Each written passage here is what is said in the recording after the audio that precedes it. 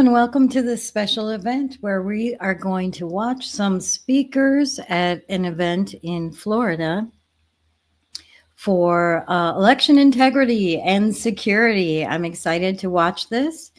At the very beginning, I will be away for a minute while the event starts, and I will come right back, but we will be sharing the event regardless.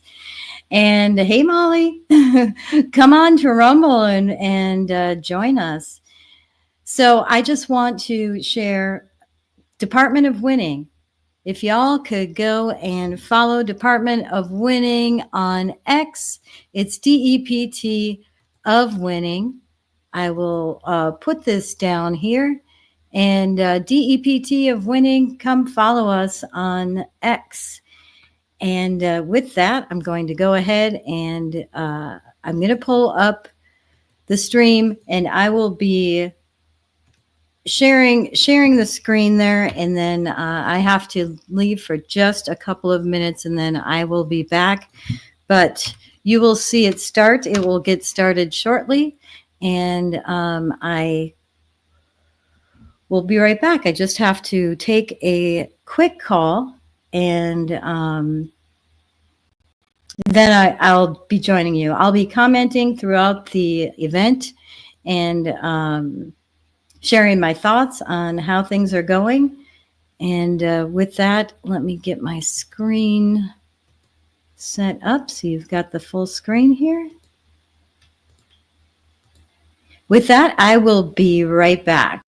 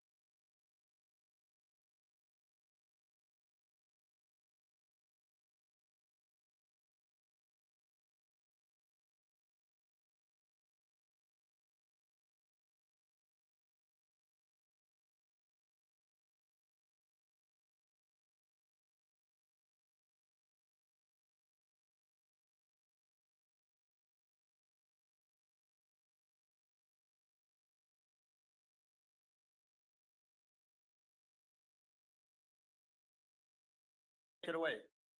Fantastic. Thanks, Steve.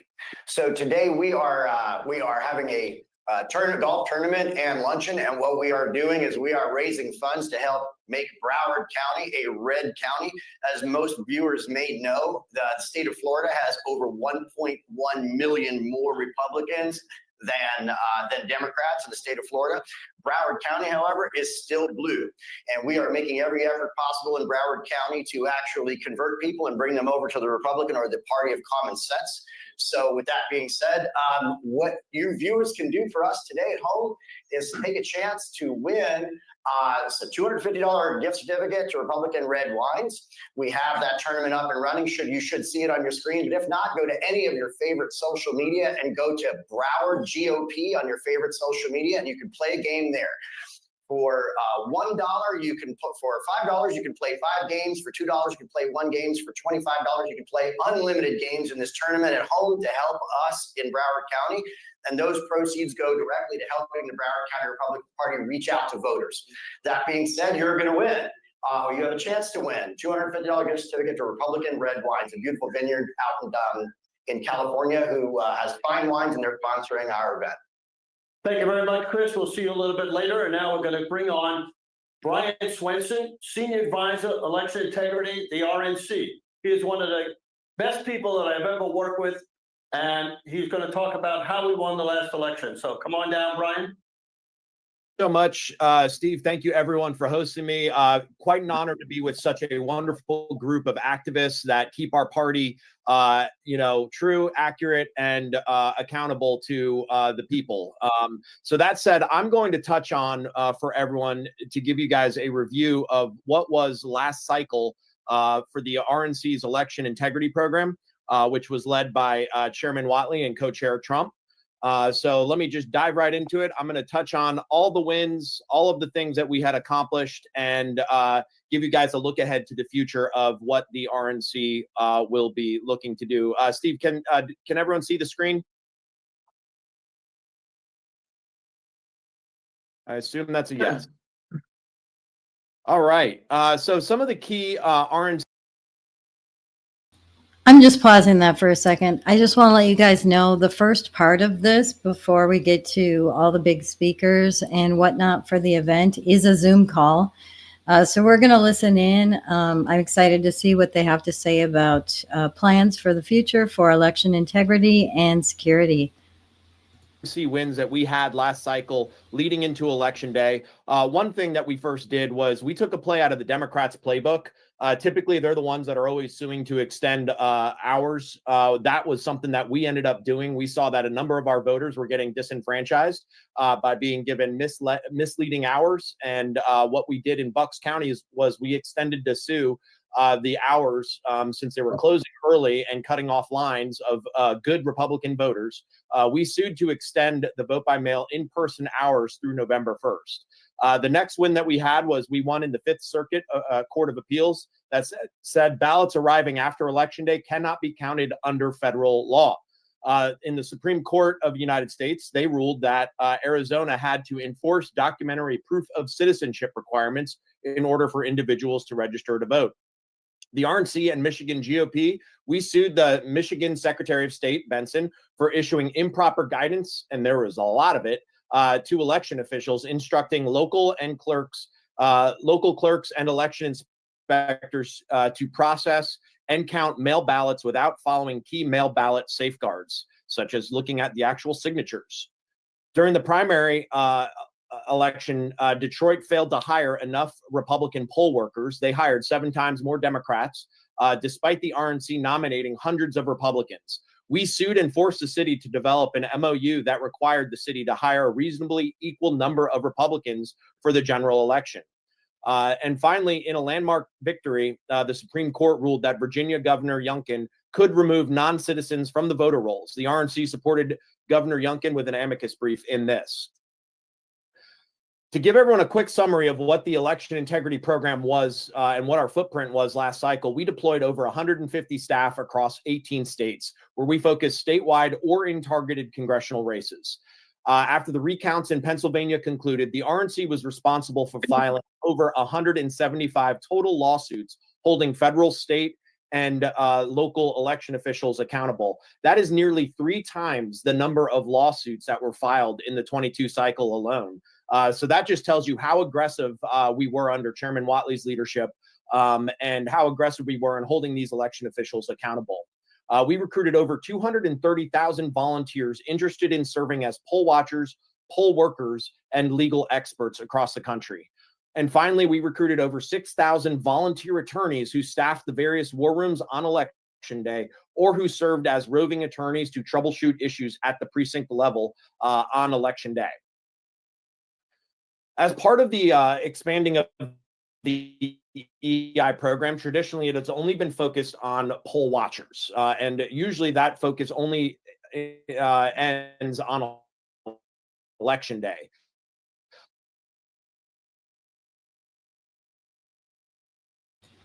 Had done last cycle was we expanded into poll worker and election judge recruitment in targetedly in the room, counting the ballots and tabulating the ballots. They had a much deeper level of access in the tabulation process, which was very, very important for us and part of the reason why we had a lot of success. These individuals held a lot of the election officials accountable.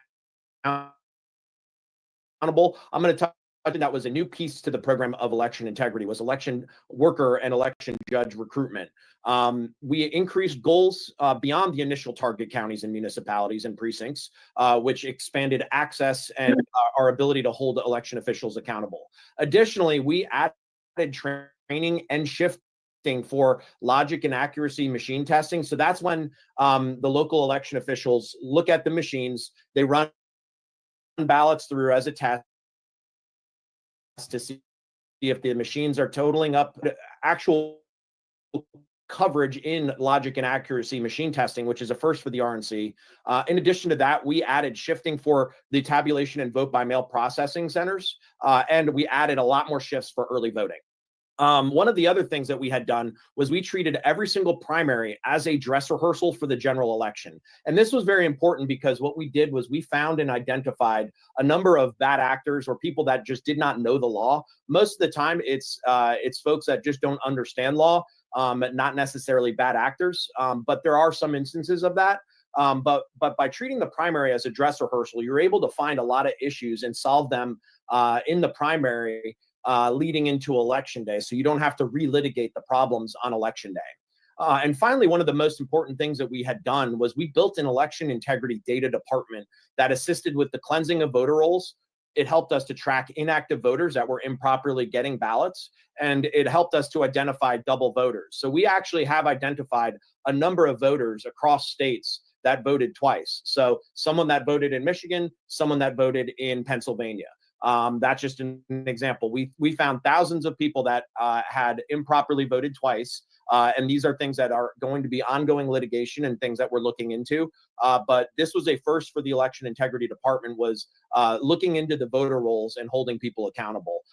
We were able to knock off a number of inactive voters and improper voters that were on the rolls leading into Election Day, which I'll touch on in states like Nevada.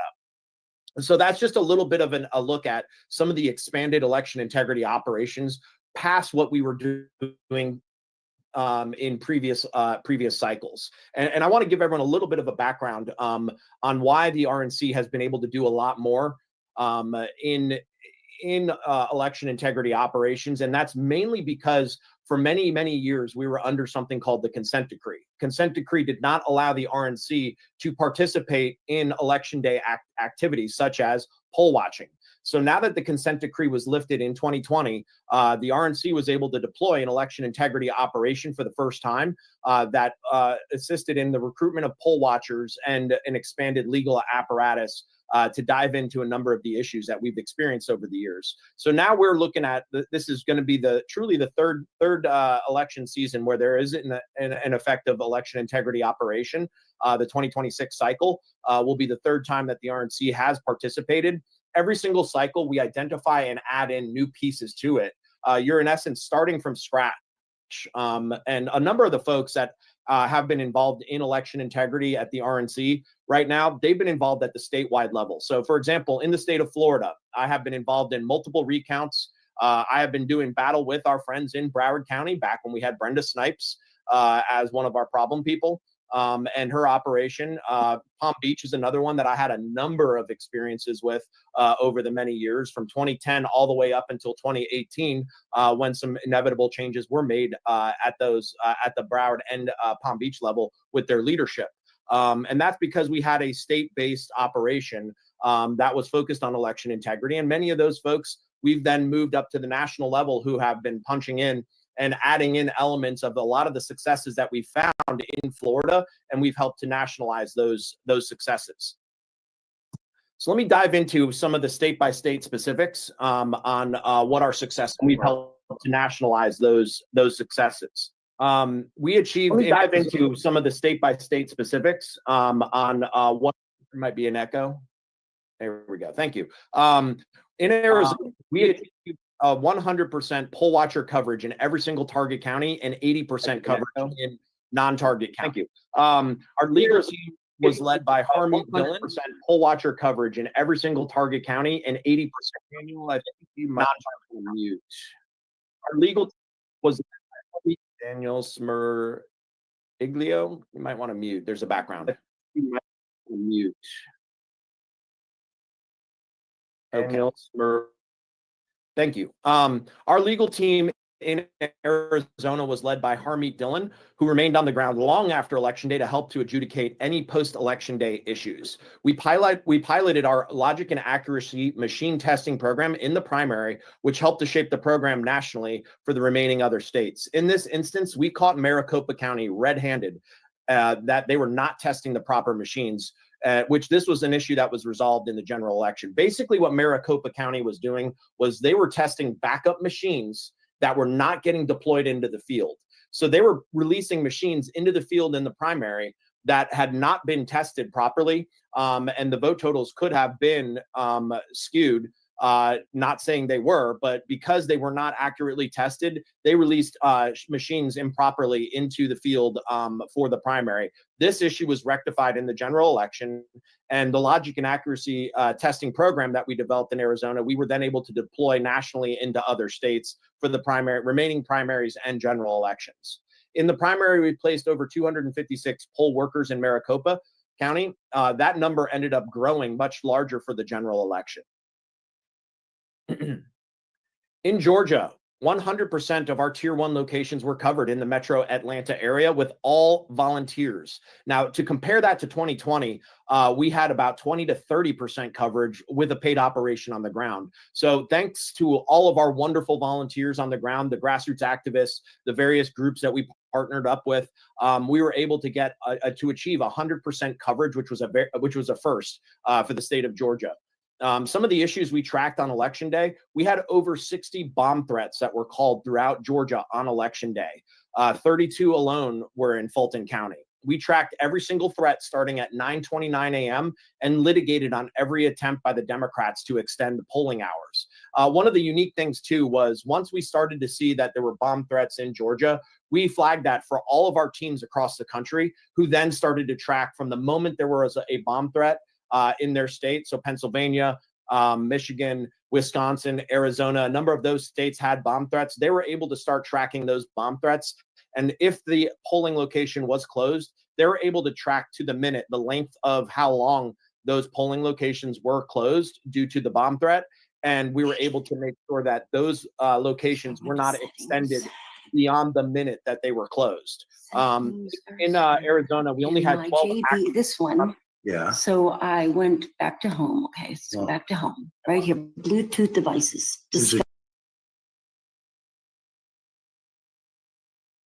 Some weird sound is coming through. That is not me. Any of the glitches is not us. It's their Zoom. So I just wanted to let you guys know. I'm excited to see some of these wins that I had no idea about. So that's pretty exciting. We'll continue. The chart is short. Let me turn this off. They must be having technical difficulties. Thank you. It's changed. Every poll watcher had, Yeah, I know. what we I need had to was do when this. we printed the court orders that extended polling hours in those locations due to disruptions. We printed them and had them delivered to every single poll worker or poll watcher on the ground, which was a very, very hard operational lift. But what we did was, by ensuring to do that, was we had the printed order in hand so that if those folks at the local level decided they wanted to expand beyond what the court had allowed, we had the order in hand and were able to shut it down right then and there. DeKalb County had several locations that were kept open with extended hours by court order. Our team made certain that each of those locations had an observer that was stationed there until each one had posted results tapes and the building was closed down. Some of these locations were open till 3, 4 in the morning. We had amazing volunteers who were on the ground that were able to ensure that no funny business was kept going after hours. Michigan. This was a fun one. As a result of the pre-election lawsuit, we had placed over 600 poll workers on the ground in Detroit. That is a historically high number. Those poll workers, and this was this is a great example of why it's important to have poll workers hired in polling locations, because what our poll workers had alerted us to, and our attorneys, that election officials were trying to collect signatures to certify the close of polls before voting had actually concluded. So in other words, the local folks were attempting to prematurely certify that the count was accurate in a Democrat-controlled heavy city. We deployed our attorneys, our poll watchers, and staff into those precincts to rectify this issue and ensured that the count was conducted and polls closed appropriately. Now, in comparison to 2020, we only had 10 poll workers hired in the city of Detroit. This last cycle, we had 600. We had one person at every single absentee count board, early voting location, and polling location. That was a monumental lift, and that was in large part because of the operation the RNC built, but also because we had partnered with a lot of other groups and folks that were activists on the ground that cared about getting poll workers placed in Detroit. This was also possible only because we ran a dress rehearsal for every general election, as I touched on earlier, by organizing poll watchers and recruiting poll workers in the primary.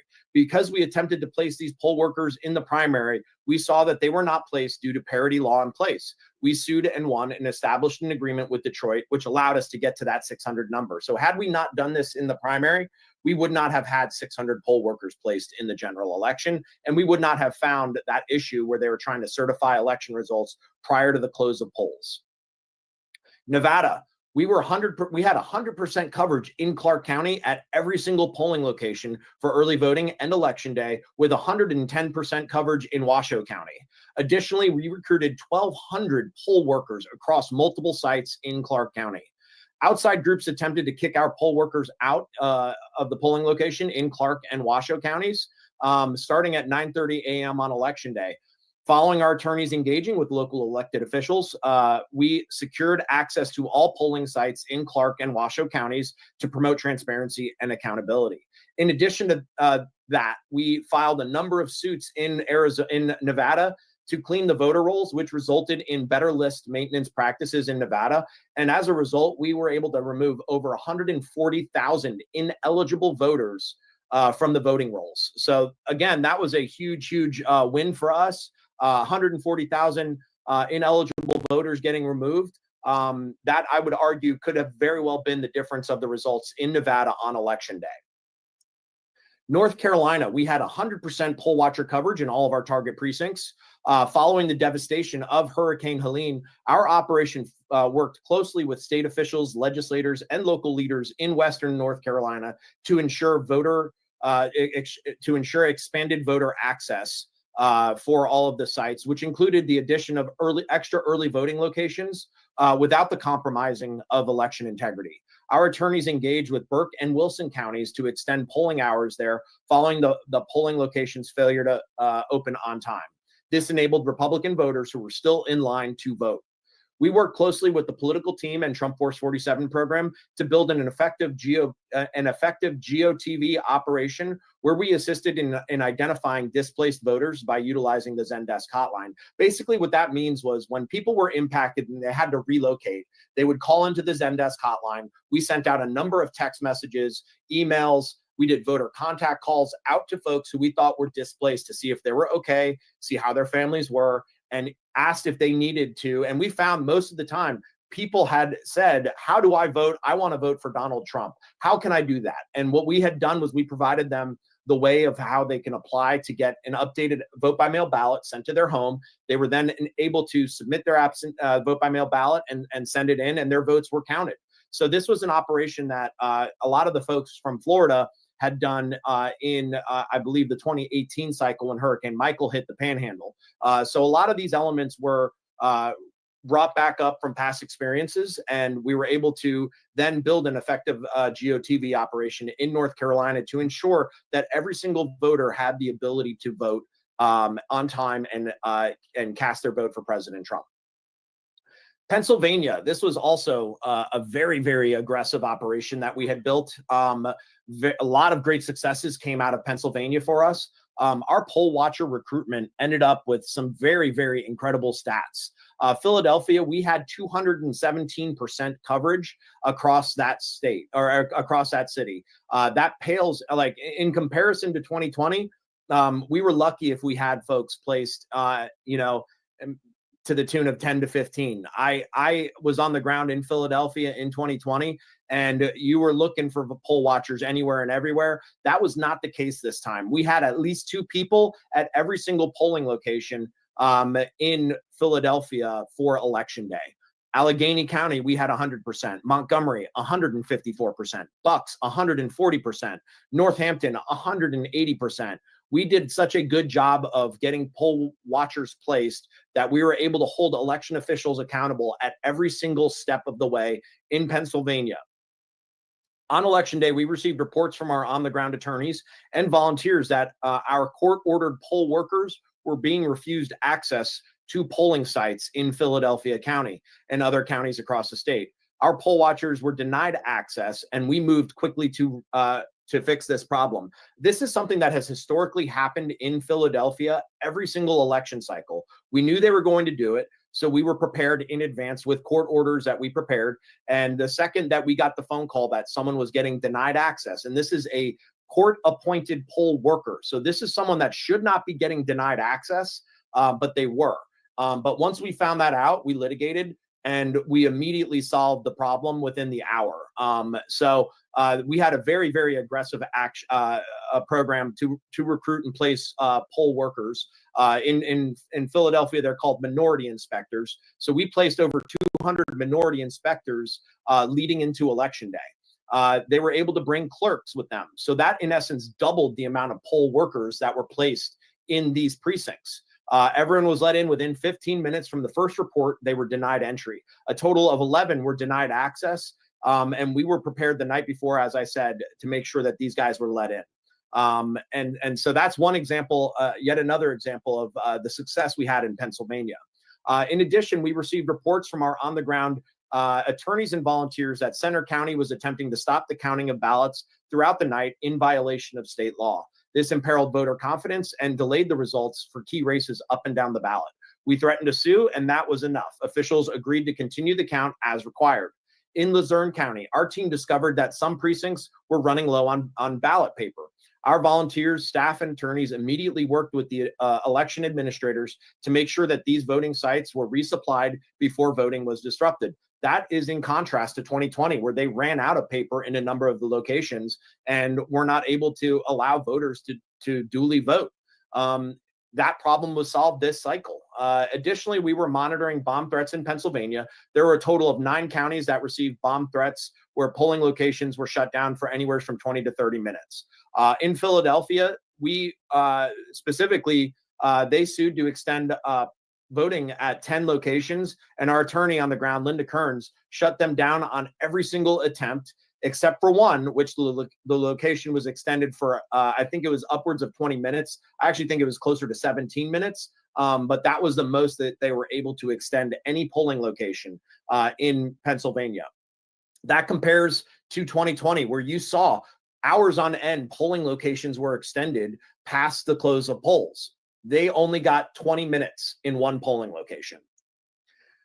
In Wisconsin, our metrics were also very, very good there. Milwaukee, we had 144% coverage. Madison, 161. Green Bay, 205% coverage. Kenosha, 330. That, in essence, means we had 2 to 3 poll watchers placed at every single polling location in those locations throughout the day at any given shift. So we at any given shift, we had anywhere from 2 to 3 poll watchers that were on the ground in these polling locations. We placed over 5,800 election inspectors. So those are, in essence, again, poll workers. Every state uses different terminology, but we had 5,800 election inspectors placed in the state of Wisconsin this election cycle. That was yet again another historic number.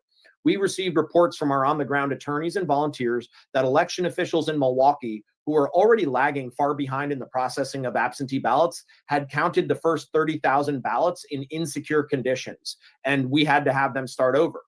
This presented an incompetence-driven delay in vote counting in a crucial city that had the potential to become a media firestorm. We deployed our roving attorneys and engaged with local officials, resulting in the city deploying a wide range of other public city employees to help complete the count on time. Those employees that they placed on the ground were a number of firefighters who helped with the tabulation of the ballots. We received reports from our on-the-ground attorneys and volunteers that election officials in Milwaukee were moving to restrict the number of poll watchers allowed into polling sites at the last minute. We filed a lawsuit against Milwaukee Elections Commission and were victorious, ensuring that our robust poll watcher access was ensured. Those are some of the top lines of some of our key battleground states. In all, we use a system called Zendesk to take in a lot of our calls, the issues that we had in a number of our states. We had a total of 60,000 total reports were made across target states this last election cycle. On election day, we had 21,000 total issues that were flagged for us alone.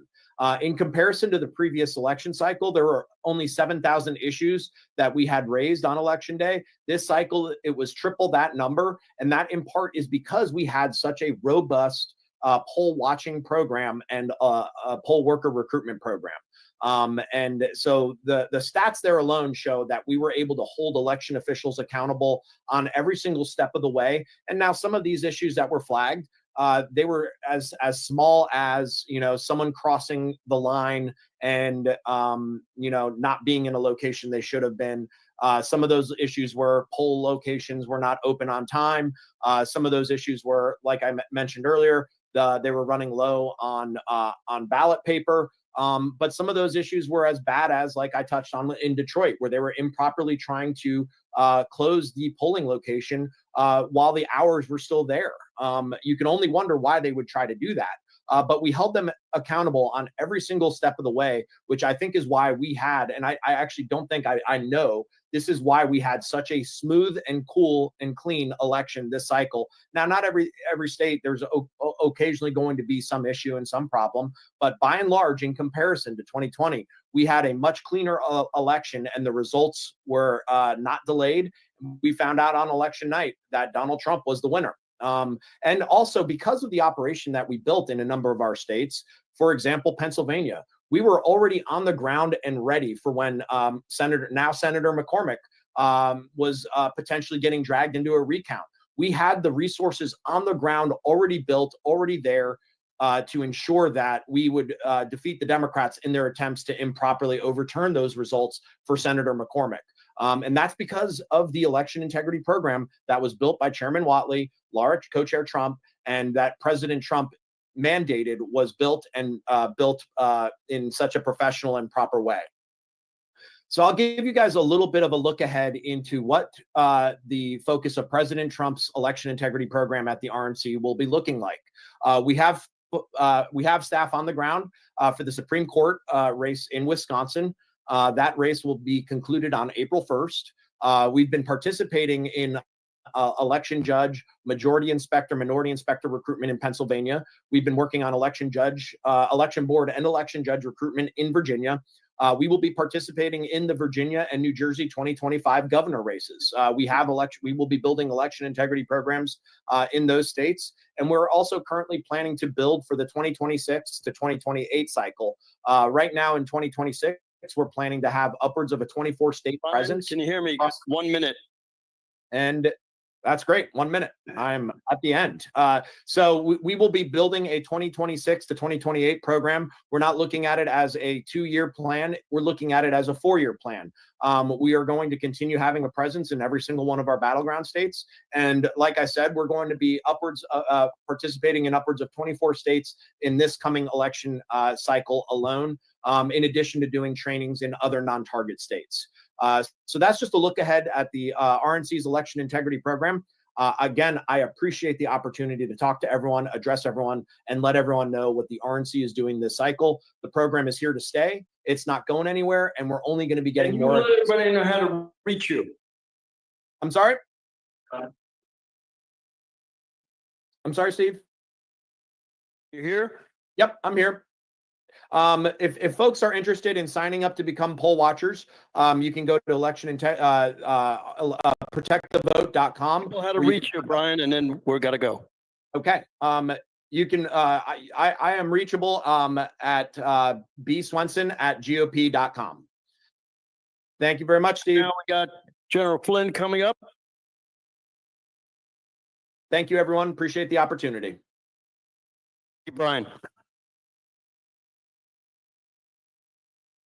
So I'm just pausing in a second. He had so much, I don't even know. I couldn't keep up with notes and taking it all in. They are doing a ton for election integrity. Sounds like Michael Flynn is coming up next. And I think these are big wins for us. I know there's a lot of work to do, but it's really exciting to hear all the coverage that they're doing. They've got lawsuits going on. They're going for judges in the states that are competitive. And this is really exciting to hear because I am concerned about like the next midterms, and it's good to see that they're hitting the election integrity and security. So let's just continue. I know Mike Flynn's going to be starting, and I'll turn my mic off again, but I'd love to know what you guys think, and we can share thoughts. I can share your comments. I'm Brian. Hi, Steve. Thank you, General. General Flynn, good to see you. Thank you for coming on today. Good morning, everybody. Yeah, I'm actually heading up to DC today, and that's why I'm not with you.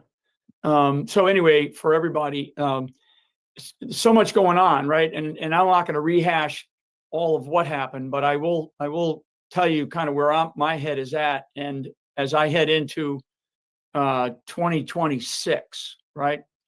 I think these next couple of years, Trump's doing all that he can, and my big message to everybody is let him do what he's got to do.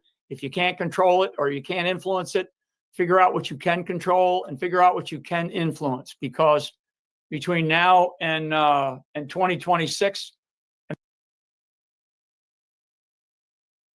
of 2026. So, that's sort of big picture for me. I already started in North Carolina over the last couple of days. We're doing some stuff up in New Jersey. I can lay those states out going forward, but there's some places that are at risk. The state of Rhode Island is at risk. There's a lot of that's a state I'm very familiar with, but there's a lot of angry people up there, upset people about what Rhode Island has done. And there's two House seats up for grabs. So these are important. All these places that nobody ever paid any attention to are areas that are right, because the American people are just sick and tired of the ripping off. So I'll leave that out there for now. The next area that we are all seeing, and Elon is displaying this to a degree. What we're seeing through Doge is that is sort of the way our money has been fraudulently used for decades. Frankly, it's not just under the Biden administration, but this has been going on for a long, long time, folks. But what Elon is learning is he's learning, kind of the machinations of our budgeting system. What they have not demonstrated yet is when that money hits, particularly overseas accounts, right? That where does that money come back into? So to a degree, we've started to see some of USAID. We've seen some of the various religious organizations that have been receiving hundreds of millions of dollars for what we believed was was protecting children, as an example. And I've gone after three of those faiths: the Catholic Charities, a Lutheran ministry service. I don't have the exact name off the top of my head, but and then a Jewish League, that they've all been involved in some capacity of receiving taxpayer dollars, and people in their faith. So I'm not sure that they've seen these. So that's just a specific example. We had, I think, the head of the Lutheran Church came out with an article the other day attacking me. Of course, they attack the person, they don't attack the issue. And that's what all of us need to understand. So all these things that this particular body of people has been involved in, be prepared for attacks, right? And they're going to attack what we're doing. They're going to attack the people that are involved, but they're not going to attack the issue, which all we want is a free and fair election system. I mean, at the end of the day, I will tell you that President Trump is going to be directly involved he's already said some things about what he's going to do with elections, or what he's trying to do with elections, right? He's got to work with the states to do that.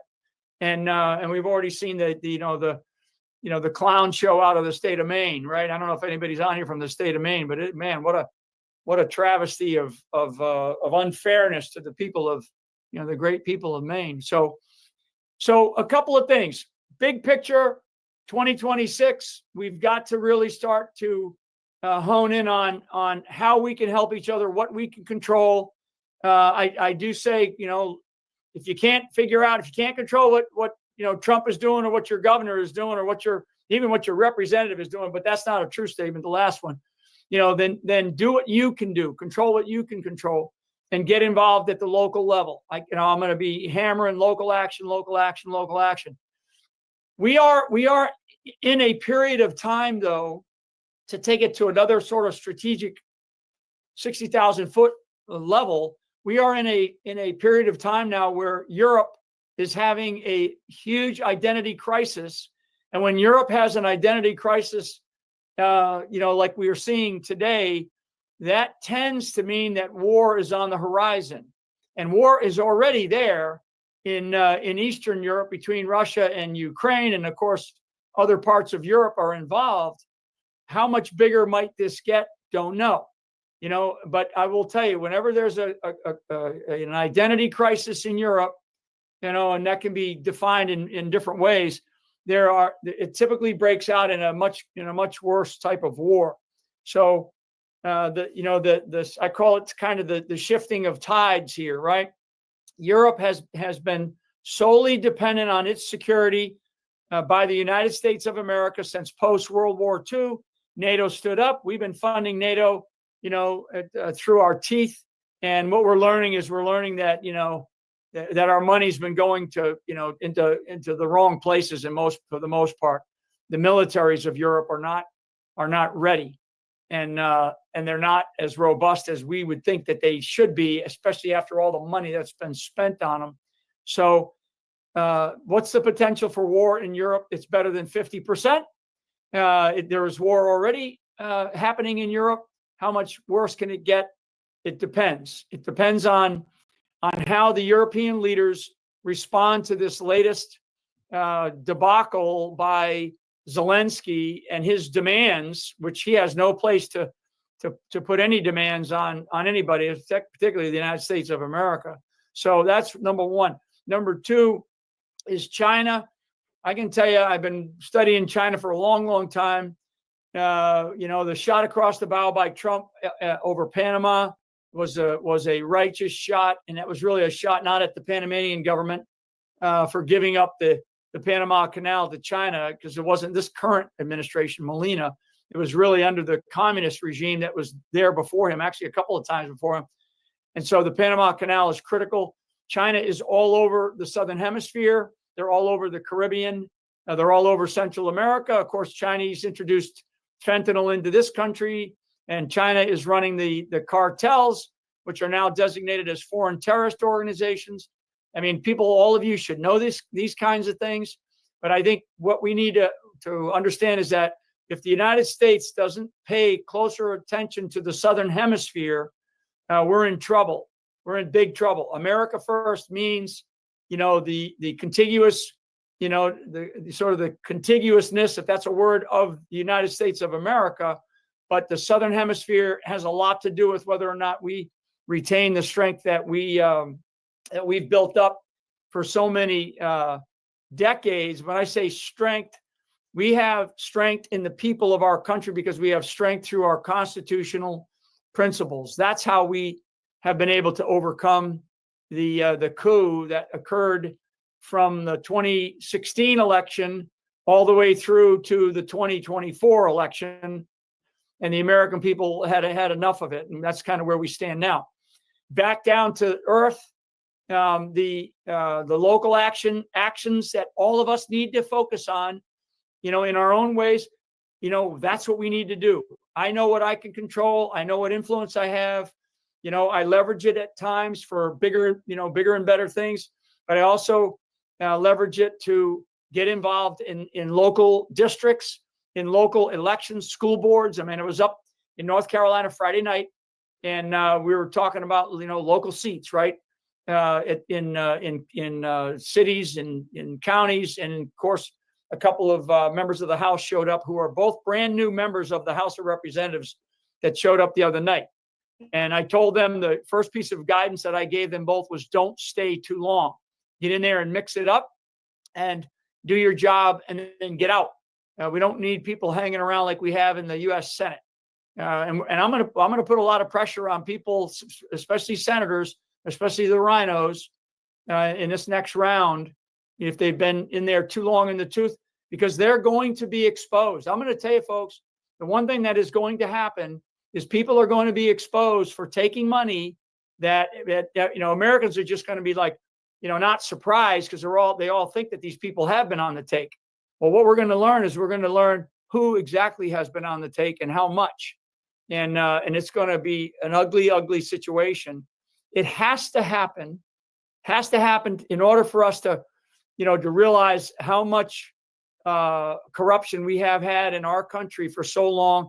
And thank God we have, President Trump, that the American people realized that enough was enough. And when we reelected Donald J. Trump, but his timelines are limited.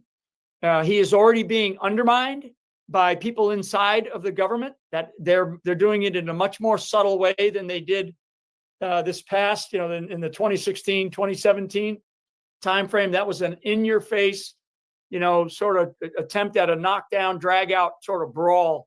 This one is a much more finessed disruption and undermining of President Trump, and it's happening. It is happening. It's happening in all the departments and throughout the U.S. intelligence community. So understand it. When you see things, jump on those, put your own 2 cents and your own analytics behind it. And that's how the message continues to get around to other people who are just now learning about the deep, deep corruption in Washington, D.C. This is not a joke. I'm not laughing about this any longer. This is very serious. We have a very short period of time to get our country back in order for us to have another 250 years. And I'll say more about that in the future when it comes to how long do countries last, because they don't last that long. The average is about 250 years. So we're at that moment in history, and unless we pay attention to the leadership that we have, top to bottom, and we go for people who care about our constitutional rights and principles and fight for a fair, unweaponized rule of law, and get in there and mix it up. If you're on the team, and all of us are on the team, get in there and mix it up. No wallflowers, no, like I'm a big fan of Thomas Paine, no summer soldiers here, right?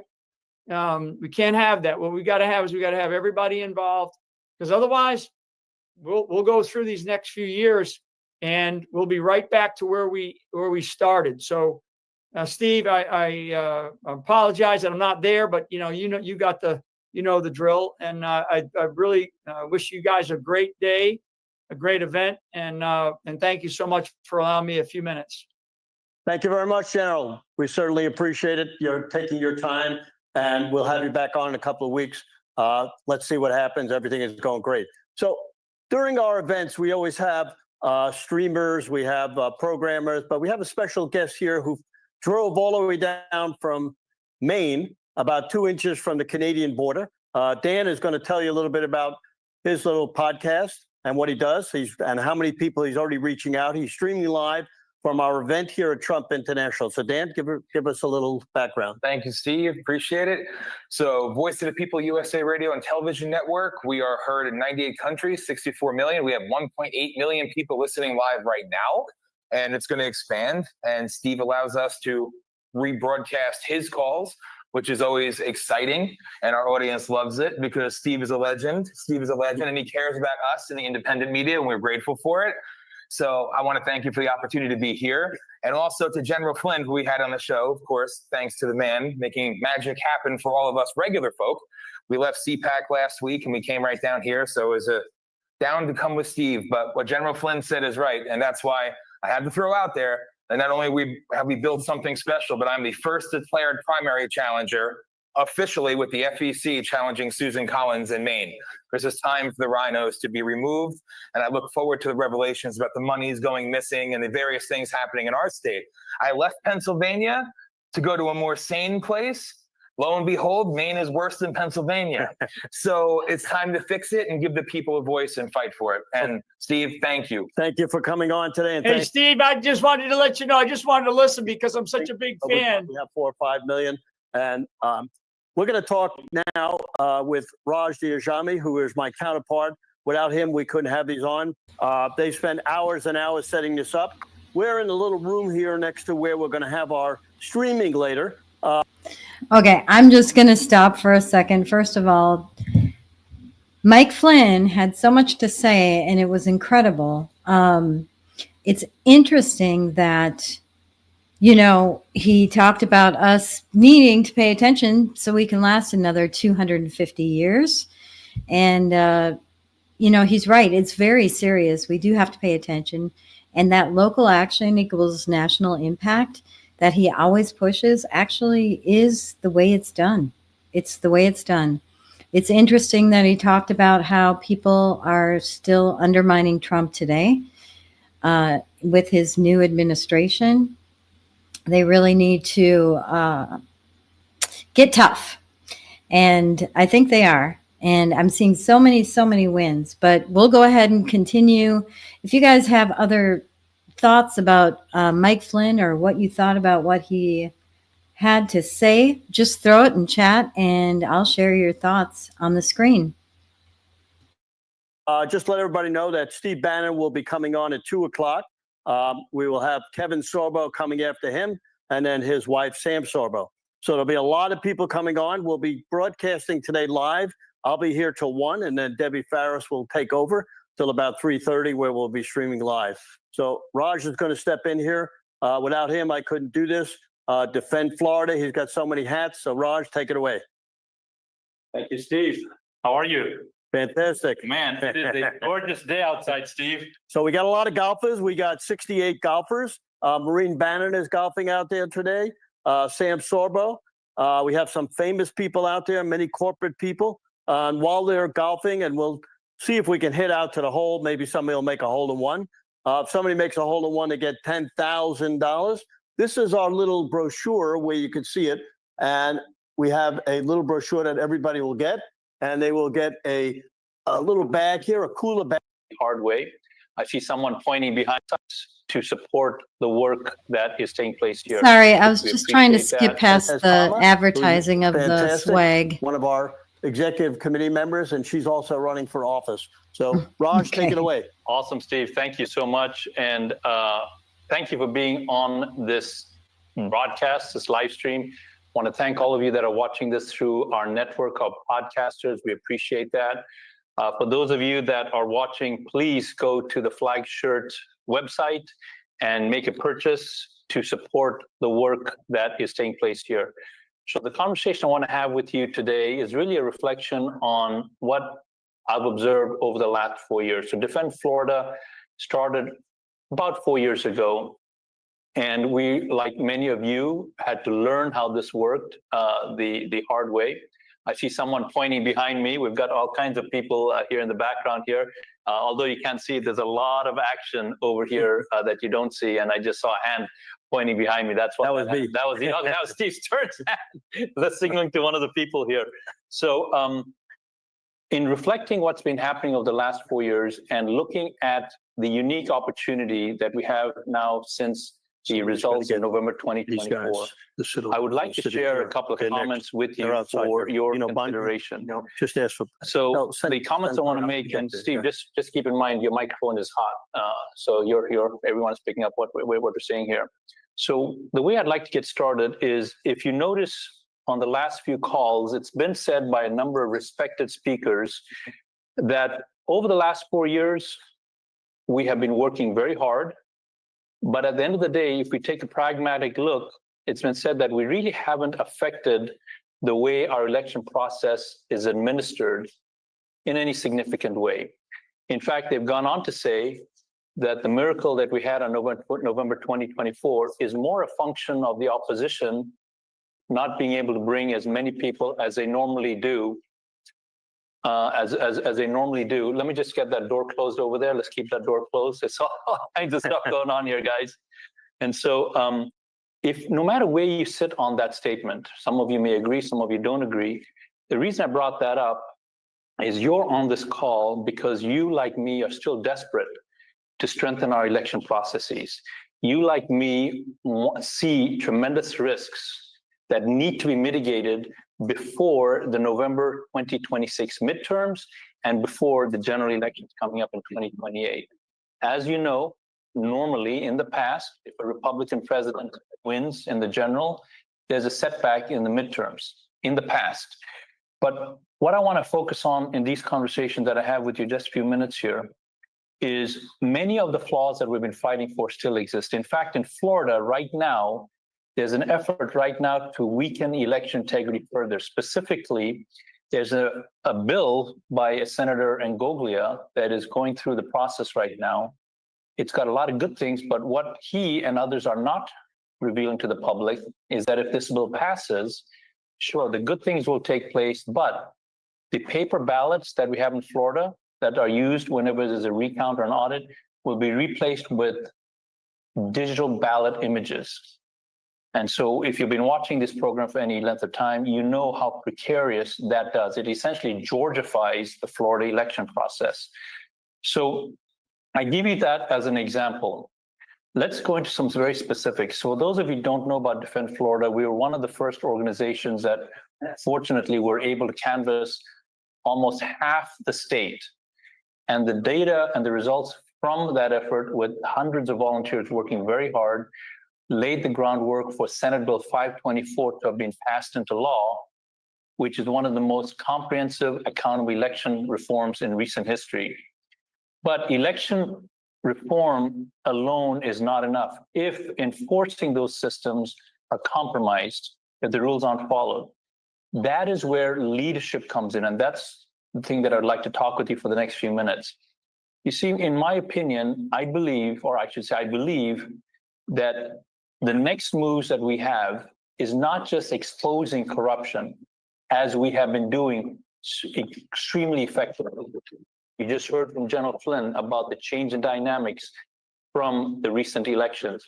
You heard from General Flynn about how even at the presidential level, efforts are now underway to undermine. So still corruption occurs. What is needed now is also building leaders who can apply strategic pressure so that decisive actions can take place and the changes that we are asked for operationally occur, not just talked about. You're going to hear more from my colleague Debbie Ferris about how to execute that and how we alter the way we source candidates, vet candidates, fund candidates, and get these candidates installed. In fact, you'll see a colleague of mine just walked into the room. You'll be hearing from Chris Gleason later on. And he's an example of someone who was a strategic candidate that was sourced at the right place, but because the other pieces I just mentioned were not handled soon enough, like the funding, like the marketing, his campaign, while robust, did not accomplish the win that we needed him to win. So you'll hear more from Chris Gleason later on today. But I want to talk about exactly how, at least at Defend Florida, we're looking to accomplish this. So after you hear from Debbie Ferris, let's assume that you now are in a place where you're able to, again, source candidates, vet candidates, train candidates, and get them to win. Things that we necessarily haven't focused on because we've been focused on election, but to go forward in our nation where we are relying on incumbent leaders, incumbent officials to implement what we want done is not a good strategy, as we've seen that. So we have to get our own people in place, and Debbie Ferris will give you a sense of how to do that. What I want to do now is, let's assume that you now are on a plan to get the correct candidates in place. And I'm not talking about fundraising alone. I'm not talking about raising money alone, because we're not necessarily a campaigning group. What I'm talking about, though, is altering the decision makers. And to do that, I have to talk about what I just mentioned. But let's assume for now that you are en route getting a new breed of leaders in place for November of 2026. What I want to share with you for the next few minutes now is what we are trying to do here in Florida. And maybe there's some things about what we're doing that you can implement. To do that, we've launched something called the Trumpet Leadership Bootcamp.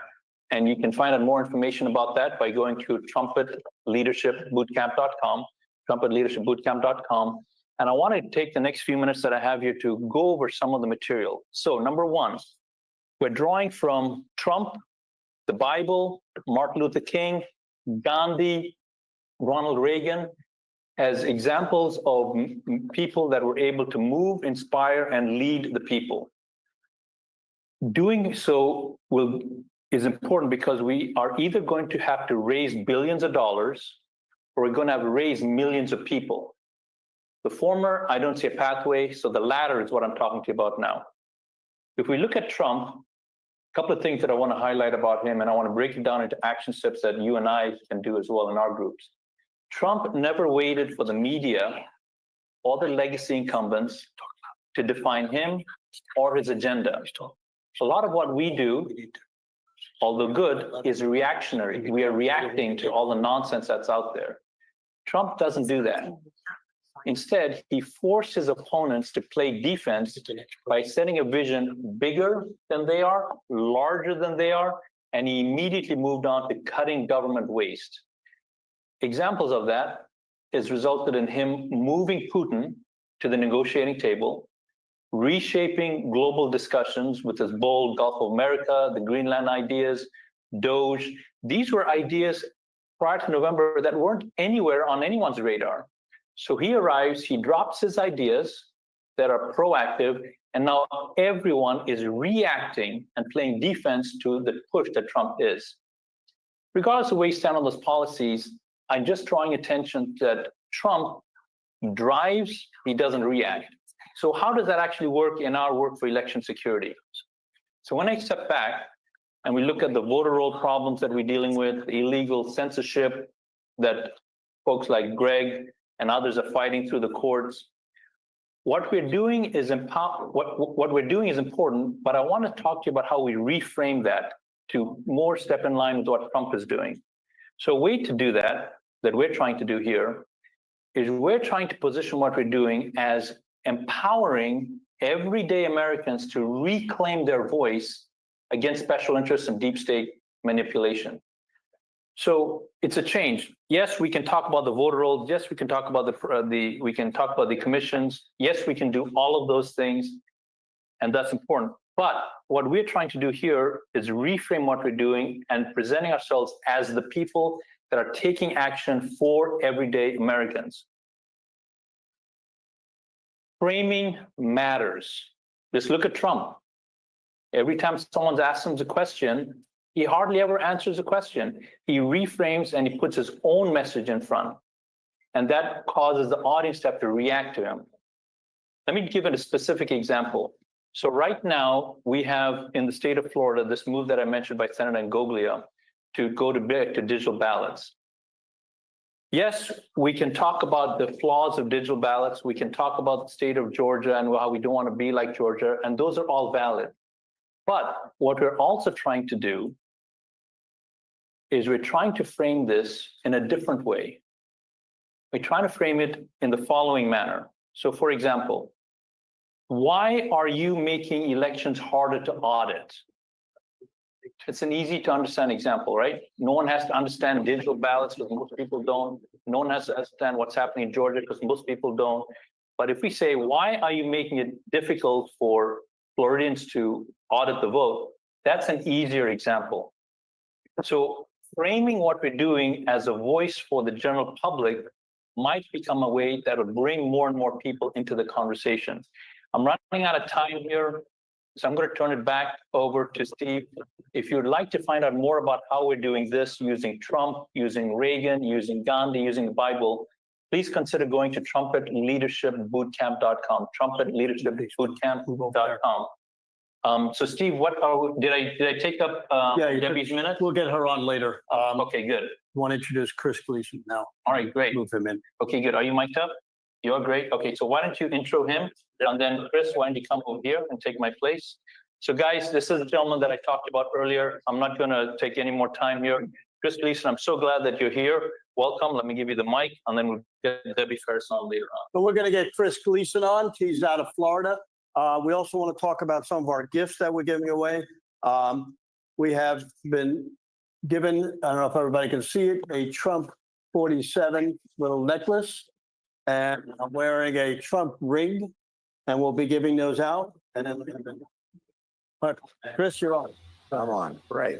So Well, before Chris talks, I just want to say that last speaker, it was pretty amazing what he said about Trump, how he controls all of the situations, and that part of winning in future elections is building up the right leaders strategically, and actually learning from Trump and how he controls whoever's talking to him, whoever's interviewing him.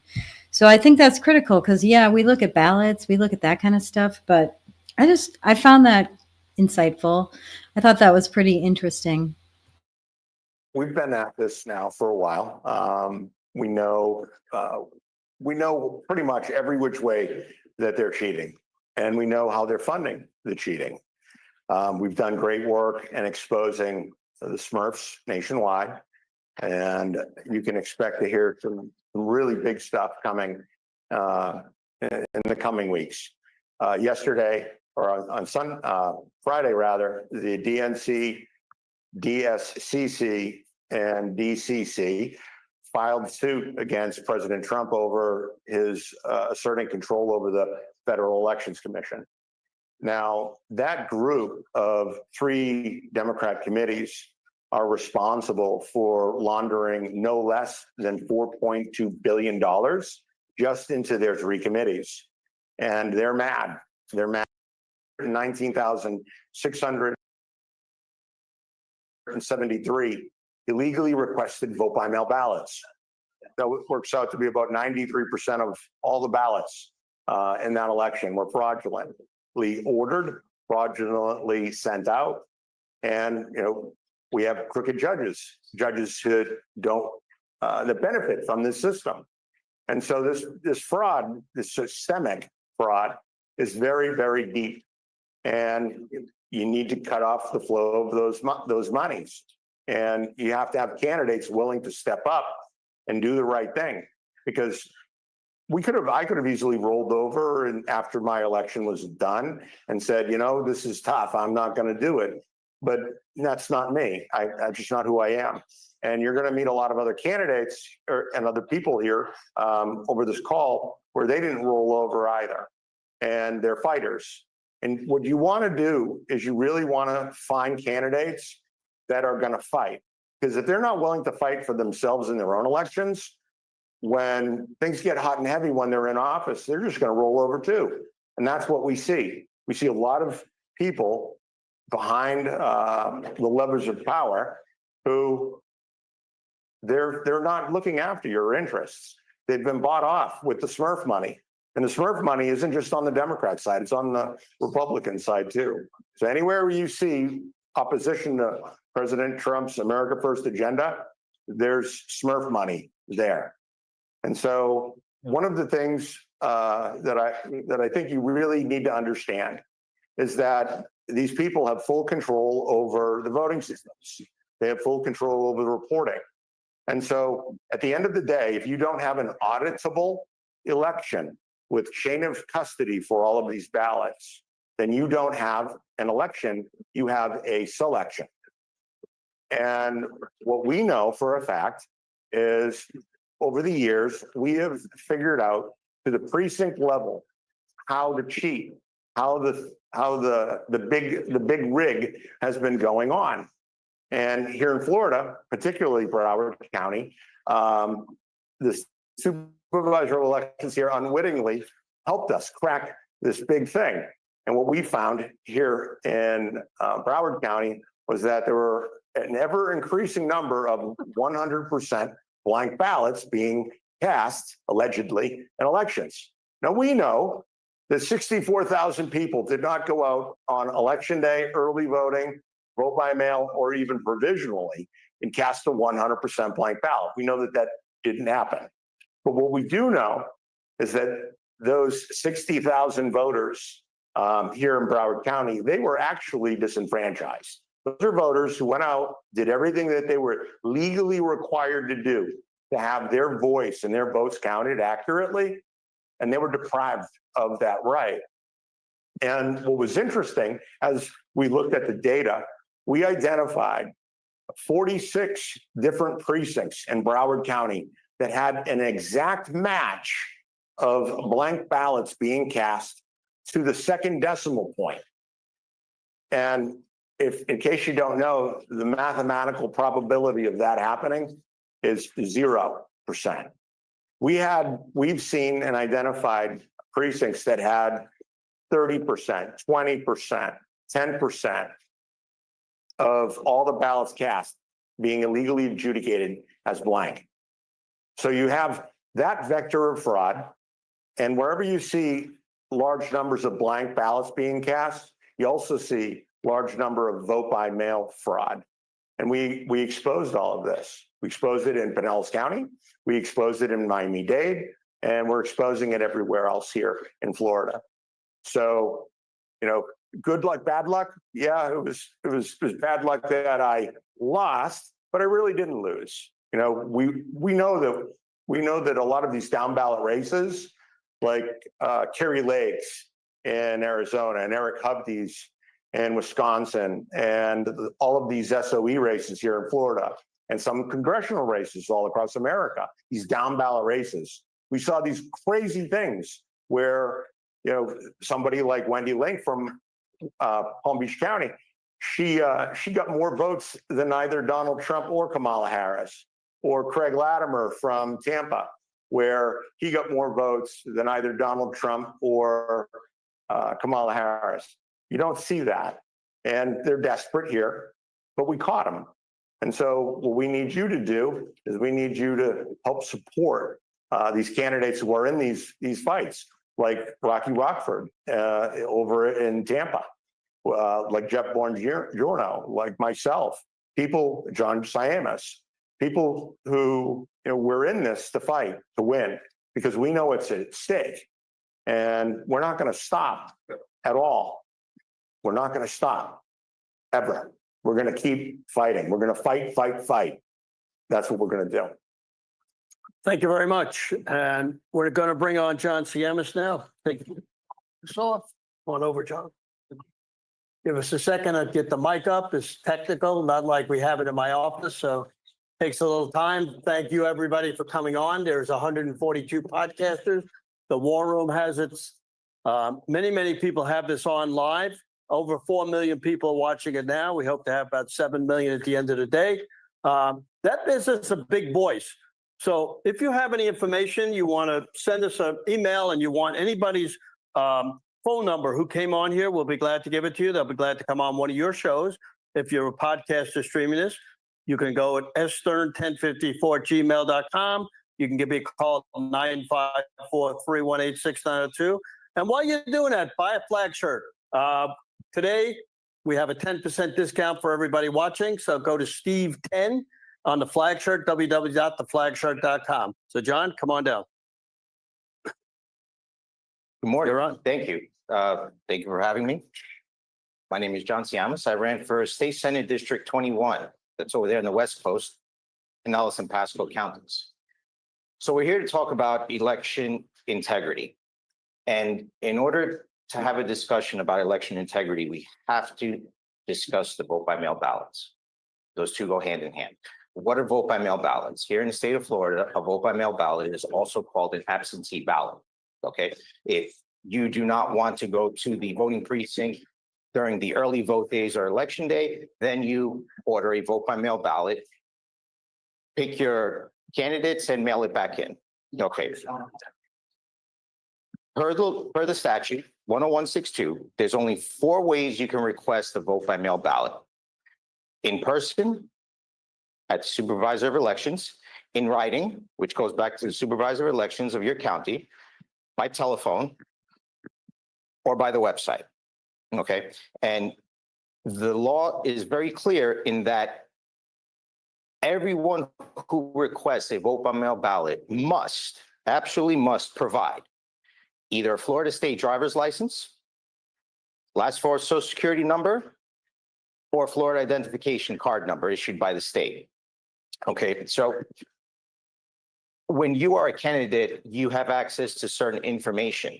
And one of the reports that the state produces and compiles and releases daily 60 days before primary, up to 15 days after a general election, is a vote by mail ballot report. And in that report, it has information about the individuals that requested a vote by mail ballot, how they requested it, where they're from, what identification they provided, okay? So it also lists whether they provide either a driver's license or last four social security number. But something very unique happened here in Broward County. And this is not just Broward County, but it happened in quite a few other counties. On May 11, 2013, for the general election, 17,723 vote by mail ballots were requested. That's one day. Now, that's a little low compared to some other counties, but the probability of that happening, given that the average number of vote by mail ballots requested every day in Broward County was about 600, and that day it ended up being 17,000, is very low. Now, of those 17,723 ballots in Broward County, 99.9%, according to the report that's provided to us by the Division of Elections, stated that they did not provide any identification when requesting that vote by mail ballot. That's illegal. So how did they have this ballot requested? How were they issued? How did they vote? A bigger concern is that most of those vote by mail ballots that were illegally requested, issued, were also voted. That's a big problem. And I'll tell you why it's a big problem for Broward County specifically, because Broward County is it's a blue state. You look at the map, it's color blue. Well, in the last election, for the race, every single Democrat won the vote by mail ballot vote in the last election. Whether they won or lost the race, they won the vote by mail ballot vote by a lot.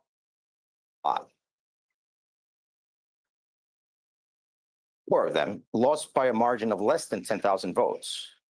And that was due to the vote by mail ballot vote. I hope that all makes sense now. Now, if I'm telling you that there was 17,000 vote by mail ballots in Broward County that should have never been requested, issued, and voted, and there were four Republicans that lost by a margin less than that number, I have to ask the question, why is Broward blue? Because according to the numbers, Republicans should have won every single race, every single partisan race. Now, it's not just a Broward County issue. Every single county that I've looked at so far, the Democrats have a substantial lead in the vote by mail ballot vote. Now, some have argued that Democrats tend to request vote by mail ballot votes more than Republicans. Okay, well, we can also look at the party affiliation of those that requested the vote by mail ballots and those that voted. In some races, in order for the numbers to make sense, every single Democrat would have had to vote Democrat, every single independent would have also had to vote Democrat, and a percentage of Republicans would have had to vote Democrat in order for the numbers to make sense that they're telling us. And given today's climate, the political climate, I just find that very difficult to believe. Now, in the state of Florida, 580,118 ballots were requested and issued that did not provide any identification. Of those, 476,241 voted. We're talking about numbers that have determined races here. The only reason, and the main reason, and you know, we'll go back to the too big to rig. What did that mean? That meant we have to overcome the vote by mail ballot fraud vote that's going on. And we did that on election day. Tremendous numbers came out. Awesome. Highest turnout I've ever seen. But unless we have that same type of turnout in future elections, 2026 is going to be a whole different picture. So I encourage everyone to get involved, understand what the vote by mail ballot is, reach out to the individuals that are involved in the lawsuits that are fighting back so we can change, correct, and make sure that we have fair elections and honest elections, because that's all we really want. Thank you. Thank you very much. Next, we're going to bring on Jeff Buongiorno. And one of the things here that's so important is he's a good friend of mine. And whenever I ask him for something, he gives it to me. Whenever he asks me, I give it to him. So we're going to present him with a Trump ring today, as you can see, and a little necklace with Trump 47. So Thank they're on. There's not a nicer guy or a greater guy that knows what he's going on. No, he's over here. He's on camera. Appreciate that. Appreciate that. This man works tirelessly, and the world needs more Stephen Stearns, and everyone here who's putting this together. We got a crew working here hard, and we need to fight. The fight has just begun. We're up against a demonic force. Okay, this is good against evil. And 4 years ago, I decided to run for United States Congress, and now I knew that I had number one, a very small chance because I was a no-name person with no political experience. But number two, based on what I saw in 2020, I knew that the elections were fraudulent. And that's what this is. We have fraudulent elections. You just heard from two great warriors who I've become friendly with over the last 2 years, working on election integrity. And more so, we don't have to work on election integrity. We have to conceal the fraud that is being perpetuated on the American people. I defected from the not so great state of New Jersey to what I thought was a great state of Florida. Now, I'm half Sicilian and half Calabrese. I grew up in New Jersey. I know organized crime when I see it. And this is what's going on in Palm Beach County, in Broward County, in Pinellas County, for sure. Now, these are the largest counties in the state: Broward, Dade, Palm Beach. The most tax revenue dollars are being generated. $8.1 billion in tax revenue and spending and contracts to our good buddies and our network of contractors that are not really on the up and up. We have projects in Palm Beach County. How does down ballot affect the people of Palm Beach County? Well, it does. There were 4,200 books removed from the Palm Beach school system that were pretty much porn. Now they're trying to create these 15-minute cities, say that 10 times fast, in Palm Beach County. You have these gangster bankers who have fled New York, where conservatives aren't the only ones that have the idea to go to Florida. Now we have this, we have a blue wave. We have people with, Wall Street money, and they're taking over our county. They're expanding the rails. It sounds like Joe Biden's Amtrak plan. They want to run trains west. They want to have 15-minute cities. This is a huge problem for Palm Beach County. I'm sitting here at Trump International Golf Course, and the same county as Mar-a-Lago. This is millions of dollars of tax revenue that's going to an illegitimate regime. Okay, you have Wendy Link. I ran against Wendy Link for supervisor of elections, and she blocked my social media account. And just last night, Pam Bondi blocked Laura Loomer. And this is a problem. That's an unlimited public forum, and no one should ever be blocked. Now, when I ran twice. I ran for United States Congress in 2022, and just this past general election, I ran for supervisor of elections. And the Sun Sentinel, the local rag paper, every year they publish a candidate's profile. I submitted my profile. I pointed out the fraud, and they refused not they refused to run the print ad, the print article. And what did they do? They didn't have to write an article saying that I was a election denier. They basically defamed me. They printed an article to defame me. Now, everything that you've heard from my good friends, John Siamas and Chris Gleason, well, we have these storyboards to back it. This is the blank ballot storyboard. And this shows that blank ballots are a thing and they do exist. And they're tabulated into our systems. The information is all here. It shows Broward County in 2022 was 60,000. They had a 5% uptick in the 2024 general to 63,000. But what's happening? How are they? Stephen always says, Jeff, can you explain it in 2 minutes? Well, that's kind of difficult. We're on like minute 25 and it's probably still foggy to a lot of people. So this is an incident, and this happens across the country, is that we have local unelected officials that are changing our laws through rule change. And what the big rule change was, and by the way, not only was I blocked on social media, they banned me from entering the canvassing board meetings where, as a candidate myself, they banned me from attending meetings because we caught them on blank ballots. They're dead to rights. They just keep concealing the fraud more and more, and they're digging themselves deeper day in and day out. They passed a rule change, and I say this starts at the top. Court Byrd, this starts with the Division of Elections and the Department of State. And I'll read it verbatim. Today, the canvassing board discussed the newly adopted rule 2-027 to include the DSD 420 standards for determining voter intent. So they're going to determine what a voter intended. Some bureaucrat sitting in a bulletproof window, by the way, in Palm Beach County, probably the only county in the world, they're behind bulletproof glass. So the voter intent addendum was reviewed and agreed.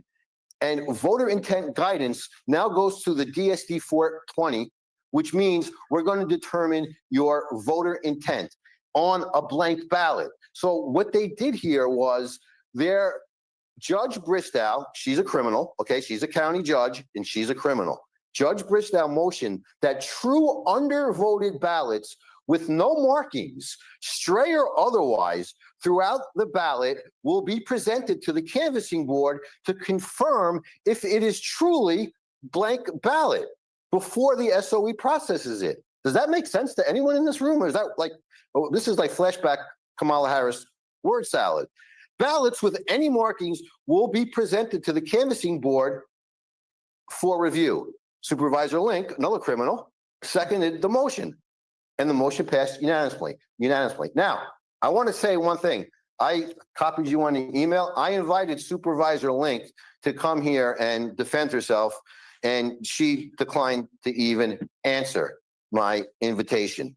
Now, when we talk about down ballot races, we ran Chris Gleason. We're working with some large language models and AI, and we built out a nice model, and we ran through every single down ballot race in Palm Beach County. And first, I'll start on the top. If you do a mock comparison with Wendy Link and Donald Trump, Wendy Link beats both Donald Trump and Kamala Harris. Wendy Link got 10% more votes, more vote by mail ballots than Kamala Harris. So we have determined a vote dilution factor. 491,100 people voted in 14 days of early in-person voting. Actually, 13 days in person, they're all in person, 13 days early, 1 day election day. I won by 8,000 votes over 491,000 ballots. When you take the fraudulent vote by mail ballots, Wendy Link wins 239,000 fraudulent vote by mail ballots, diluted the will of the people of 68%. So 68% of the people who got off the couch, produced ID, and voted in person, their will was diluted and negated by 32% of the total vote, which represented vote by mail ballots. So for every one vote by mail ballot that Wendy Link received, that diluted 2.27 in-person votes. Take those vote by mail ballots out, I win. Donald Trump beat Kamala Harris without the vote by mail ballots. Every vote by mail ballot that Kamala received diluted 3.6 votes for Trump.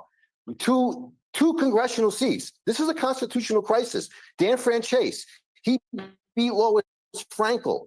Joe Kaufman beat Moskowitz in Broward County.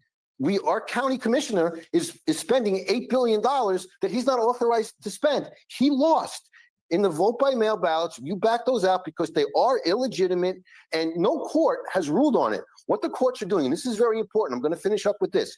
We're taking all of the facts. These are material facts that cannot be disputed, and they will not hear the case. They're using lawfare. So I really appreciate the time. We have some great fighters at this event. I'm working hand in hand with John Siamas, Chris Gleason. My website is my name, jeffbuongiorno.com. And I just want to, praise God for the opportunity to speak. And we got to keep fighting. We have to keep the lawfare up before 2026. We have our boots on their neck, and we have to apply pressure because they're perpetuating judicial misconduct. Okay, and this will be heard, and we will prevail. Thank you all. Thank you very much. Can we get a shot of the golf course so we talk a little bit about that? There's a little shot of the golf course. I just want to let you know we're sitting about 100 feet from there in a little room, but everybody else is out there playing golf. We have 68 golfers. For a hole-in-one, you get $10,000. We have a lot of prizes, a lot of stuff going on out here. So while they're doing the golf, we're doing our election security. And I'm honored to right now bring on Linda Szynkowicz, who, again, we're going to present a nice Trump ring and a nice necklace. Linda and I have worked together for 2 years. I believe in her strongly. I've had her on almost every podcast that we had. She flew down from Connecticut, working in Florida. She has more information to share with you, so I'm going to turn it over to Linda. Well, first, thank you so much, both Steve and Raj. You guys have been wonderful over the last couple of years that you had me coming on your broadcast. So thank you, thank you, thank you. So Fight Voter Fraud, we've been around for 6 years. Can't believe it's been that long, since 2018. We've kind of changed a little bit in all the stuff that we've been doing, but our primary focus is one vote for one legal voter, which is not happening here in the United States in any of the 50 states. But we are making a difference. One of the things that we're able to do, and you can go to our website if you are interested in getting the double registered double voters for your county or your state. We are going to have to wait a couple of weeks more before we get it to you because for some reason, some states have not put in to their systems the November elections. And we really need that in order to make our comparison between all the states. So if you put it in now, we'll let you know probably within about 2 weeks, we should have almost, if not all of them within our system. Another thing that we're doing is once we get that data to you, we have taken 2.5 months to put together how to find election fraud within your voter rolls. We will give you the information on how to do the deep dive. So if you request the data, we will give it to you as soon as we get the data. And we're also going to be setting up some training sessions. I've been talking to some people here in Florida. We're going to be setting some up in Florida. We're going to be setting some up already in Texas, Maine, wherever we need to travel. We will come and show you how to use the system in order to prove the people are actually that person, and hopefully have enough information to be able to bring it to your law enforcement or your election integrity officials. So how else can you help out if you don't want to do the deep dive? Well, you know the people on your street, you know the people who passed away, who moved away. Check the voter rolls. Take 10 houses. If everybody did that on their street, to check to see if they were on the voter rolls, you can challenge them with your election officials and actually get them removed from the voter rolls. Again, we want everybody to be able to vote. As long as you are a legitimate voter, a US citizen, or at least 18 years old. And we're not seeing that. We are seeing people who are voting in multiple states, multiple counties, people who are not US citizens have voted in our elections, which there's no recourse. If someone who is not a US citizen, no matter who told you it was okay to vote, you are not allowed to vote in US elections. And you will also be deported because it is a Class D felony, and you will never be able to become a US citizen. So we don't want you to lose the American dream. Whatever you do, if you are not a US citizen, do not vote in the elections. Also, do not register. There's a limited amount of time. If someone duped you into registering to vote, you can remove it as long as you haven't voted.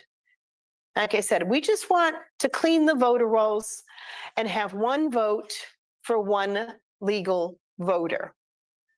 And we're not getting that. So our organization is there to help. We do a data analysis. If anybody needs any help, we've done it in a number of states already. If you want our help, we are more than happy to help you. We have a data system that has taken us 3.5 years to build, and we can match the voters on 4,000 separate points to ensure the people we're bringing forward that have potentially violated election laws, that they are the ones. So our system, again, we want to make sure we are absolutely correct on this. So you're only going to get about 20% of what's actually out there. Like I said, we have so many different points that we match on because we want to clean the voter rolls. And every state, they have to be cleaned. I love when someone tells me, oh, we have the cleanest voter rolls. No, you don't. Florida, you guys have the Lazarus effect down here. You actually have dead voters that have been voting for a very long time. We found last year that we sent down, this was our first batch, 1,243 deceased voters in 15 random counties. 314 actually voted in 2020. So after we had sent them down, and they really were random, that's 21.86%. Our attorney sent a letter to your governor and your attorney general wanting to know how this is happening.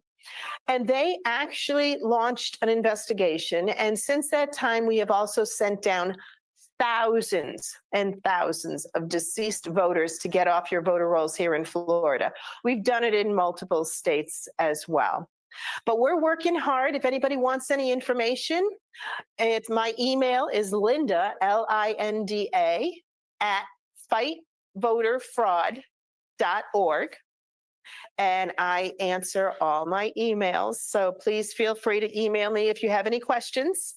And you can also go to our website, fightvoterfraud.org. That's .org for information. So thank you so much, Steve and Raj. I really appreciate the opportunity to be here again. I was here last year, and this is a wonderful facility. So thank you. You got it. Thanks. Grace, Bye. take your gift. Come on over here. No, here. This is yours. That's yours. Hang on. Take your mic off. We're going to give the mic over to. So we're bringing on the chair of the Republican Party of Broward County, the Broward Republican Executive Committee. Chris Marino and I have worked on precinct strategy. Dan Schultz started this 14 years ago with Steve Bannon, who will be on at 2 o'clock. Now, remember, we are broadcasting all the way through 3:30 live. You'll see a lot of speakers. You'll hear a lot of good music. Very important to get the book from Dan Schultz. Dan has worked very hard on this. He and I got together about 4 years ago. He brought me on Steve Bannon. I've been on there time and time again. and Steve is going to be speaking at 2:00 Eastern time. So between 2 and 4, we're going to have some great speakers.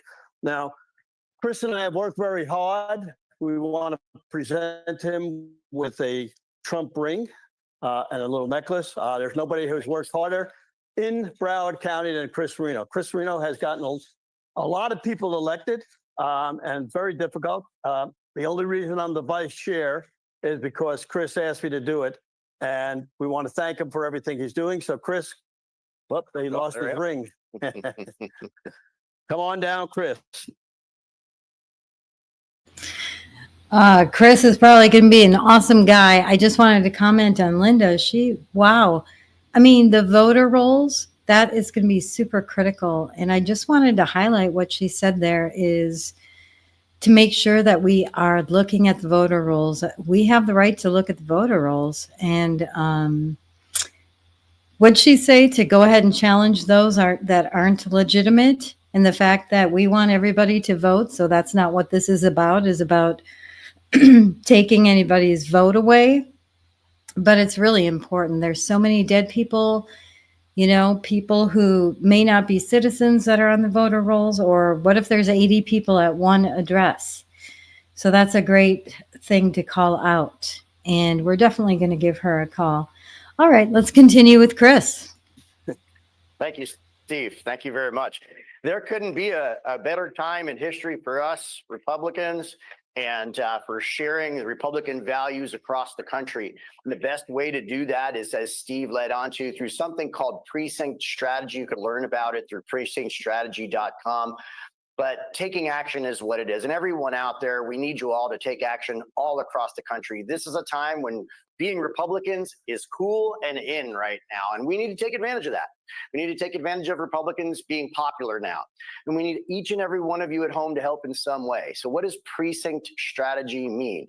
Well, all of you have a voting precinct where you vote at home, near your home.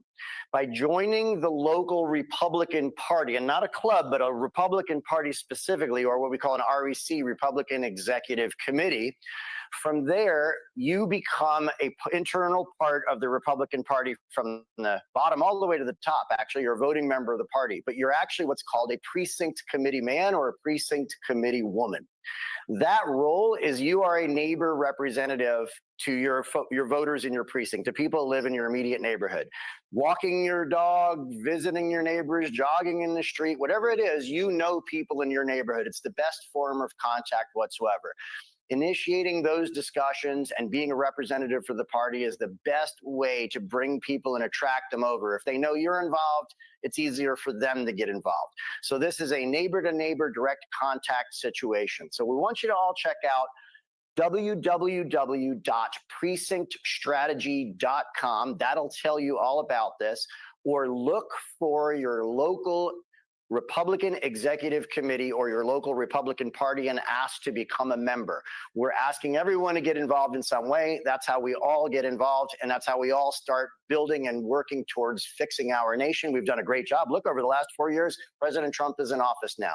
That is from so many of us getting involved and working as precinct committee men and women in our neighborhoods. It is free. There's no cost to you. You can work at your own pace, but your involvement is needed. There are so many open and available positions that anywhere you go, you're going to find a position for you. So back to Steve. All right. Well, thank you very much. Tell us about if somebody wants to join, the Republican Party, how they do it. Also tell us why you're doing such a great job in getting people elected in Broward County. In other words, there's something you're doing where, it's happening. So tell the folks what's happening on that. So as far as getting involved, again, you're going to look up the local Republican Party. It's typically in your county is typically how it's done, but it could vary from state to state. So depending on where you are, you have to look up either Republican Executive Committee or the Republican Party of your area. I'm not specifically talking about a Republican club, although a Republican club could lead you to the party. We want you to join the party and become part of the solution. We're fixing the Republican Party by you being a member, because once you become a member, you're a voting member and your vote counts, and that changes the direction of the party for the good. And in terms of the involvement, there's no cost whatsoever getting involved. The other question? Absolutely nothing. Okay. And also tell them about the Republican Red and Oh, great. That little game. So to sponsor us today, because we actually, the local Republican parties, no one funds them. It's not like money's coming from the Republican National Committee. It's not even like it's coming from the state party. Without you participating and helping with your local Republican parties, they have no source of funding, which means they can't afford to mail things to voters. They can't afford to do any of the business that it takes to communicate with voters. What we are doing today here live on this podcast, and you may see it on the screen at times, is you're going to see a little advertisement to play a game. And we're offering, if you play that game, you're actually making a donation to us and having a little bit of fun while you're at it today. There's going to be $2 for one game. It is $5 for 5 games, $25 for unlimited games. And what your prize is going to be is to win a $250 voucher for Republican Red Wines, which is a beautiful wine winery in Paso Robles, California, specifically named Republican Red. By you playing that game, you're going to help us locally. You're going to support a Republican-owned business. And that's what makes it all work for us locally and all across the country, same way. Thank you very much. Thank you, Steve. Have a great time at this event and go to it. Thank you so much. All right, now we're going to bring on Debbie Farris. Debbie Farris is going to take over for me on the afternoon event. She's going to talk for about 5 minutes on one of the big things she's working on. She will be doing interviewing this afternoon after I do it, and we're lucky to have her. I get worn out after 3 hours of being on TV, and she will be coming on. So take it away. All right. All right, folks. So thank you so much, Steve, for this invitation to be here.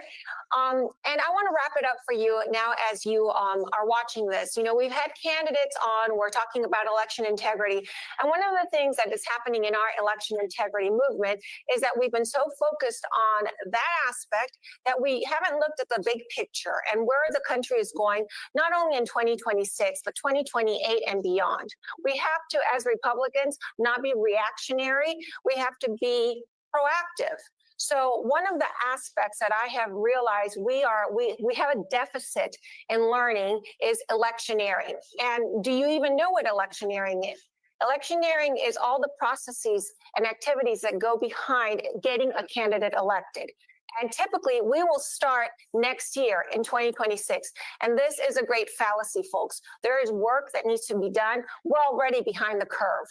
So what I am doing is I'm putting together the America First Electioneering Academy. And this is to get us, the grassroots, up to speed with all aspects that are necessary for a political campaign. Because until we don't understand what is needed there, we are going to go against other Republicans that have decades and careers vested in the activities of electioneering. And we're behind the ball. So the academy that I'm putting together with other experts combines the fundamentals of a political campaign so that we can sort of level the playing field. And I would like to invite you, if you are a leader, if you are a good volunteer coordinator, if you are considering political office, these are basics for you to understand so that you can start structuring your game plan and your strategy to be ready in 2026. We need to do this, folks, because this is the only way that the grassroots is going to be able to compete in further races beyond. If we start in 2026 getting into the school boards, into county commissioners, then those candidates or those that are holding public office have a record to run on in the next cycle. And this is how we have a grassroots formed candidates that come from the bottom and can start occupying those seats later on in state races, in federal races, so that as time progresses, we, America First people, are able to occupy those higher seats in government. So that's what I wanted to talk to you about. My email, you can find me at Debbie, D-E-B-B-I-E, Debbie@salvo.com. Send me an email if you are a leader, if you're a grassroots activist, leadership positions, or if you are someone that's considering running for political office. This would be something where you can get some fundamentals. Thank you, Steve. Thank you very much. Come on down. So next up, we're going to have Deb Monks come up. She's going to be talking mail-in ballot.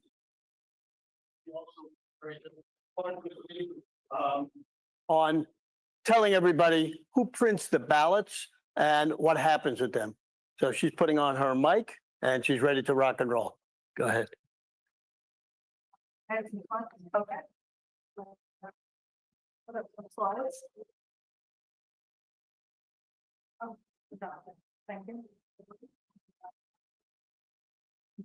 Okay, so first I want to talk about what controls, why controls are needed on ballots and what, then a little bit about what we're going to do about it. So if you click on the first slide, Raj, there are 5 steps that a ballot complete in order to do large scale insertion of illegal ballots into the election process. First, they have to obtain the ballot design, or rather designs, because different precincts have requirements for different designs based on the candidates they're voting for. Of course, the ballots would have to be printed. The ballots would have to be completed, either completed with the printer or filled out manually. Then, of course, they'd have to be stuffed in return envelopes with signatures, which could be pre-printed or signed manually. This all has to be done in a way that the election office would accept the ballot.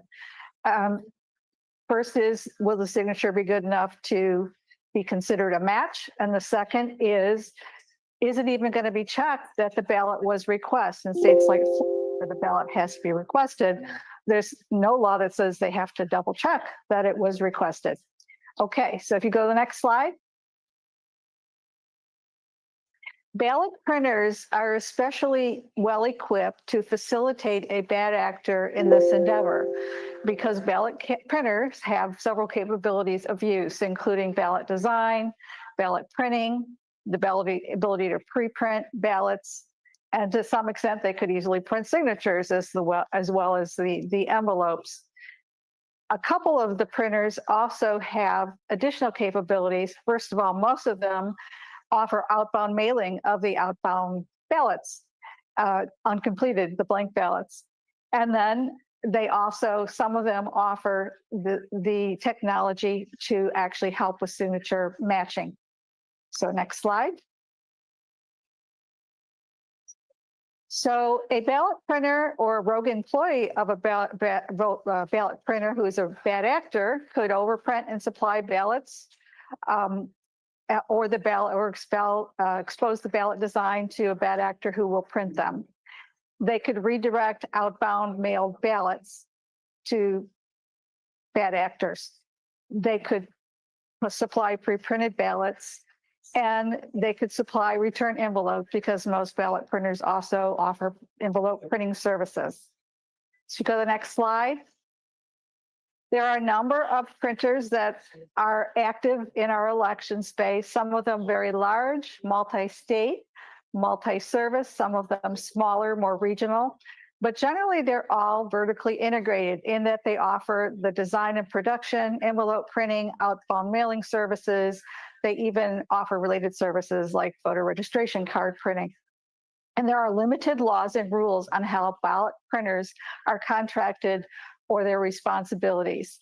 There also is very limited ballot printer transparency, and in cases I've researched, no audits are involved of the ballot printer. So what we are proposing we need are a number of ballot controls that prevent each of these risks from becoming realities. The first is, in terms of ballot design, treat it like an important piece of data that is not to be shared within the election office or within the printer community, so that it remains secure. And if you have a ballot printer that says, email me your ballot design, walk the other way, because that's a very insecure of transmitting that ballot design. We also propose that we introduce the idea of authorized serial number ranges for ballots and vendor controls that audits them and make sure they're following the directions and treating the information correctly. Also, we advise, don't outsource your mailing, especially to your printer, who would then have the ability to do multiple phases of this process. And we need a process to detect pre-printed voted ballots, a process to analyze serial numbers on ballots and envelopes to make sure they fall within the correct range. Diversify vendors. Don't use the same vendor for your ballot and your envelopes, and outbound mailing. And introduce the idea of machine signature detection. We also need a process in place to reduce duplicate or unauthorized serial numbers on the envelopes or the ballots. I just want to spend a couple minutes and explain how we came to identify these threats and controls that are needed. We utilized a methodology called a secure risk assessment. And in that methodology, we laid out the election process. Then we said, if we were bad actors, how could we compromise each step in the process to get the desired outcomes? Then we looked at our laws, our rules, and public records to determine were the controls in place to stop a bad actor should they attempt this. And what we found is that Florida is missing 2/3 of the controls to ensure a secure election, addressing all of the risks we identified. So I proposed 5 bills to put these controls in place. They're pictured on this slide. The first one I would discuss is the legislation that focuses on preventing illegal ballot production and insertion, and that's where the controls I just discussed are covered in this legislation. We also cover transitioning to a qualified vote by mail, where it's not a no excuse request. You have to have a reason. And of course, if you have a need you can't get to the polls, you're military overseas, you get a ballot. But in general, we encourage the in-person voting.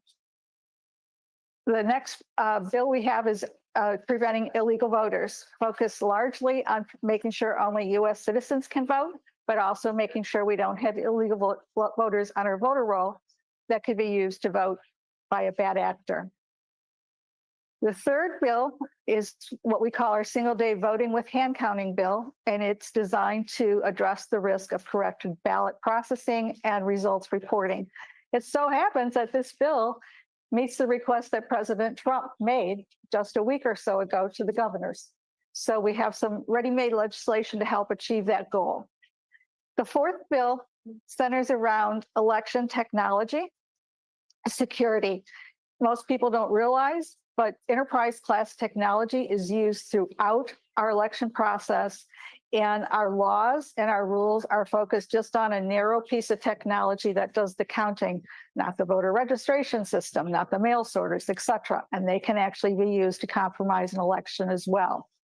And the fifth bill is around enhanced governance with reconciliation and audits. Much of the election process is not transparent, especially vote by mail, and it's not audited by the states or an independent auditor. We bring back enterprise level practices for reconciliation and audits, not just of the counting, but are we actually checking out people when they request ballots? Are we doing signature verification properly? You can find this legislation on defendflorida.org. We've got the 5 bills drafted. All 5 bills have been drafted. 2 of them have been filed. 3 of them have been filed and are going through the process. And that's it.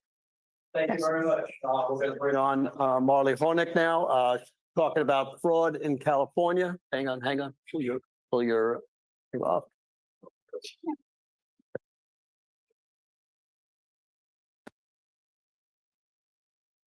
So Marley flew all the way down from New York. She has some important things to tell you. We'd like everybody to pay attention. Drop your cell phones. This is one of the most important things that she's going to talk about. So go ahead, Marley. Steve, can I get my slides up, Raj? You're on. That's your. Yeah. Okay. My name is Marley Hornik. I'm founder of the National Election Validity Organization, United Sovereign Americans, along with cyber and election security subject matter expert, Harry Howry. Next slide, please. We came here to warn our fellow Americans that we have a constitutional and legal disaster on our hands. The current election process nationwide is an uncontrolled, unmonitored catastrophe that is producing false returns. The last bastion of freedom on earth is at risk of being destroyed as early as 2026. Next slide, please. Under President Trump's decisive leadership, we see the proof that our own government has been selling out our kids' future by stealing trillions of dollars per year from the American people and making us pay for their often twisted agenda. Nowhere have officials betrayed us as badly as in our elections nationwide. Next slide, please. USA is the first organization to measure election misconduct as defined under criminal law, to deeply study Supreme Court precedent, and document the scale of defined election fraud nationwide.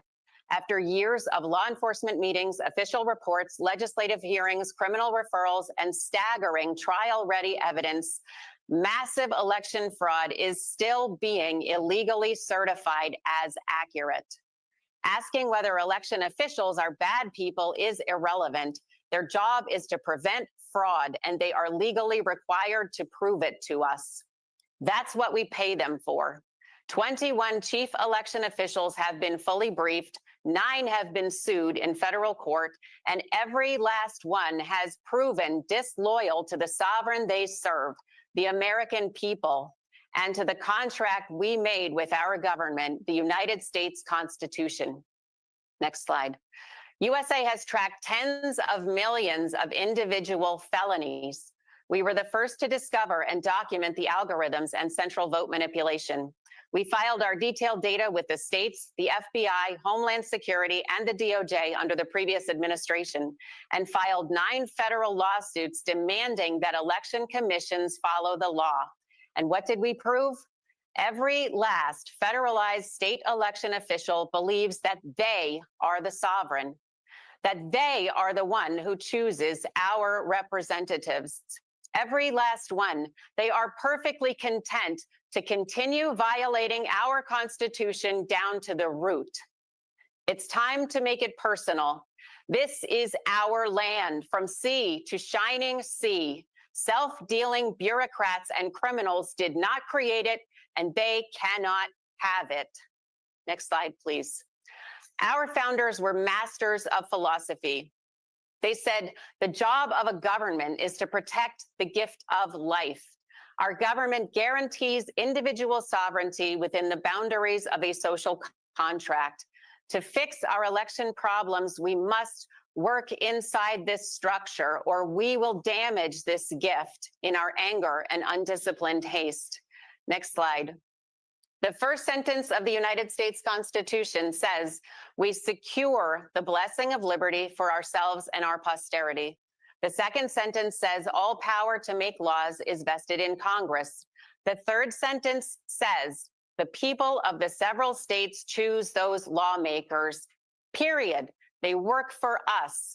If valid elections were not the key to securing liberty, our Constitution would be written in a different order.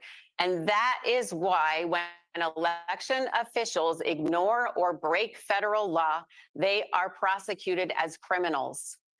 When they register false voters, accept and count illegal ballots, certify false tallies, and destroy or hide records, they sacrifice our future in their arrogance, and they can land in federal prison. The job of an election official is to act in honor on behalf of our country. It is not for the weak. Next slide, please. A voter registration record cannot contain false or invalid information. If a record is not 100% legitimate, it is suspicious. Before it can be added to the official list of voters, it must be scrutinized according to strict legal process. Next slide, please. USA audited the official state records of the certified 2022 midterms in 21 states. We found 29 million material errors in the official list of voters. Voters registered before they were born, voters registered after voting in federal elections, voters named asterisk, voters with no name at all or no address. How did it get this bad? Next slide. Now I will show you what we found in California's infamous 2024 election. 9.5 million times the control process failed at registration. This is not clerical error. This is criminal. When the voter rolls are broken, it is criminal election fraud. You cannot clean it. This cannot be trusted, and it cannot be used to secure a world power against enemies, foreign and domestic. Next slide. In New York, the control process broke 5.8 million times. Elections secure the law. If elections have no law, we have no law. Next slide. Here are the sickening facts regarding California's actual vote in 2024. The only way for these voters to have voted was via provisional ballot. So, did California accept 5.5 million provisional ballots and adjudicate each one according to the law? It's 1 out of every 3 of their voters who voted. How can California not know who 1/3 of their voters are? Next slide. They can't. California broke the 3rd sentence of the United States Constitution and illegally certified 52 members for the United States House of Representatives and Adam Schiff. We need to stop maligning citizens we disagree with and start putting criminals in jail. Next slide. New York illegally certified 26 members of the House of Representatives and Senator Gillibrand. Who do each of these people work for? We're not saying none of them were chosen by the people. The problem is no one knows. Why do we accept that for our loved ones and for our beautiful country? The theft of legitimate representation is a heinous crime. Next slide. We took it one step further. USA studied the identity of the voters themselves. Our attorneys hired a private investigator, searching in 3 unique commercial law enforcement tools used to find people precisely in space and time. We could not find 993,000 voters in California's midterm. Nearly 1 million voters who do not exist had their votes counted in that election. Nearly 500,000 voters who do not exist had their votes counted in Pennsylvania. You're looking at 8.5 million illegal votes. Our country is under attack. We put people in jail for a handful of fake ballots, but somehow these crimes are going unpunished. Next slide, please. USA is strongly in favor of voter ID. It will make the election officials' job much easier, which protects them and protects America. But as you can see here, it will not fix the entire process of an election. There are numerous control points within the election system under direct attack, and they must all be secured. Only USA knows how to do it, mostly using current law.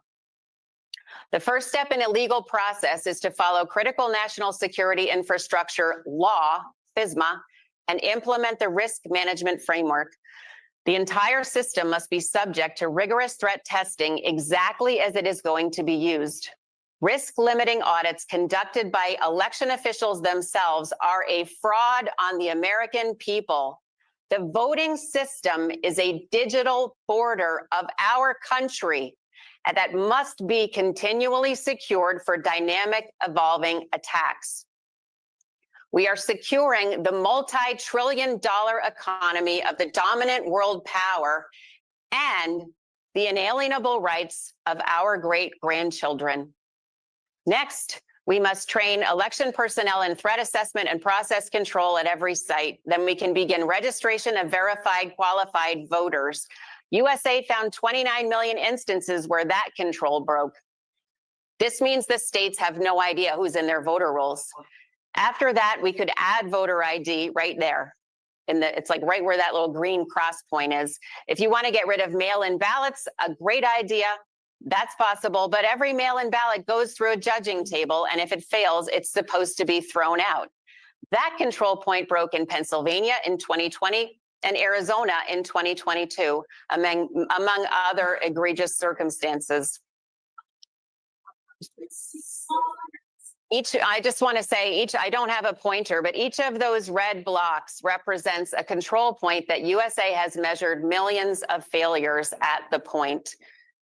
You cannot simply blast through an election and call it valid. Once you get down to the vote tally and management system, if you have made it that far without failure, you can start reporting to the media. But every single record from every county and polling site must now be reviewed by the chief election official.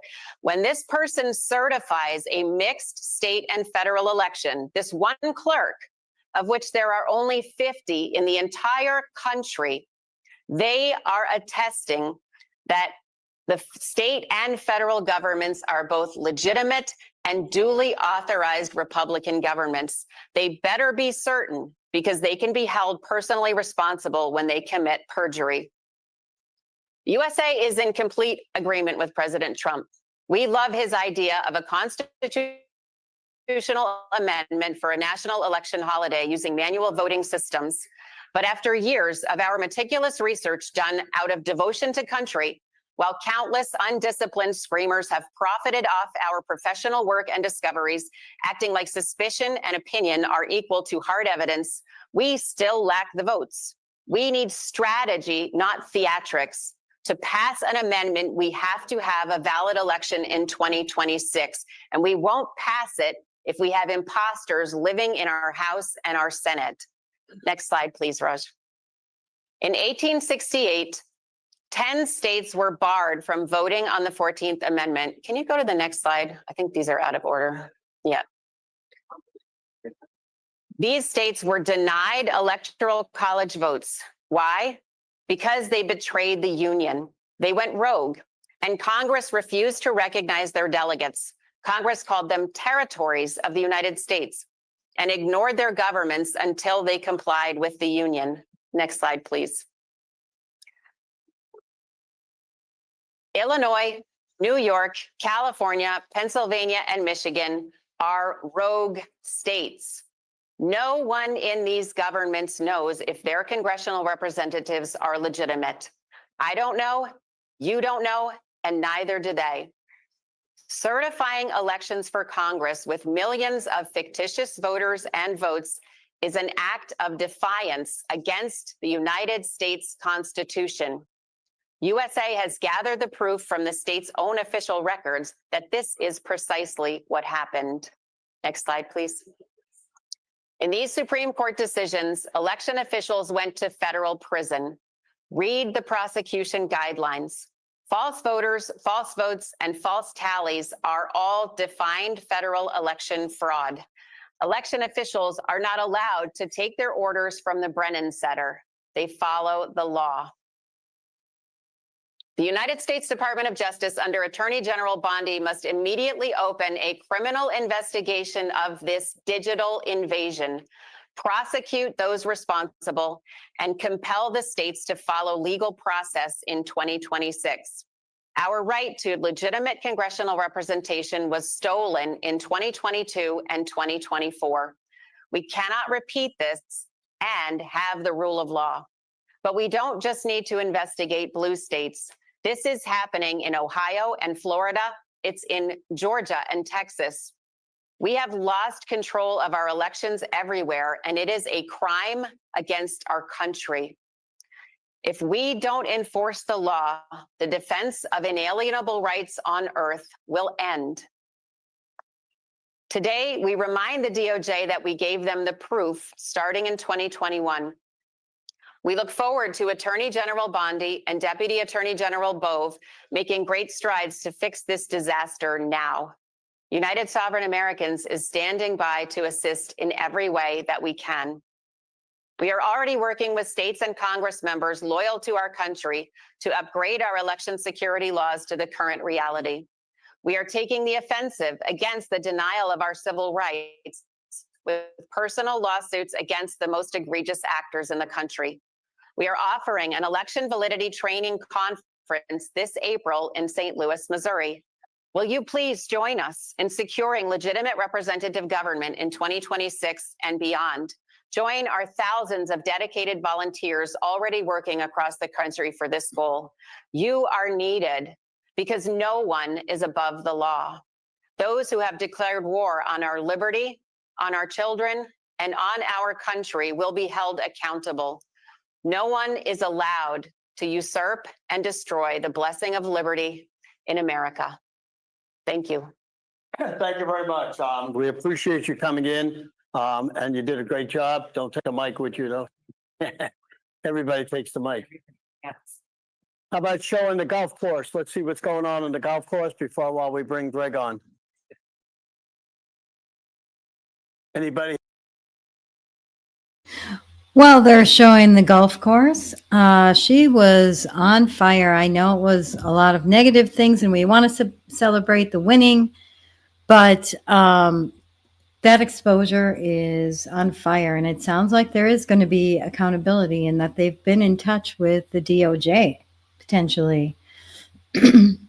So we'll see what happens. I'm excited to see where we go from here. You know, a lot of the stuff since Trump's been in office, we haven't really been talking about how we need to secure the elections.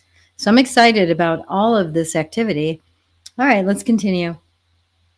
We're going to bring on Greg Stenstrom, who has been on almost every one of our podcasts. He is super phenomenal, flew down from Pennsylvania. We want to make sure he gets a Trump ring and a necklace for his wife, Trump 47. It's really phenomenal. I'm wearing it, so you don't have to look at it. Oh, okay. Greg. Let me say that again. What's that? Let me say that again. Go to the camera. Okay, it's coming to you, honey. Get that. You'll get that. So Greg has worked with us very closely. He spent huge amounts of time on the phone with courts. He's got a huge Supreme Court case. Of all the people that we have on our Zooms all the time, Greg is probably the most knowledgeable of what's going on. So Greg, come on down. I'm here. Which camera am I looking at here, Raj? That one. Okay. It's a pleasure to finally meet you in person, Steve. Actually, I don't know, I got a book here. Can you get two of us together? For integrity and efficiency. And what we found is these people have taken over the Department of Justice. Yeah. I'm already with Debbie. Critical government agencies and weaponize them against us. And President Trump has finally shown to the American people that someone understands this. Elon Musk understands it. Acting on evidence that's been provided by us and other people, they have taken action and they went immediately after the money. The money from USAID has been used to finance a lot of these criminal actions against the United States. They do the dirty jobs and they send the dirty money that's too dirty for the CIA to do. And that has been exposed to the tune of hundreds of billions of dollars going to communist activities, terrorist activities, people acting against the United States. That has all been done with the full knowledge of the DOJ, the FBI, the Inspector She's General, so the calm. CIA. Everybody's pulling at her. For years. It was weaponized against President Trump in 2016 when he first came into office, and for 4 years they beat on him, and he learned. We uncovered the election fraud in 2020, and while I appreciate, and you know, we've been on before, we know all the mechanics of election fraud at this point. The bottom line is the majority of people in this country already know that we have massive election fraud. We're going to sort through that. We're going to get to that. But I think what people need to understand in this call and enjoy the show is to know that the President of the United States, President Trump, that his staff around him understand who these bad actors in government are. And that's what they're doing. They're they're going through the top echelons of the FBI, the top echelons of the Inspector General, and the top echelons of the DOJ, and they're culling out the cancer. These are the cancers that have been obstructing us. One of the things that we did in the Pennsylvania and a group of patriots, 26 patriots across Pennsylvania, is we filed a Supreme Court case. And it's case 24-430. It was initially quashed and it's subject to rehearing now, which is this right here. And it's going to be reheard this week. What we found out was that the DOJ, prior to Pam Bondi getting in place, and the FBI, prior to Kash Patel being confirmed, the Supreme Court under Justice Roberts, President Roberts, the chief clerk of the Supreme Court, Scott S. Harris, the head of emergency litigation or emergency actions is Robert Meek, and the marshal of the U.S. Supreme Court, Gail Curley, have been obstructing and purposely obstructed motions and Rule 22s, Rule 23s, which are asking Judge Alito and Thomas to take action in this case. This case right here only asked for one thing, and that is that the federal government agencies like the DOJ cannot subvert and cannot circumvent federal law as a matter of policy. It is the core root cause of all of our problems with elections. By federal law, the U.S. the DOJ, the FBI, and the Inspector Generals are supposed to inspect election fraud. And as a matter of policy, what they did is they said, we're not going to do that till after the election certified. And after the election certified, it's a moot point. In this case, 361 pages, in the book that I just gave, Steve, lies the evidence that William Barr colluded with the DOJ and the FBI to obstruct investigations into massive election fraud. Hard, cold evidence. It's a knockout punch. They did it with the SIGI. We know why they did it, who they did it with, and President Trump has finally outsmarted them. What we're doing right now in Pennsylvania and doing across the country is we've already blown up Pennsylvania's mail-in ballot operations. Little known fact, despite all the people saying that the system was too big to rig and that early voting and getting in your mail-in ballots early was the key, there were 700,000 less mail-in ballots in Pennsylvania in 2024 than there were in 2020. The key to the election win was getting people to show up on the day of the elections, not to mail their ballots in. We blew that up. We turned away 200,000 mail-in ballots, or we were able to or make 200,000 mail-in ballots in the county area that we were in southeast Pennsylvania, remove them from the system. We have hard evidence that the election machines were never certified in the state of Pennsylvania. As a matter of fact, there's no election machine in the nation that's properly certified under federal law. But specifically in Pennsylvania, not a single election machine is allowed by federal law to be used. We've been fighting that in the courts, and we've been blocked by quite a number of people, but we're breaking through. We proved how mail-in ballots were used to cover for the machine fraud and election fraud, that these mail-in ballots and systemic fraud, basically they took registered voters and called them qualified electors. A registered voter does not equal a qualified elector. Very simple. This is federal law. A qualified elector is someone who's 18, a U.S. citizen, and lives in the district where they voted. Very simple. Only they can vote. Only they can receive a ballot. And we have been literally fighting in the federal courts to get them to acknowledge that and make a declaratory judgment that a registered voter does not equal a qualified elector. We have been fought by Governor Shapiro, other governors in the country, fighting this. But once that's solved, that problem goes away with the registered voters, and we can clean the voter rolls and get that done once and for all. So we've exposed fraud at every level of the government. We've exposed who the root cause analysis, who the people are that are committing the fraud. And what's important now, and I only have a few minutes left, is if we don't secure 2026 and get all this done, we lose control of the Congress. President Trump has a 2-year presidency. He'll be crippled. They're already working towards this. And despite all of the stuff I just told you, all of the information I gave you, we know how they commit fraud with machines. We know how they commit fraud with mail-in ballots. We know how they commit fraud just by totally manipulating the vote, not counting the vote, or just counting ballots afterwards. They're not going to stop. They're going to keep doing it until we make them stop.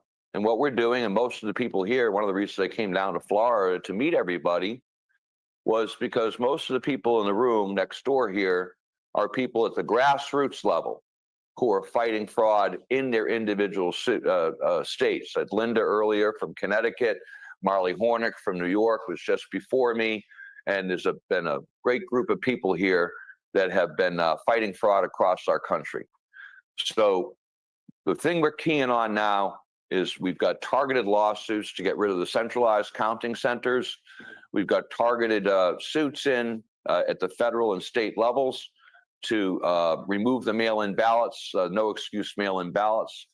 And what we need now is support.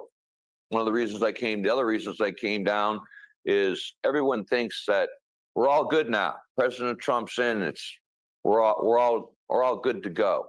That's not the case. President Trump is doing his job. President Trump is doing his job. We have to do our jobs as citizens. He's counting on us. He's counting on Steve. He's counting on Raj. He's counting on the people in that room next to us here to do our jobs. What I'd like you to do is go to www.patriot.online. It's not .com. It's not .net. It's patriot.online. There's a donate button there.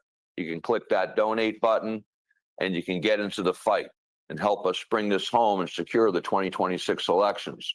You can go to parallelelection.com, buy the book. There's a 28-minute video there that explains the fraud and what everyone's doing. And I appreciate the continued support for Steve Stern and his show. Liliana went out in the shirt. She saw your flag shirt. She says, no, I want you to wear this one. So she won today. But thank you very much, Steve. Raj doesn't know where to go. Hey, you got another 5 minutes. I've got another 5 minutes. We can talk. I gave you a lot of time this time because you flew all the way down. Well, I appreciate that. Yeah, talk about what you think is going to happen going forward. Pennsylvania, we don't know that much about. You're one of the few to come out and talk about it. Give us a little opinion about what you think is going to happen in the next election. I think that it's 2025 is very important right now. And what they're doing in Pennsylvania, and they're doing it all over the country, is they're illegally redistricting. And this is what they're doing. In 2020, we saw the manifestation of centralized counting centers across the country. Okay, what they wanted to do is they wanted to take the counting out of the people's hands and put it into a small amount of people. Now what they're doing is redistricting. They're taking larger Democrat precincts, and they're merging them with smaller Republican districts. And they say, oh no, this isn't redistricting. This is consolidation for economy. This will help us run more efficient elections. It's redistricting. It's illegal. The only ones who can redistrict is the Congress. So what we're doing is we're fighting that in court right now. We've got what I think is a landmark case in Pennsylvania. One of the people from our group, Karis Kocher, is the lead plaintiff, and it's Kocher et al. Versus Delaware County and a number of other people. And it's basically the core crux of that case is to stop illegal redistricting. So what we're seeing in 2025 is the reason they're redistricting is because they've got to win the courts. Most of the races in 2025 are the courts. So it's a key to them to continue to control the courts and continue to control the county councils and the mechanisms that control the elections for 2026. Where is the Supreme Court case that you have? Where's that right now? Right now, the Supreme Court case this was obstructed. This should have been heard in October of last year. It was obstructed by the chief clerk who works directly for Roberts. They did not want this case to go through. It would have given President Trump and Pam Bondi the tools that they need to clean house. We submitted a reconsideration. This is being heard Friday. Oh, I'm sorry, I'm looking at you. This is supposed to be heard Friday, but we've submitted an emergency motion to stay. I just have to say this is super interesting. They are coming at us from every single direction. The local, the counties, they're trying to redistrict so they can get judges in. This is really good to know. We need to get involved wherever we can. Key filings directly from Justice Alito and Justice Thomas. And that is Scott S. Harris, the chief clerk of the Supreme Court, has blocked filings along with Robert Meek and Gail Curley. These are senior officers of the U.S. Supreme Court that are blocking key filings from the justices there. Justices cannot rule on what they cannot see. So what we're seeing in Pennsylvania, what we're seeing at the Third Circuit Court, the federal courts, we're seeing at the Commonwealth Court, the Superior Courts, at every level, what we're seeing is anything to do with elections has been obstructed because it is a key control mechanism of how they implement wealth extraction. It's the first thing President Trump said in the first minute of his inauguration speech. My goal is to stop the wealth extraction of the American public. First minute of his inauguration speech. And the first day of his administration, he went right after the nomenclatura. He went right after the SIGI. He went right after the Inspector General, right after the FBI, right after the Department of Justice, the key players that have been extracting wealth from our country. And one of the control mechanisms has been the elections. We would not know this as citizens. I would not have, found this out had it not been working with the people that are in the room next door, with the grassroots people, working with you and working with some other key friends. We would not understand this if we had not gone up through and seen this overall apparatchik if it wasn't for the elections. If we secure our elections, we secure our government. This is the control mechanism they use. We've got, right now, we're looking at months. There's a sense of urgency here, and the reason I came and flew down to Florida to see Steve is there's so many good people here that I want to meet. I'm looking right at Linda here, but there's so many people I wanted to come to meet because the next few months are critical. The primaries, which are going in April and May, will decide the outcome of the November election in 2025. It will also decide the redistricting trajectory that they're going to use through 2026 to steal our country back. We got it back. We can't let it go again. Please go to www.patriot.online and donate. Donate to Steve, donate to everyone here who's come up here, as everyone's given some platform to donate. These are the people here on this show that are doing real work.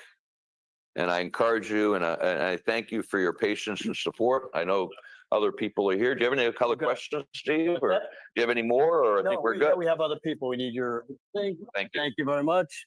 You did a phenomenal job. People always ask for you. So now we're going to have Robin Sachs from Maryland. Take care. Thank you. Oh, I won't forget the Samantha. Robin has been vacationing down here, so we're lucky to have her on. And she's going to be talking for about 15 minutes on what's going on in Maryland and other places. Great. Well, thanks, Steve. I'm not sure. Oh, okay. There I am. Hello. Great to see you all. As you've heard, I got to catch some of the speakers, Marley Hornik, and also just hearing Greg and the great Linda Szynkowicz. My name is Robin Sachs, as Steve mentioned, from the Maryland Voter Integrity Group. And Raj, if we can bring that presentation up, I'm just going to hit some key highlights, basically reinforcing much of what you've already heard today. So if we can go to first slide, under Maryland Voter Integrity Group. There it is. Great. So that first slide that you can see, the green one right there.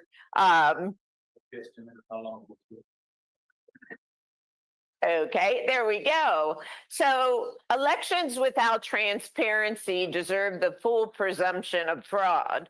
And you've heard a lot of this from Marley Hornik. You heard that from Greg.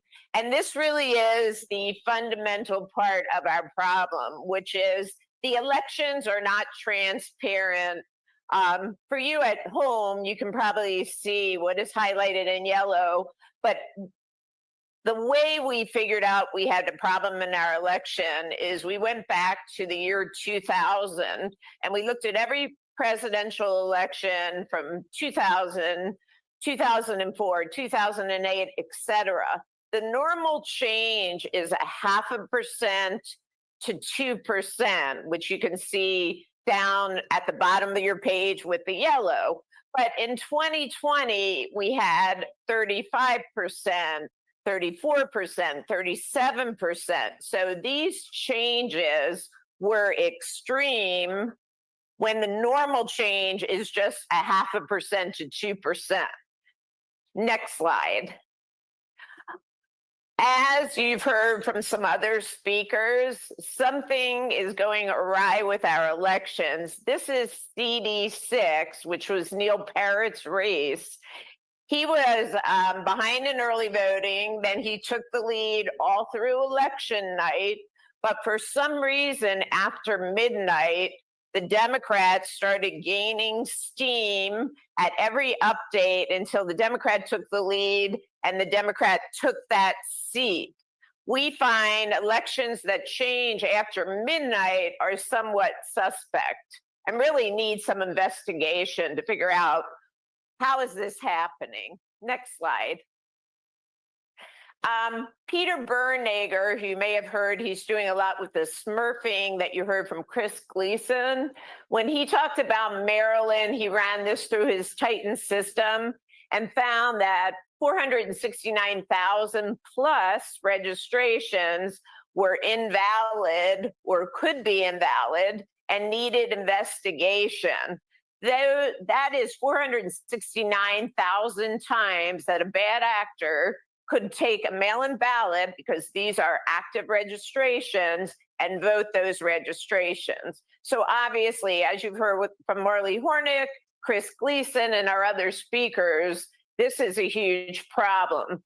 I wanted to mention that while Pennsylvania has more cases, next slide, the Maryland also has some court cases going, and one that is still active is about right. Next slide. Sorry. And we put Maryland on alert for Voter Registration Act violations. These are the MVRA registrations that you heard from Marley and others. So I'm not going to go into all the lawsuits, but we do have a number of active lawsuits, including the fact that Maryland was the first United Sovereign Americans case. That case did get thrown out for standing and is on appeal. And this goes back to what Marley was saying in terms of total loss of control breach, with over 29 million apparent registration violations. Next slide. I just wanted to quickly, people ask all the time, how are these bad actors getting into our system? We're always told that these election systems are not on the internet, they aren't controlled. But there is something called the Albert Sensor Network through the Center of Information Security. This group is actually backed by Pierre and Midyar, and this is actually one of those NGOs where the government is outsourcing things and we get no transparency. So the Albert Sensor Network is in all 50 states. We want some transparency into what is this network doing. It is in all of our states. It is a network, and a bad actor maybe could be using this network. We don't know for sure. The next slide. The other thing that is out there is what is running our electronic poll books, and this is FirstNet. And FirstNet is also a nationwide cellular network that is connecting everything. So from 2017 until 2020, they put all these back-end things into our system. And could this be how bad actors are getting into these election systems? So that tells you and reinforces what you've heard from the other speakers. Next slide. I wanted to invite people, what can you do? The Maryland Voter Integrity Group is a part of the Election Integrity Network that right now has about 30 active states. And we have task force meetings every single week that you can join, from vote by mail to voter rolls to audits to legislative, stop ranked choice voting, only citizens vote, and your local task force meetings. And we're going to tell you where to go to get that. Next slide.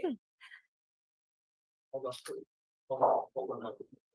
So I just need that next slide because I'm going to tell people what to do. And we're going to wrap this up. Okay, so how can you get involved? Go to mdvoter.org and sign up on our mailing list, and I will add you to the list to get the weekly task force meetings.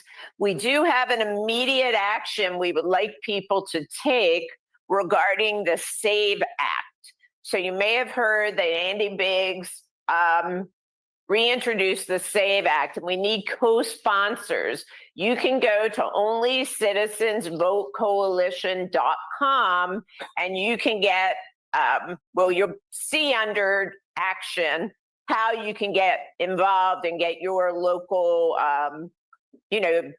state, county, wherever you're coming from, and get involved. But we do need co-sponsors for this bill, and that is an action item that EIN is asking people to take.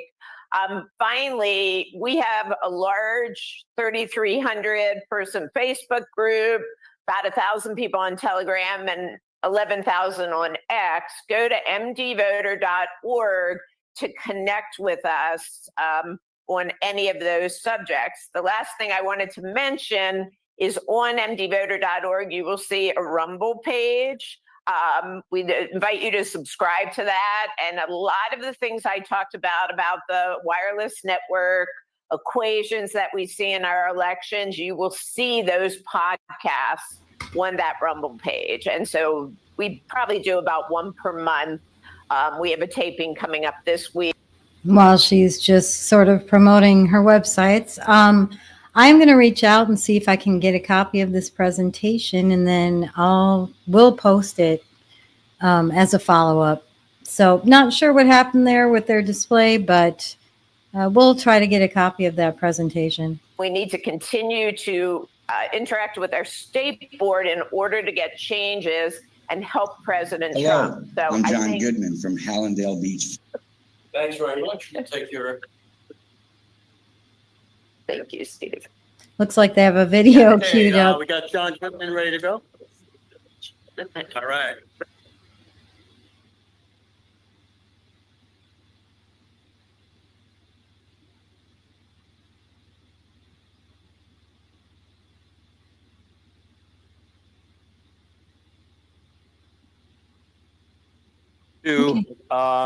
Let Debbie Farris take over for me so I can go eat my lunch.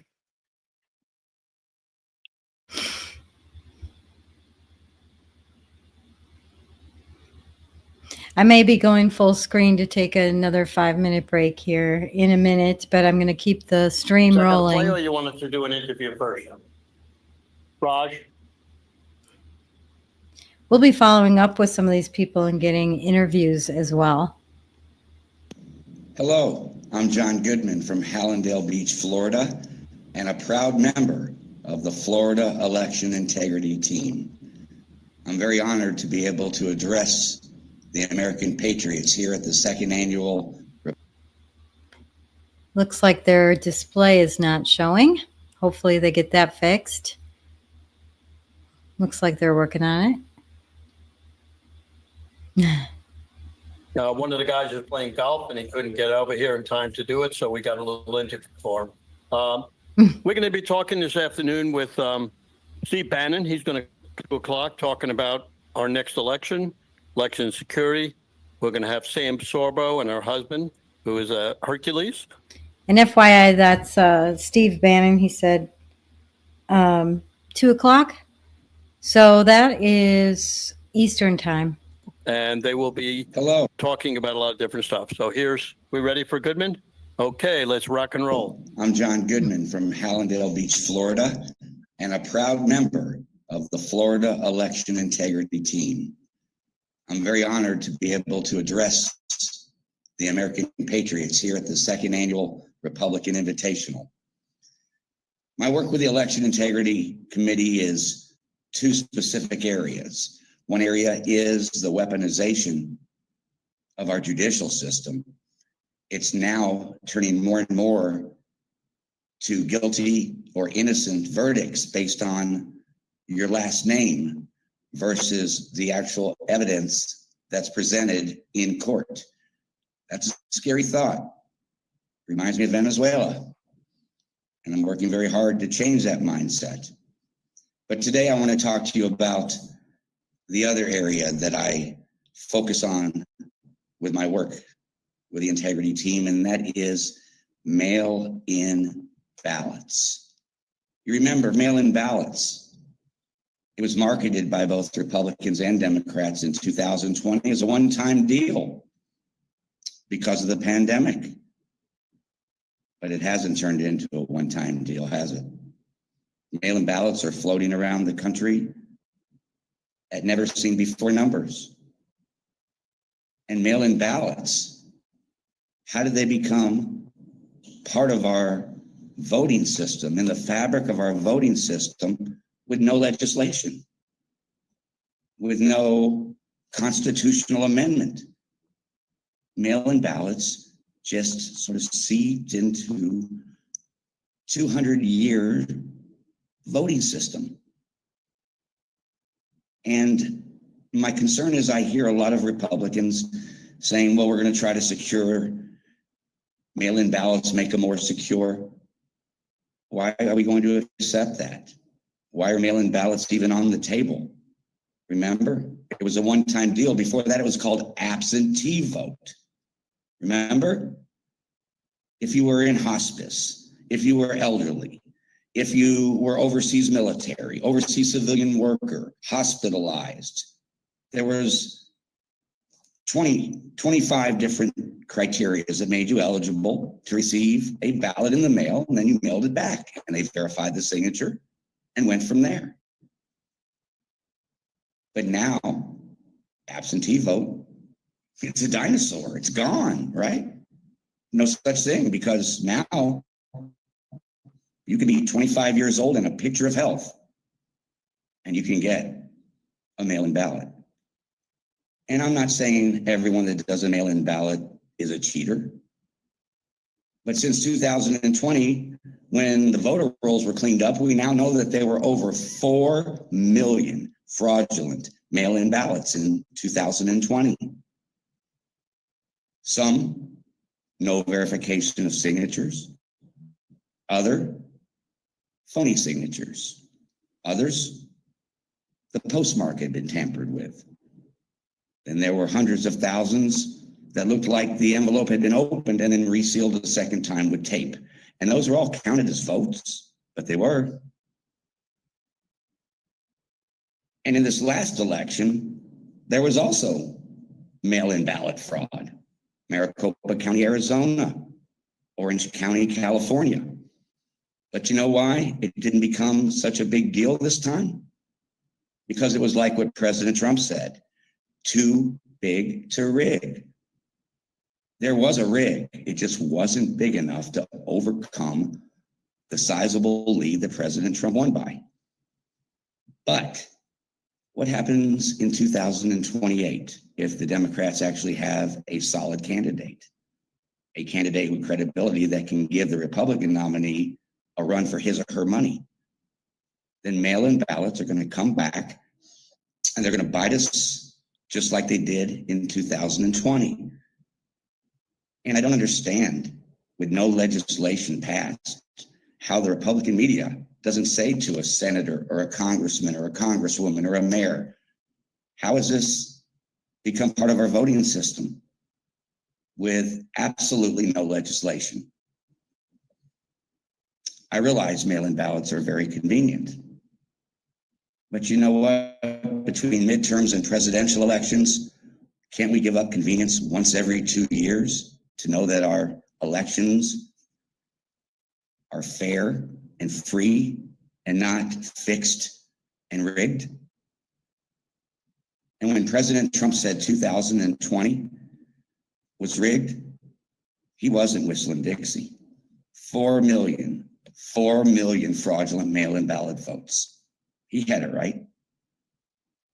So now's the time we need to take care of mail-in ballots. We need to be putting pressure on our legislatures to say, hey, what's going on here? And I know some states have said, well, we just passed it in the state house. That's not good enough, because your little circle in the state house does not supersede federal voting laws or the Constitution. My work with the Election Integrity Committee is mostly grassroots voters, your nurse, your construction worker, your front desk agent. That's who I'm talking to, because I think in the long run, I think this mail-in ballot is going to be challenged. And I think the Supreme Court is going to end up doing what they did exactly with abortion. And that's to make it a state-by-state vote. And so the grassroots people that I deal with, those are the ones that are going to decide major issues as the country moves forward. So I urge the Republicans, don't wave the white flag and say we're going to find a Band-Aid for mail-in ballots. There's no law for mail-in ballots. And it was a one-time deal because of COVID. And there's 200 years of history of voting system. How are we going to change that just without anybody taking a vote on anything? It's just unbelievable. And the fact that no one speaks up about it is unbelievable. And I've been talking a lot about the media, but really our elected Republican officials, our Republican legislatures should be questioning it. Our senators, our Republican governors, we should all be questioning mail-in ballots. The Democrats love mail-in ballots because that's their magic bullet to pulling off close elections with fraudulent mail-in ballot votes. So I certainly hope that we'll get a better light and a better focus on mail-in ballots, because I've just been very surprised how it's bit us before and it's about to bite us again, how no one is talking about it. We've got to get through that mindset about the convenience, and let's get back to safe, secure, and elections that follow the Constitution. I really appreciate you very much listening to me today here at the second annual Republican Invitational. I love being around American patriots, and as you're watching me, I'm somewhere on the grounds, but I thought golf might get in the way of me addressing. So come up and say hello, and I'm so happy to be here and be with friends. Thank you very, very much for listening to me today. I'm John Goodman. I'm the Florida Election Integrity Team from Hallandale Beach, Florida. Thank you. Hi there, folks. So I just want to let you know that we are experiencing some technical difficulties. And so at times you may see me come off of camera. Right now, my name is Debbie Ferris. I am going to be covering for Steve Stern for him to have lunch. And we're going to have a host of guests at this feed that, am I still on? Yeah. We're going to have a wholesome gitches, but I am going to bring some very interesting guests on. I have a plethora of questions. They have such a diverse background, and I think this is going to be a real treat for you to hear from these notables that are going to be coming on in the next hour. So stay tuned. Stay with me through these glitches. I have a motto, and that is, blessed are those who are flexible, for we shall not be bent out of shape. And so I am going to put that in practice right now. And I am just waiting for my teammate Raj to let me know when we're going to be able to get started. But would like to tee it up. Raj, are we anytime soon? Anytime ready or not yet? Am I live? 2 more minutes. I'm still live. I'm still live with the audience. Oh, okay. All right. So, taking advantage of the 2 minutes that I have, and you're maybe listening to me, you're maybe hearing me only speak, you don't see me on camera. I want to encourage everybody that's on this feed to, again, you're going to hear it multiple times. Local action makes national impact. And folks, we are all exuberant about the fact that President Trump and J.D. Vance and cabinet are now our elected representatives, but we cannot rest on those laurels. 2026 is coming before you can possibly imagine. And we're not going to have Trump on the ticket to carry the rest of the candidates. So now is the time for us to start getting involved. Now it's the time for us to find candidates to run at those local levels, at the city commission, at the mayoral, at the school board levels, because this gives people the experience to run a campaign. And we have to, as Republicans, not only look for the next election and the next big ticket, we need to be looking down a 2, 4, 6, 12-year perspective and make those plans. And those plans start at the grassroots and at the local level, where we can start finding those candidates, run or support for the smaller races, give them that experience so then they can start occupying at state levels and then at federal level. This is how we bring people that share our values, our aspirations for the country, our aspirations for future generations into the process. So I want to encourage everybody to, get involved. If you have time, be a volunteer, learn the process. None of us in this movement ever thought we would be doing this, but it is what is going to be necessary to ensure the future, not only for our children, but for our grandchildren. So we learned through the hard knocks. It was a learning curve, but now we're in a much better prepared place. As you've seen with this feed, you've had people that have become experts in election integrity. You have people that have run for political office. I'm going to take advantage to talk about, since I have the forum here. Am I live? Am I still live? Yes? Okay. Because I feel I'm doing a monologue here. Dear Lord, I'm going to pitch the Salvo Electioneering, America First Electioneering Academy, and what it is a program that I'm putting together with other leaders so that we can start gaining some competency in terms of what is electioneering, what do we need to learn. All I knew at one point was what I saw on the West Wing and these TV shows. I had no idea what it was to run a political campaign. And folks, this is what is going to be needed so that we can support those candidates, know how we can get them elected. I really sometimes great when people say, you know what, I support you. Well, what does that mean? It means funding. It means time. It means talent. It means lending your resources to that candidate, not just say, I support you. That is really quite empty. So the America First Electioneering Academy is going to take you to fundamentals so that we can all claw up that learning curve in a more rapid way and get started. Raj, can you give me an update here? Yes. Okay. Am I doing good here? You're doing great.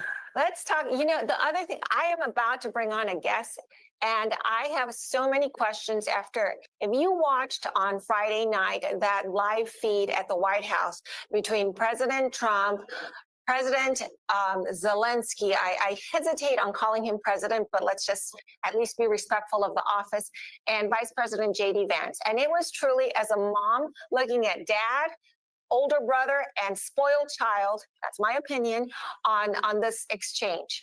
And to the people of Ukraine, I just wonder what you think about your leader and what's the future for your country, because as we saw someone come and demand that America continue supporting this effort, this initiative that should have actually, in my humble opinion, never started to begin with. And now at our expense, at the expense of American citizens and American people, we were funding a war that leaves many questions. So I have as it seems to me, this support for the Ukraine initiative is going to move towards Europe. And I just wonder what that perspective is going to be. So I'm going to bring on a guest in a few minutes, as soon as we get through these technical glitches, that can answer those questions. But I wanted to prep you guys as to the questions that, the direction that this first interview is going to take. So am I still, can people see me, Raj? Or? They can't see you. They can't see me? Okay. Oh my goodness, this has been quite the experience here.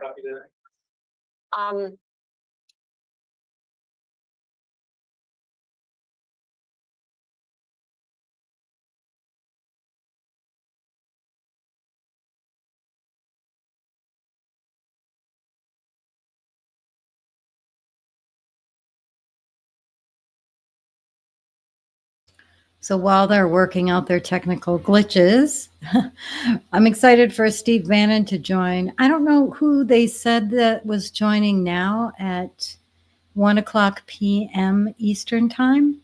But I like all the exposure. I want to hear more about how we're going to win, because we want to celebrate winning, right? We want to get tired. I put a little banner up. We want to get tired of winning.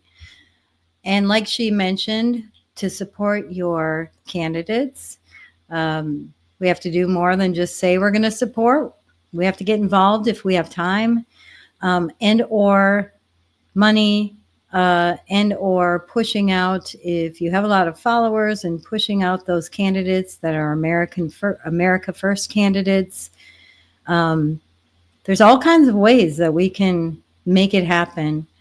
We made it too big to rig last time, but like they said previously, they've got to put changes in place. We don't always have to do that. Hey folks, so I am getting ready to introduce Sam Sorbo. Sam is a prolific creative force here, and so I'm just going to leave you with Sam. Sam, welcome to the show. That's it?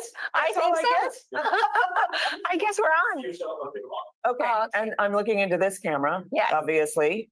And well, hello, and thank you for that fabulous introduction. I'm a creative. Of course, I like right? that. So I am an education freedom fighter at this point. I used to be an advocate, and now we've actually begun the fight for the education of our children. And I talk about it in ways that you might not have heard before. So please forgive me if I say things that might be things that you haven't heard before. For instance, our culture hates children. We live in a culture today that absolutely abhors children.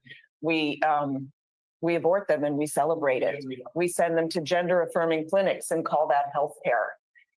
We rob them of their childhoods. We send them to school all day and then think nothing of giving them homework in the evenings and taking them to tutoring facilities when the schools fail, which they inevitably do, because unfortunately it's baked into the system. And so to that end, I've become a home education advocate. It's also part of my faith. The Bible never says, find a good school for your child.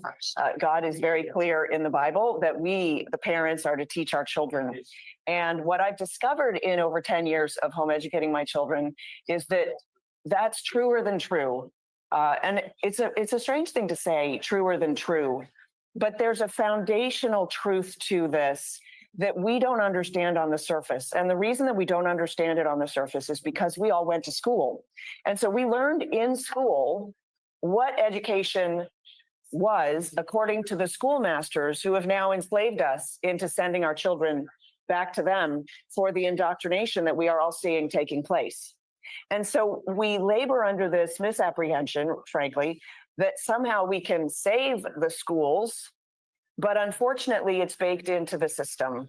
And the schools are intended to make every child the same. And so if your child is slightly divergent, and I mean, maybe dyslexic, maybe on the spectrum, but maybe artistic, maybe like a super artistic child, which I have, will not fit in their system. And that child will be taught, sadly, your gifts are not valuable. How can you make a living as an artist? Don't be ridiculous. Find something concrete that will earn you money. Because what is the number one goal of our schools? College prep and career readiness. And what is college prep and career readiness? Let's think about that. Well, college prep is convincing every parent to spend a lot of money sending their child to college, right? So that's kind of a Ponzi scheme. I'm sorry. But then career readiness. You send your child to college for a career, right? What's a career? Well, it's better than a job. How is it better than a job? Only one way. There's only one way a career is better than a job. And that's because you're after the almighty dollar. And so the value system that is in our schools is not God's value system. It's the value system of the schools, which is money. Money, money, money, money, money, money, money, money. I can't say it enough. It's all about the money. And that's why parents, even parents who home educate their children, are overly concerned about, but what if my child can't get into college? I had a friend actually call me last week, and she said, so I've decided I'm going to homeschool my daughter. And I called the person at the school to tell her that. And she said, well, then your daughter can't get a diploma and she won't be able to get into college. And I said, well, that's nonsense. First of all, you as the parent become the issuing person of the diploma. You download a diploma online, you fill in your child's name, you sign it as the principal of your school. And this differs from state to state, so don't take my recommendation as a blanket recommendation. And I know we get calls from all over the world, or viewers from all over the world, so it's not entirely that. You have to check with your state, and I advocate that you go to HSLDA, which is Homeschool Legal Defense Association, which will give you all the information about your state in a very positive way towards your home education journey. But I said, basically, she's in Florida. You deliver the diploma for your daughter when she graduates according to your standards. And let's face it, the standards in the school, I mean, come on. Are we really thinking that somehow they have standards when they change their testing to suit the lower attention span, the lower intelligence of their students? They revise the tests. You give those students the tests from 100 years ago, you will see across the board failure for, say, 8th grade. And there is floating out there's an 8th grade test from 100 years ago, 100 plus years ago. So according to your standards, you graduate your child, you give them a diploma, and then can they get into college? Do you know that you don't actually need a diploma to get into college? Yeah. So there are a number of rules that we sort of labor under because they're kind of baked into the system and you sort of imbibe them that aren't actually true.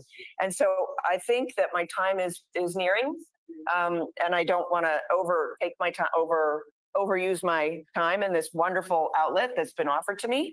I will recommend for you my book, Parents Guide to Homeschool.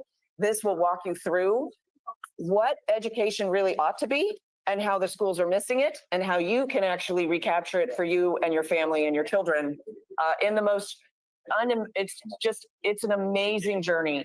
When you enter into the home education realm, you are passing from black and white staticky images into Technicolor.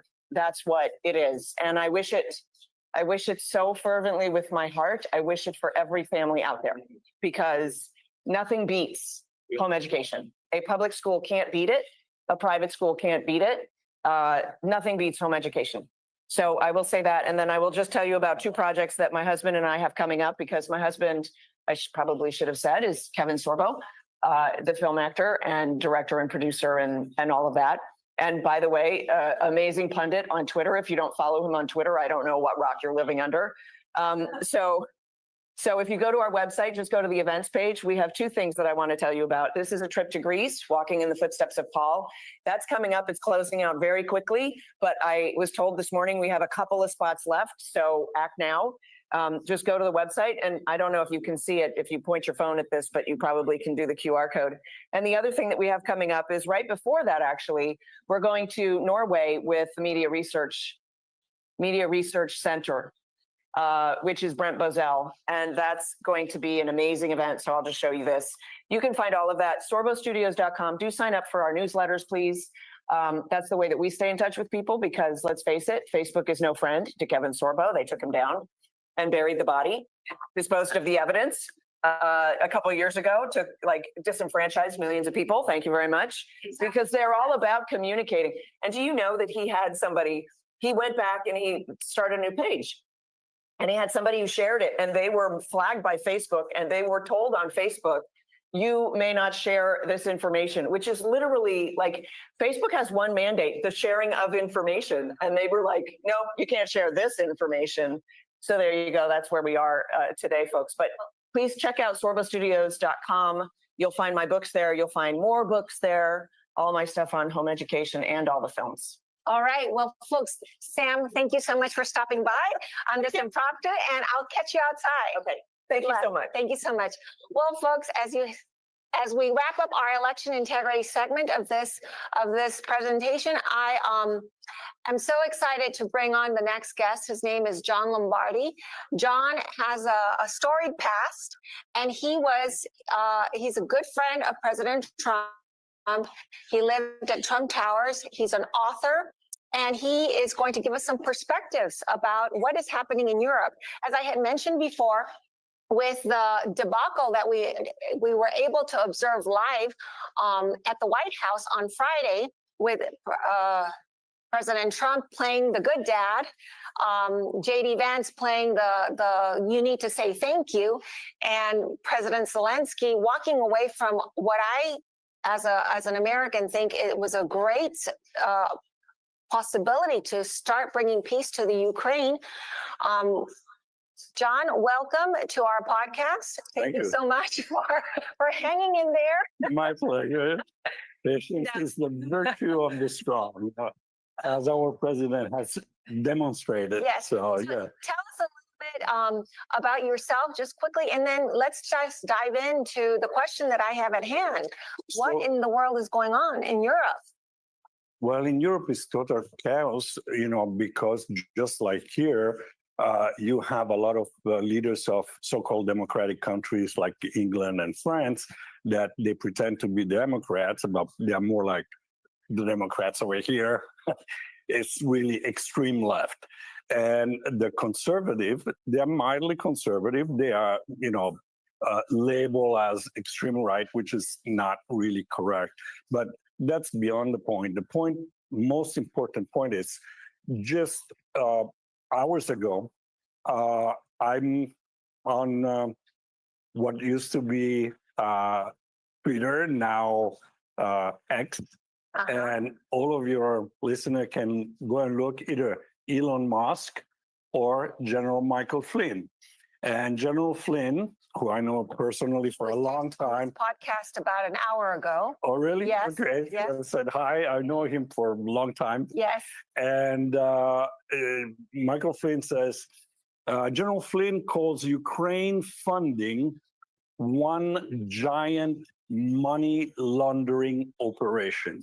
And that is true because even Zelensky himself said in front of the cameras, well, the United States said that they sent us 170 billion, but we only received 70. So there's 100 billion missing.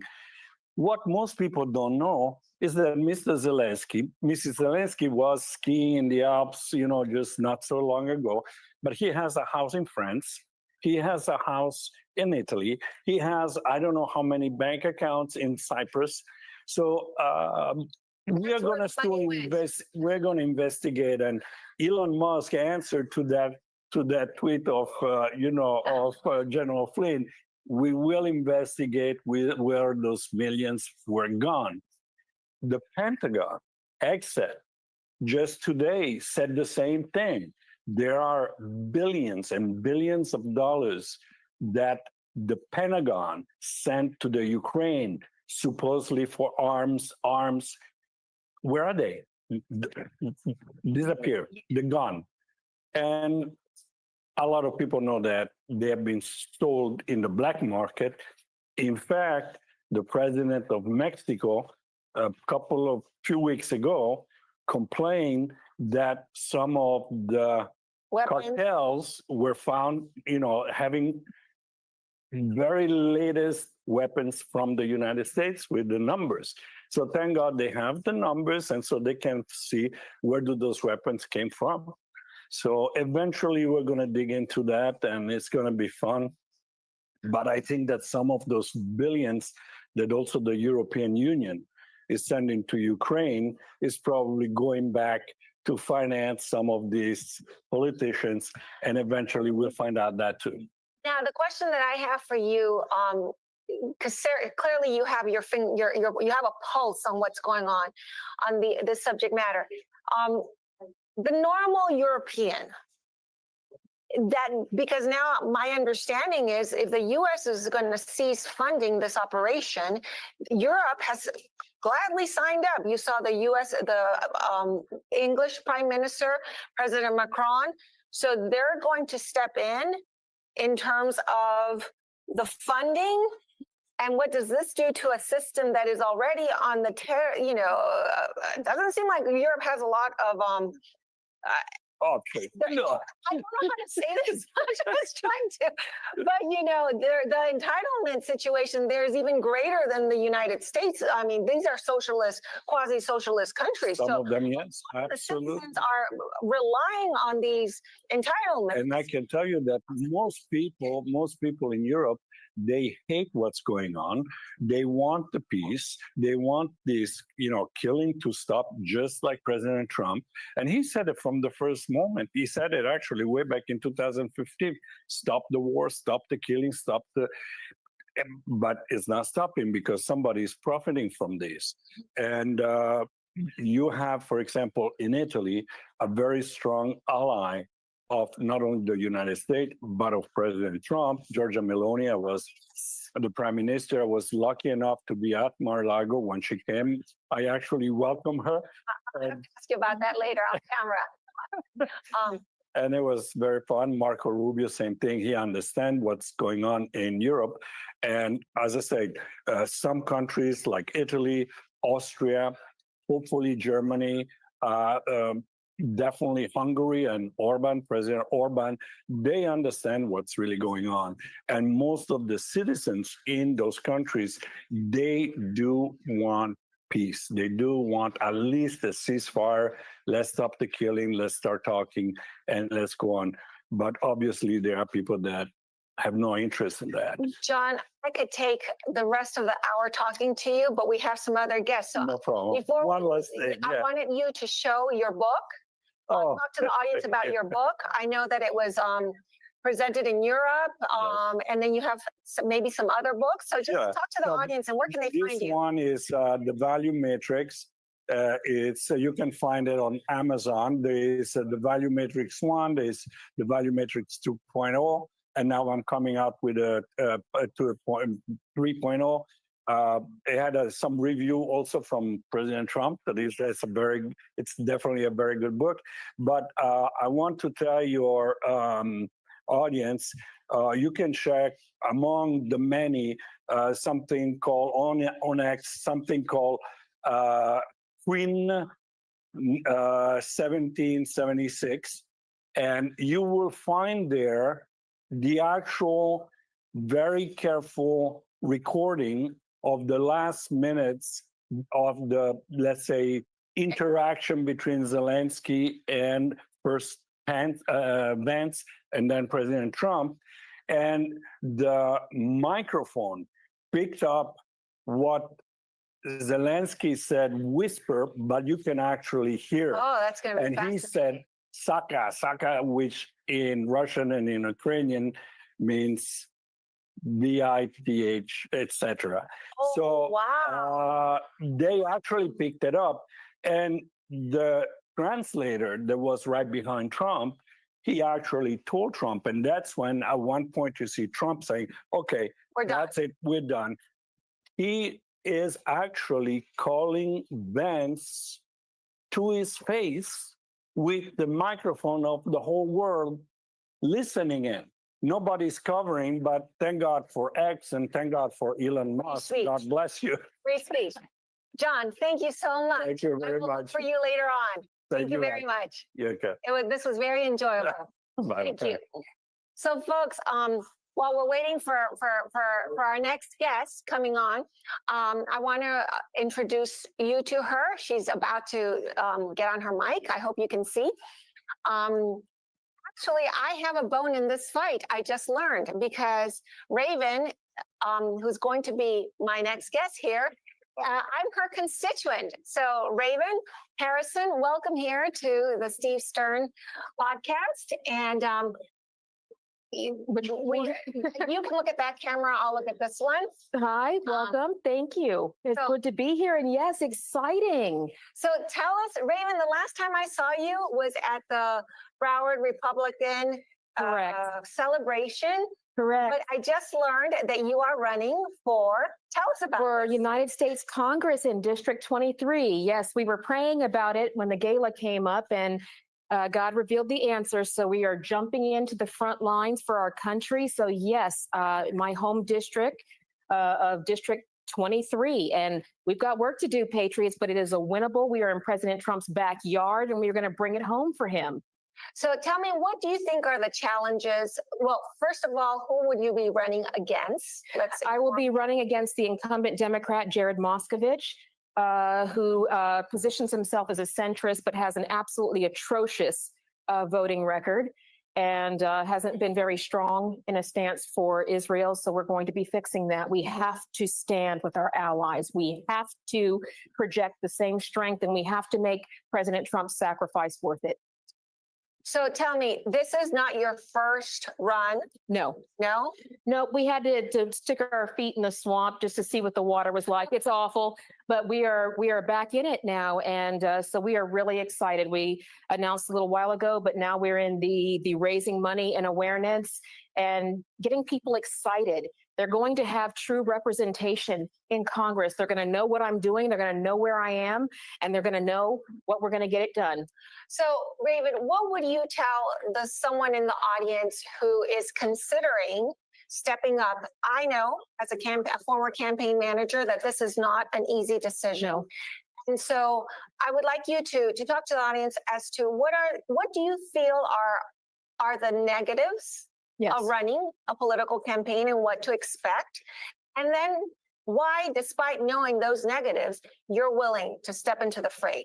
Well, I would tell anyone who is thinking about doing it, if it's easy, anybody could do it, but God didn't say all things were easy. He said all things were possible if we believed in him, and that's where we're going with it. I am the only child of 2 retired Air Force lieutenant colonels. I am the wife of a retired C-17 pilot, and I am of Native American descent. There's some part of me that's always boring, but I tell people the system is not designed to make it good for transparency, but it changes when we decide. When we decide that, you know what, the same politicians who made this problem are not going to be the ones who fix it. That's why they're so angry at Trump.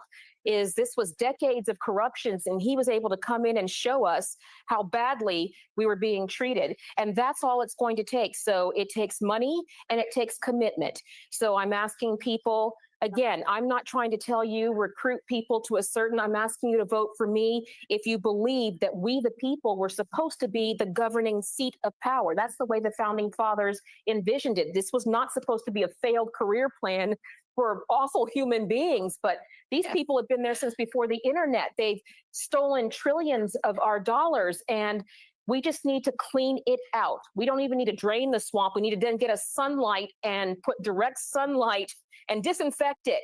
So that's what we're going to do. And I tell people, let's get excited about it, because my dad always says, people with nothing to hide, hide nothing. Ask me anything. But I have no skeletons in the closet. It doesn't stop them from making it up and smearing you. But the truth is, this is our time. And I am warrior raised, military raised, and I'm a mother, I'm an author, I'm a speaker, and I'm doing this as a service. You know, this was supposed to be a civil service, not a career. So I'm term limiting myself, but we are going to get our government back on track. America is worth fighting for. Well, thank you for those insights, Raven. I really appreciate it. Where can people, do you have a campaign side? We do. And anybody, please reach out. We want to hear from you. Be part of our campaign. So we have these digital flyers, but it's RavenHarrisonForCongress.com.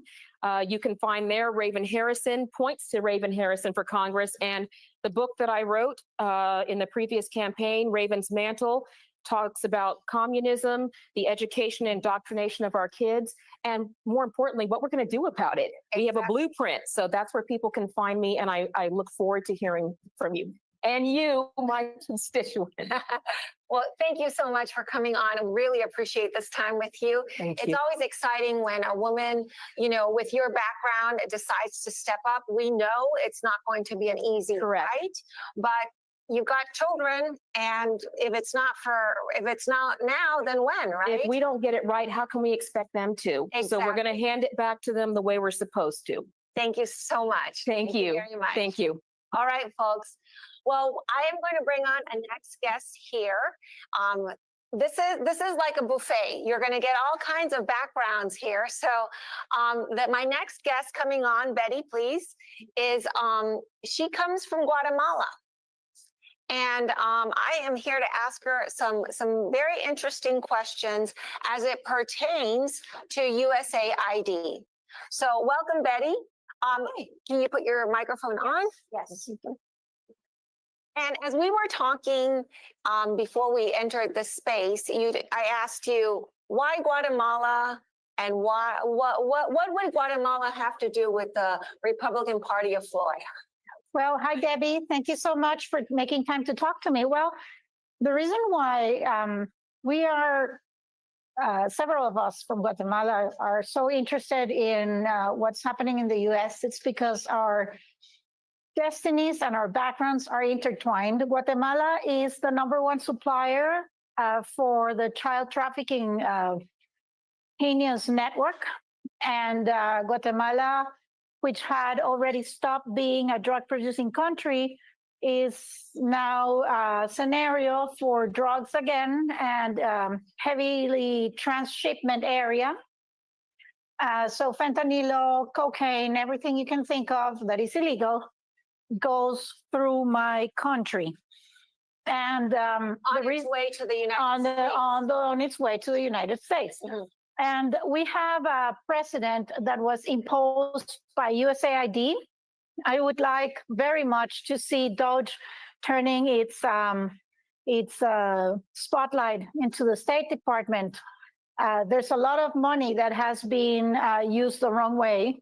And I would not be surprised if a lot of money laundering emerges from taxpayers' dollars used by USAID, not only in Guatemala, but everywhere.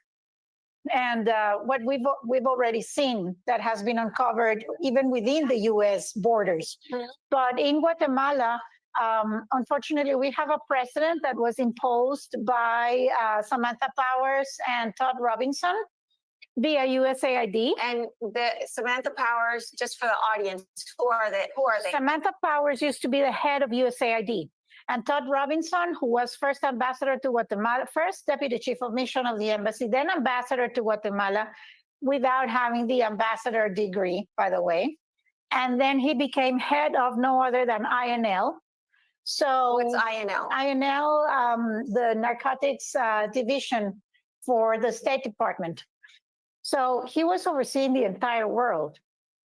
From what I hear, there's investigations that could lead to his network being beyond the American continent, meaning beyond the Western Hemisphere, mm-hmm. reaching Africa and Asia. Mm-hmm. And we're talking about the 3 pillars of illegal trafficking, which is children, organs, and illicit drugs. They're all together. It's the same people moving them. So Secretary Rubio came to Guatemala recently. It was astonishing that he, on the first days of being in office, decided to come to Central America, starting with Panama. Well, Panama was evident because of the canal. It made perfect sense. Then he went to Costa Rica, which has traditionally been an okay ally of the U.S. Then he went to El Salvador. I can understand that. Bukele has been fighting crime in his country. Successfully. So, successfully, yes. And also in those countries, the Chinese tentacles were coming in very strongly. So then he came to Guatemala. And it's I don't know if I should use the word sad, pathetic, or shocking, that President Bernardo Arévalo said yes to everything that Secretary Rubio asked for. And as soon as Secretary Rubio left, turns out, we're finding out that Arevalo sold land to the Chinese government in Guatemala, next to the main port in the Pacific, that he's allowing the Chinese to bring in fentanyl components through our ports that are severely corrupt. And it's, to me, that is an insult. It's adding insult to injury, because the Trump band's agenda will be hurt if Guatemala is not playing correctly. But then again, there's 4 articles of impeachment pending against this criminal president and vice president, we call them the Biden and Kamala of Guatemala, because she's a self-proclaimed hardcore communist. And he's like Biden. So Betty, you know, for the audience here that's listening to this, I'm sure there's a sense of frustration because we as Americans, you know, see what has been done with USAID in the name of the United States, actually, and seeing how this plays on a global scheme. What can be done? If you had if someone in the audience is listening and says, what would your ask be? Well, in Guatemala, you see, we're a country that wants trade, not aid. And all we would need, frankly, all it would take is for the embassy of the United States in Guatemala to turn MAGA, stop being a deep state embassy.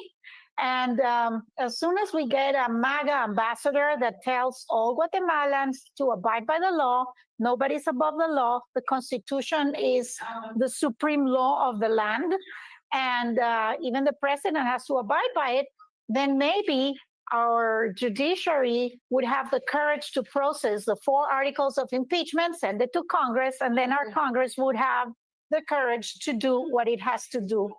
So we could give Guatemala an interim government and then have elections, free elections, of course, without the electoral law that we inherited from Powers and Robinson and USAID. So were they, when you say we inherited, were they actively promoting it, actively demanding it be approved, actively imposing it? And all the people that were in office, including our former Attorney General Tel Maldana, they're all hiding in Washington, you know.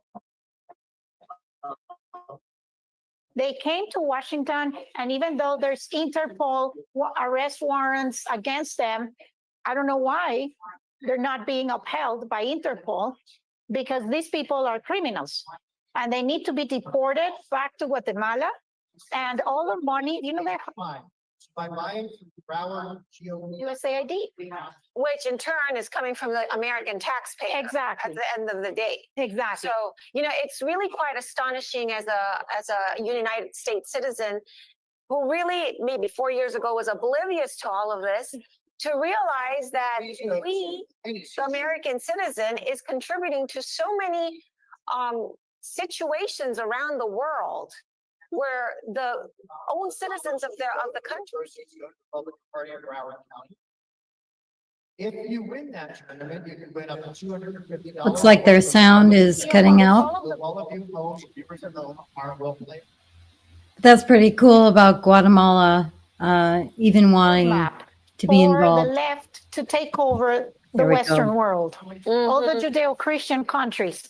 And among the several pillars that they took academia. That's why they indoctrinated our children in the top universities.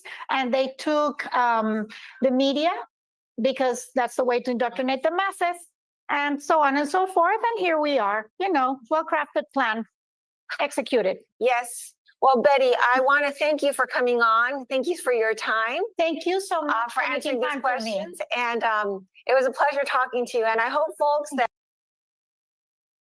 I'm just stopping in a second. Her name should be Based Betty. Should we rename her? Let's rename her.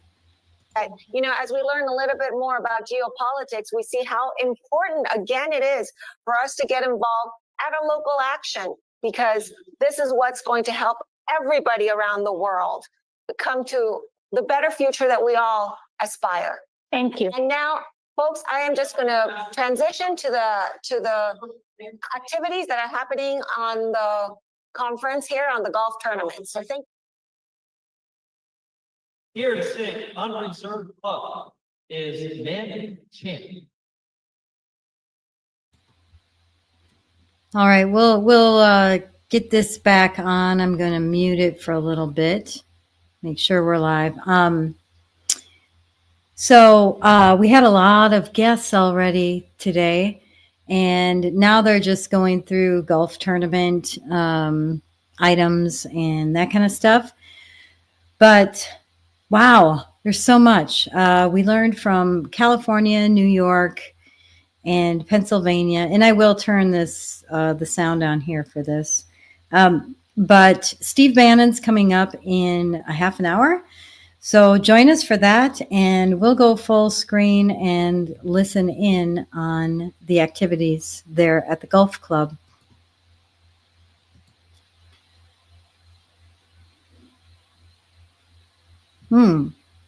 Sounds like their sound is off.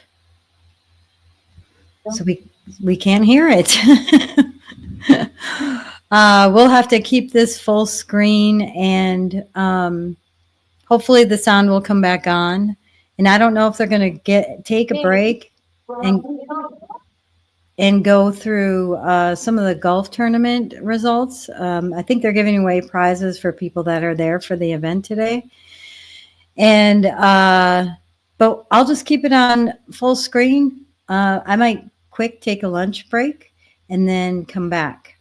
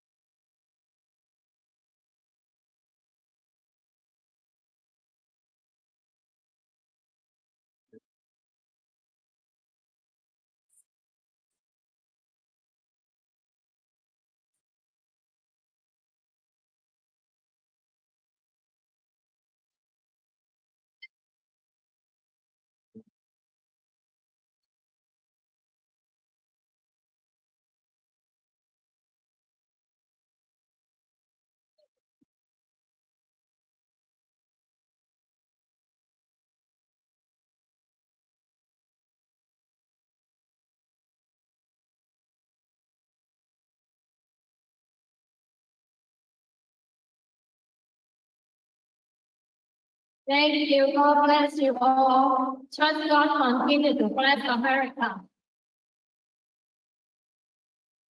Thank you, Ms. Shannon.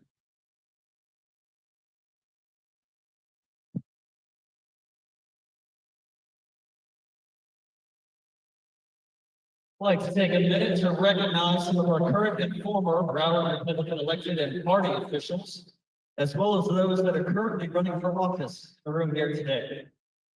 I see Raj Doraisamy, an event hall sponsor, and he's a candidate in Congressional District 20, which spans Broward and Palm Beach. Ms. Raven Harrison, she's a candidate in Congressional District 23.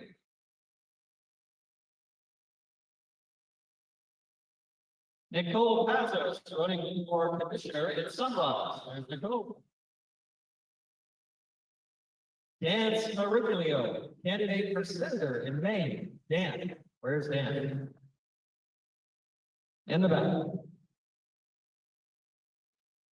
Mary Lopez Palma, State House District 102. Running for State House District 102. There she is. I see Carl Cascio, the Palm Beach Republican Executive Committee Chairman, with us here today. Miguel Castillo, a commissioner of the Central Broward Water Control District, right over there. Chris Vincent, former mayor of Lauderdale by the Sea, my mayor, and current candidate for Florida State Representative in District 100, Chris Vincent, way in the back there. Anne Marie Lyons, you might have seen her at the front desk. She is the Broward Republican Party secretary. There's Anne Marie. She's working still, probably. Oh, there she is. Olga Santa Maria, the former Broward Republican Party secretary, right up there.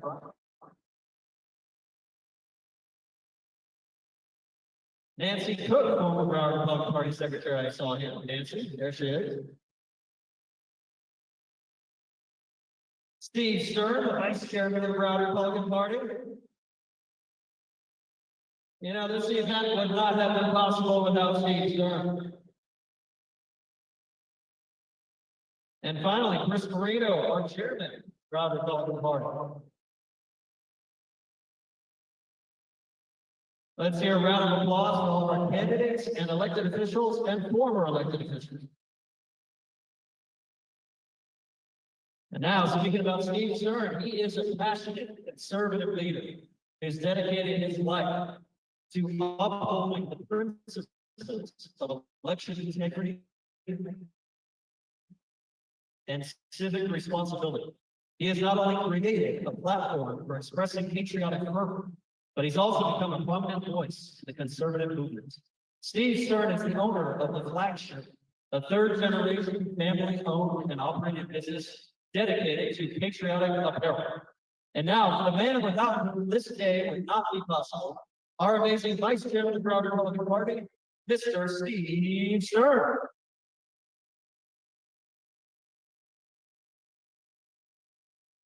Thank you very much.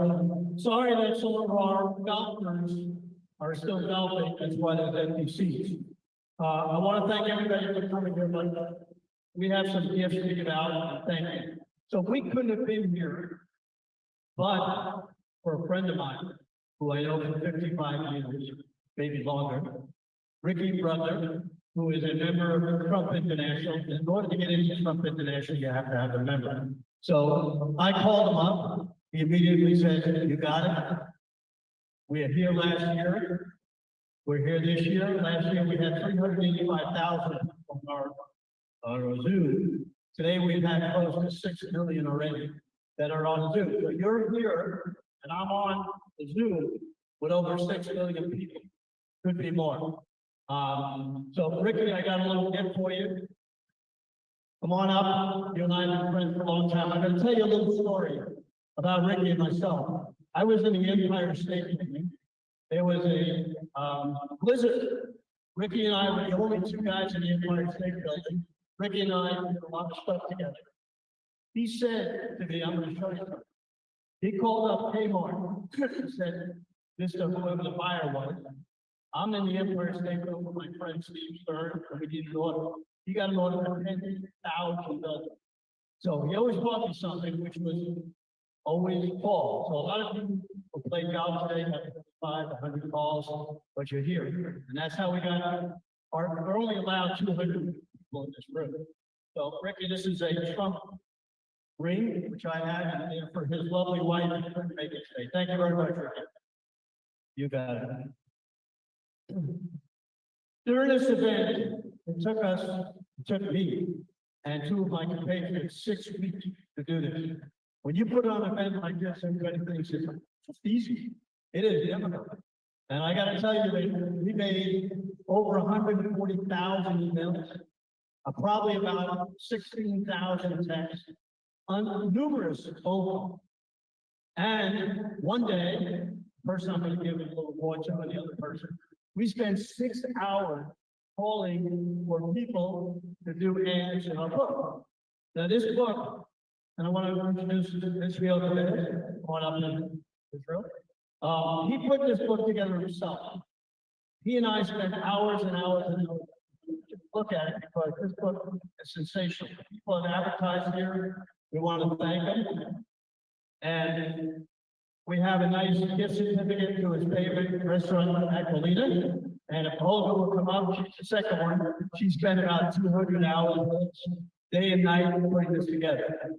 Now, what can happen? No, does happen. Last year, during the golf event, we had people coming in that we had no knowledge of. So this year, Sunday, we were calling all the golfers to make sure to come in. Olga and I worked together day and night, so we got this event off the wall.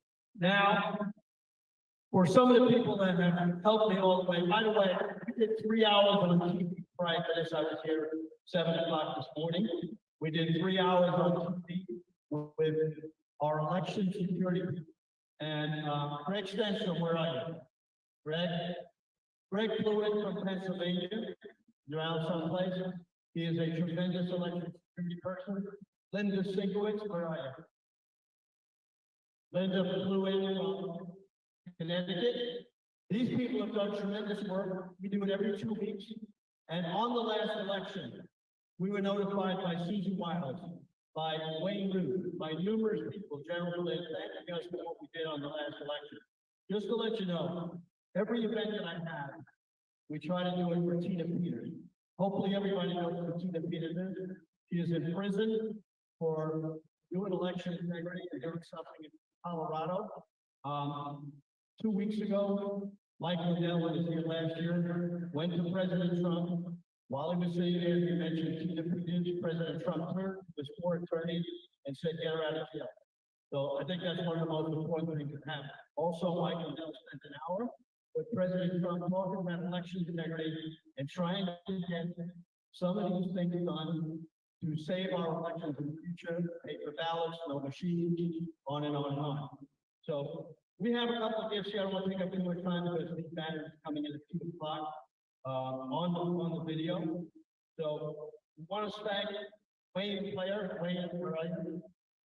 He donated a couple items signed. We appreciate it. He's one of the golfers today. Marino Lopez Palma helped us with this event. She was here with me at Trump International a couple of weeks ago. Moses Garson, where are you? Moses donated our little swag bags here. He's actually out of Haiti and it's his trucking company. Rogue Roseman donated the balls and Barry and her husband donated the porta potty. So we appreciate that too. You can't have these events. When you start, you have to have a person that takes a table or immediately starts it off to get the ball rolling. So Marcia Zimberg has been a big help to us. I wanted to come up here. We got a necklace and a Trump ring that I'm wearing for a husband who couldn't make it today. We want to thank her. She bought 2 tables last time, no table this time, and she's always the first person that helps us do that. Thank you very much. So you need people to help, and very important. Unfortunately, we have Maureen Bannon here, Steve Bannon's daughter. She's been playing golf. She'll be out here later, and we'll give her a gift. And a few of the other golfers are playing golf, so I don't want to tie it up anymore. But I want to appreciate everybody for coming. This has been a great event. I'm a little tired, so tomorrow I'm taking off. People ask me, where do I get all this energy? And it's because my wife's good cook. I always say that. If I don't, I'm in trouble. So anyway, thank you very much for coming. And action, action, action.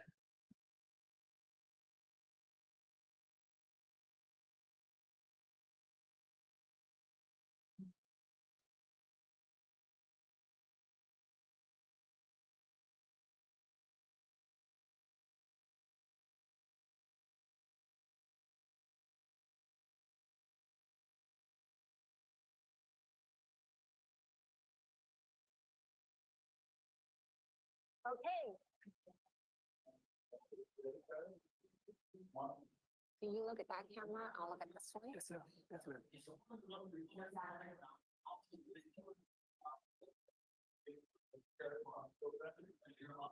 Let me know when I'm up. Okay, folks, so we're back for a little interlude. At 2:00, we're going to have Steve Bannon come on. But it is my pleasure right now to introduce future current candidate Rodney Joseph. Yes. And I want, one of the questions that I had prepared for you is this your first time running? No, it's not my first time running. No? I run as a U.S. Senate under the Democratic Party. Under the And Democratic then Party. after the party agendas alienated me, and I left the party, I endorsed Senator Scott, I endorsed President Trump. And then after that, I switched my party. So when was it that you made this decision to change from your party affiliation? It's been a fight for the last 2 years. I've been fighting with the party because the agendas, they always forget about LGBTs, they forget about the community, they forget about the economy. And I've been fighting for them, but it's so hard when the agenda not aligned with your belief. So I have to make that decision to go with my belief because I'm never about the LGBTs views, about abortion, about all those nonsense. So that's when I decided to make a decision and switch parties, endorsing 100% President Trump, endorsing Senator Scott. So you changed parties what year? Last year. Last year? And campaigning for President Trump, I have turned Miami in 32 years. I have turned Miami red. Oh, okay. You did some campaigning for? Yeah, I do a lot of campaigning for both President Trump and Senator Scott. Tell me, how was this experience from you, being, I imagine, a lifelong Democrat? How was that received within your family circle, within your friend circle? This is the discussion we have to have. I lost friends. Yes. I lost a lot of friends. That's because of President Trump. Endorsement, they told me, why you endorsing, why you Republicans? But the more we discuss, the more they respond to it. Because before I switched, that was about 3,500 registered Republicans in that Miami. I switch, I make a press conference, and I speak to the people. We have about 17,000 strong today.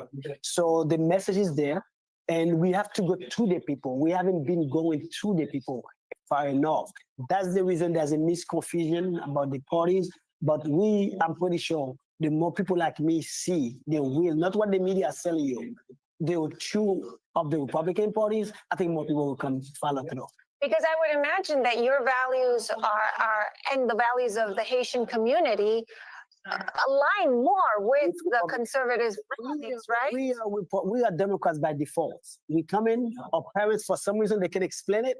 They all Democrats. And then we grew up in a household where we're Democrats. But when we see what they stand for, their agendas, we're in conflict with ourselves. But we have something like people will like loyalty to parties. But for next generation, we just that and we stay blue-red. But the more people like me, like this year alone, we see about 5 elected officials from the Democratic Party left because the party been so radicalized, far wide.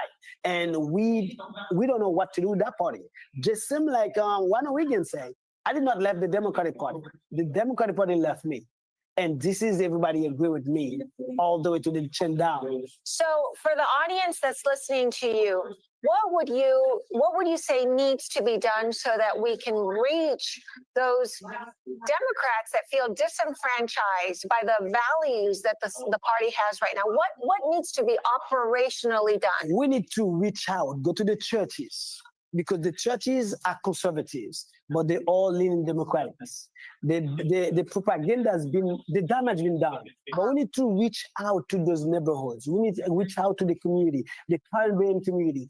As all immigrants, we all one community. Don't differentiate between Indian, Chinese, Haitian, Jamaican, or Hispanic. Just see one block community.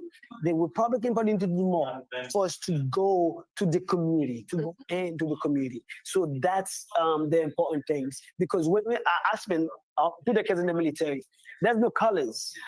I don't have nationality. Of course. Everybody's Americans. Yes. We're defending the economy, we're defending the Constitution, we're defending the rights of white or black. But once we come outside, the media divide us. I got my friend at the Florida, they told me this guy is Republican, I'm Democrat. But in the military, we are Americans. And like I said, I grew up here. I didn't come here to become a Haitian. I come here to become American. And I'm gonna live every second, every bit of it. I'm gonna protect this land. I'm gonna protect this policy. I'm gonna support this president. I'm gonna support Congress. I'm gonna support the Senate to protect our way of life and also to protect all the Americans. And a lot of people get mad because with the way the Republican, but unless you go to sit down to do your research, there's still gonna be that divide, the confusion from the media. But I'm coming to gap the bridge between the misconstrued of the Republican Party and also the true fair. Well, because, you know, within the Republican Party, traditionally, you know, we stood, I've been a Republican for all my life, but it was definitely a different party. Within the Republican Party itself, there is a populist movement, which is the MAGA movement, and then you have what I call the legacy Republicans. Yes, yes. And that's a bridge that we're also having to deal with, right? So the point is we have to have communications. Communication is the cornerstone on everything we construct. Everything we build, you have to be, even if a building, we build a big castle. It starts with the communication. And so communication your suggestion in terms of communication is to start at the churches. The churches are the foundation. 65% of our voters are from the church. Well, you know, it is very surprising. And I learned this in the last general election because I was a field director for Vote No on 4. And what we found is that a lot of churches are not politically involved. Not majority of the churches. Exactly. I didn't want to say, they are not political because and about 40% of Christians do not vote, which was shocking. Whenever they say they're not voting, what they realize somebody else is voting. Exactly. And then somebody has got an agenda for you. Yes. That's the reason I call upon all my people, immigrants, get engaged, because this country don't stay by itself to be great. No. We all contribute to be great. I serve in the military. My kids serve in the military. You doing this, your family come here. We come here to keep this country great. Exactly. And we don't want it to be. And the next election, don't get relaxed. We still got work to do. We don't want to lose the house. So let me ask you something that I think is going to be a challenge for because you would be up for election in 2026, right? But at that point, Trump is no longer on the ticket. That was a big draw. That drew a lot of independents out. So in your race, how do you plan to address that challenge? I'm reaching out to everybody. I'm reaching out to Americans. I have about 27% veteran in my district. We have. Hold 1 second. Can someone close that door, please?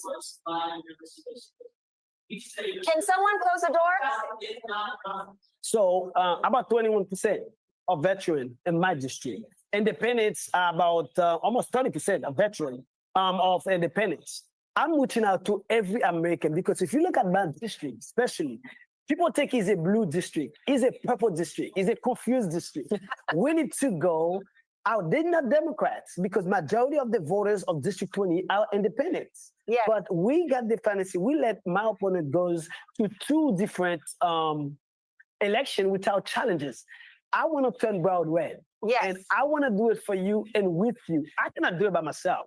And brown red means the economy boosting and lower house, lower bills in the house, and the small businesses empowerment. Because this is what President Trump is preaching. Yes. If we don't have somebody to carry the goal and the dream of the president, we'll be having the next 4 years wasting our time, battle in Congress and the Senate, and then we never achieve anything. I'm here to support and enforcing everything President Trump put on the table. 100%, because the commander-in-chief as a soldier, that's our leader. And that I don't care your party's affiliation, he's our commander-in-chief. We're gonna follow him, support him for him to succeed, because if he fell, if President Trump fell, America's failing. That's what people don't realize. Yes. I'm here to support President Trump, Senator Marco Rubio, Senator Scott, everybody that's on the Republican side. We need to get in the support and to make sure we succeed. Okay, well, we have 2 minutes, so I'm gonna end this with another opportunity for you to reach out to now your constituents. Can you tell us where you're running and what areas? Yes, District 20 stretches from Fort Lauderdale, Lauderhill, North Lauderhill, Pompano Beach, Dania Beach, Vera Beach, South southeast of Palm Beach Airport, and little part of Delaware. So if you live in any of those areas, I want you to come support, vote me, no matter what your party affiliation is, no matter what you are. I am the choice for you. All my veterans, I'm calling upon you right now. Come up, lace your boots, come follow. Let's come start this movement. We need to turn Broward red, and red for the good reason. We don't need it for pocketing money. We need to read it for you. You got the small business, churches, pastors, start engage the community. We need you. We cannot do it without you. Let's go ahead to support the president. Whatever he's doing, we don't want him to fail because president's success starts here. Rod, and how can they find you? You can go to Rod for Congress, and you can go 754-303-2625. And you go to Rod Joseph for Congress. You can donate, you can volunteer, because I need you to make Broward red again. Folks, don't just say, Rod, I support you. Rod needs your time, he needs your talent, and he needs your treasure. Because even if you are not in his district, let's support a Republican in Broward. Broward is the bluest county in Florida, and we need to be making these changes. So again, Rod, thank you so much for coming on. I appreciate your time. Good luck. Thank you. And thank you. Thank you very much. Thank you. Maybe just let people know that Steve Bannon's coming. Okay. Keep talking till I talk. But what I'm just summarize the day. All right.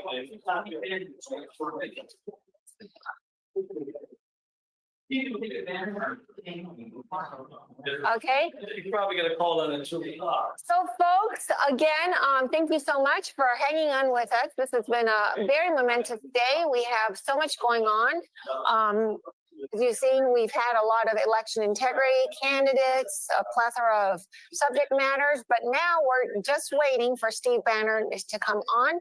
He is going to be joining us. His daughter Maureen is here at the golf tournament playing. And I was looking forward to interviewing her, but she's not on yet.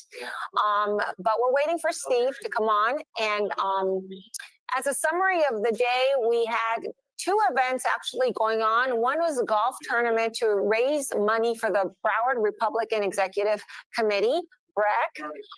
This money is well used because Broward, if you're not aware, is one of the largest blue counties in Florida. Florida, we have about five large counties, but the three major ones are in South Florida: Miami-Dade, Broward, and Palm Beach. If you're not from Florida, Miami-Dade turned red. We just had a guest on here, Raj Joseph, which was a big contributor in turning out the red vote for President Trump. Broward also came out red. And that is largely to the tireless work of Chris Marino and the Broward Republican Executive Committee. And then we've got Palm Beach. Palm Beach is a challenge. So your participation is extremely important in your participation is extremely important in turning these counties and making sure that these counties are red, because the work that we do here in South Florida really affects the whole entire state. And I know we have viewers that I've been asked to cover here because Steve Bannon is about to come on. Where are we guys on that? Yes? Okay. So hang in there because Steve is about to come on. And as I was saying, it is the participation of you, the citizen, you, the voter, you, the person that's watching this live stream is so incredibly important, because we have so many ways that you can be helpful. You can join your executive GOP parties. We've talked about the precinct strategy. What does that mean? That means that you become the captain of your neighborhood. I don't know if it happens to you, but many times when it is time for the elections, my friends come to me and say, Deb, who do we vote for? Well, that is what a precinct captain does. A precinct captain makes those relationships with the voters that are in their neighborhood. You can door knock, you can find those Republicans that share your values and become the resource for the elections, especially the primaries. That's when we get to elect choose Republicans to represent us. And then, of course, the general elections. So that's the precinct strategy. Sign up. How do you do this? You sign up to your local Republican Party and say you want to be a precinct captain. And then we can give you the information, the list of where to find Republicans, knock on the doors, introduce yourself, say that you are a resource, and carry on.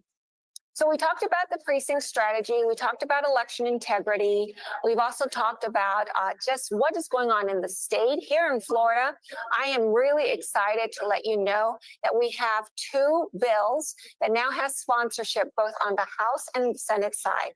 And the first bill is very near to my near and dear to my heart because it is requesting citizenship verification. Now, most of you, of course, would imagine that only U.S. citizens are voting in Florida, but are we good? No, still on? Okay, I'm going to keep on talking about our bills. So, citizenship verification. All right. Oh, my goodness. Sounds like they're bringing Steve back in, and we're getting ready to watch him. There's a lot of great exposure today, talking about how they had found 29 million voter integrity issues, and throughout the country. We had folks from California, New York, Florida, even Guatemala. Hi, can you hear me? It's Steve Bannon. There he is. Let's go ahead and listen to Steve.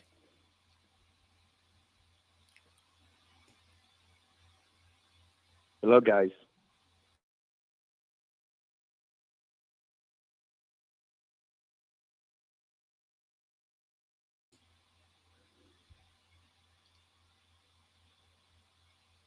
Perhaps they're having technical difficulties. We'll just give it a minute. Super excited. Thank you for everybody who's just joining us for the first time. Be sure to follow us on Department of Winning. We are both on Telegram and on X at DEPT of Winning. We want to celebrate all the wins. So they went over a lot of wins as well earlier. A lot of the new legislation that is being drawn up, court cases that are being filed. There's a lot going around. There's a lot going on around the elections, and we're going to try at Department of Winning here. We're going to try to schedule up some interviews with some of the speakers that spoke today. And so we'll be reaching out and getting some interviews scheduled with some of these folks. We had Michael Flynn, General Michael Flynn at the beginning. Sam Soros was cool. We had a lot of really good speakers that just spoke on different things. So we aren't going to get tired of winning. We want to get tired of winning. We want to get tired of winning, right? Tomorrow night is the State of the Union, and follow Department of Winning because we'll be doing clips and commentary on the State of the Union tomorrow night. That is going to be something, isn't it? I think it's going to be historic. It always is, isn't it? All right, we'll just stand by, and Steve Bannon will be coming up shortly.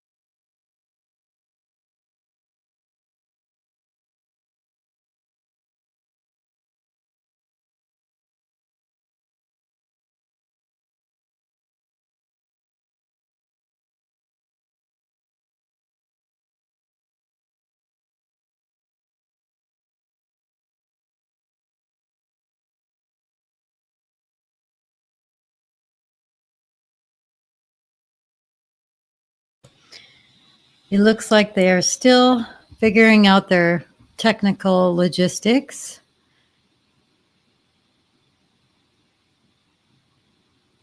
And we're just awaiting Steve Bannon's statements. Stay tuned.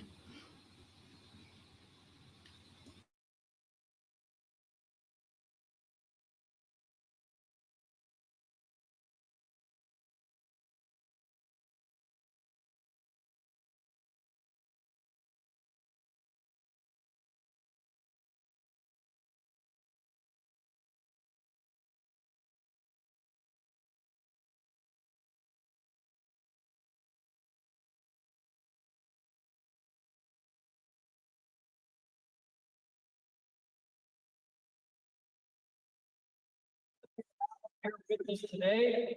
So please, everybody, let me have mention for Mr. Kevin Sorbo himself.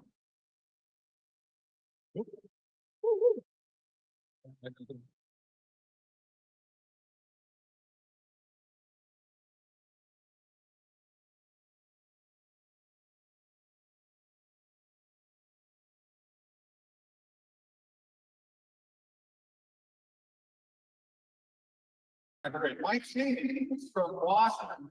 I said they're conservatives in Boston. They've got Kevin Sorbo as they work out logistics for Steve Bannon. I'm from Minnesota, and we turned into as bad as California with our politics. It's unbelievable. So anyway, for those who don't, they give a quick intro. I'm an actor, director, producer, author. I did star as the lead role in Hercules, the most watched. I got right from 76 countries. I was bigger, I was stronger, I was younger, so, you know, I'm a mere mortal now, but then I did a show called Andromeda after that. I've shot over 90 movies. I do have 40 movies coming up this year, 3 new documentaries, so I'm still working, staying very busy. I should wear t-shirts that say Hollywood loves me. And by the way, this is my pride flag right here. That's my pride flag. Explain to me how the hell Pride gets a fund. Pride Month, really? Okay. Have you seen their parades and what they do? I'm sorry. Give them a day. I'm fine. Give them a day. But Pride Month is ridiculous. Mothers get 1 day. Fathers get 1 day. Our vets get 1 day. 1 day for our vets. Amazing things. Satisfied lives the state of this country still has today. By the way, if everybody next year right now, the vets please stand up, be right back. Happy veterans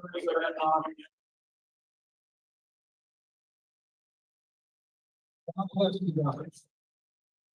Thank you so much. Thank you.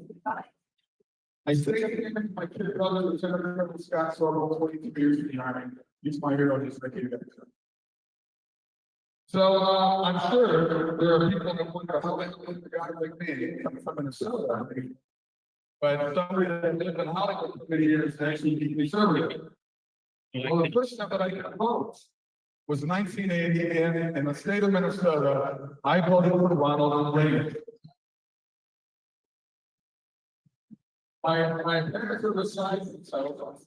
They said, "How can you not vote for Jimmy Carter again?" I said, "Well, I'm getting young, right? Jimmy Carter, probably the worst president this country's ever had." And I was right. So Biden came along and Obama came. Can you do both? But he's in the top. I don't care. So I kind of grew up that way, almost a little conservative. I didn't feel like an outcast. You guys remember, as a conservative, even among Democrats back in the 80s and 90s, you could still talk about being attacked. Oh, they want to talk, let them talk. It's very important over there. But I just know that as a conservative in Hollywood, I had no problems whatsoever until about 15 years ago. And it actually started early in that, 2008. I was at the Emmys.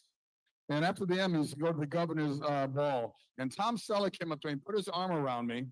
And he said, "You got to tone it down on the internet." And I said, "Well, what are you talking about?"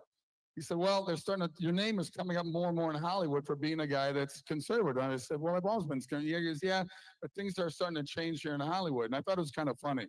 And Barbara Walters, who's about this tall, was standing in front of me. And it took everything I could possibly do not to say something to her. But I found it kind of interesting that she was I know she was an earshot of it, but I found it interesting. About 10 years ago, my manager and agent called me into their office.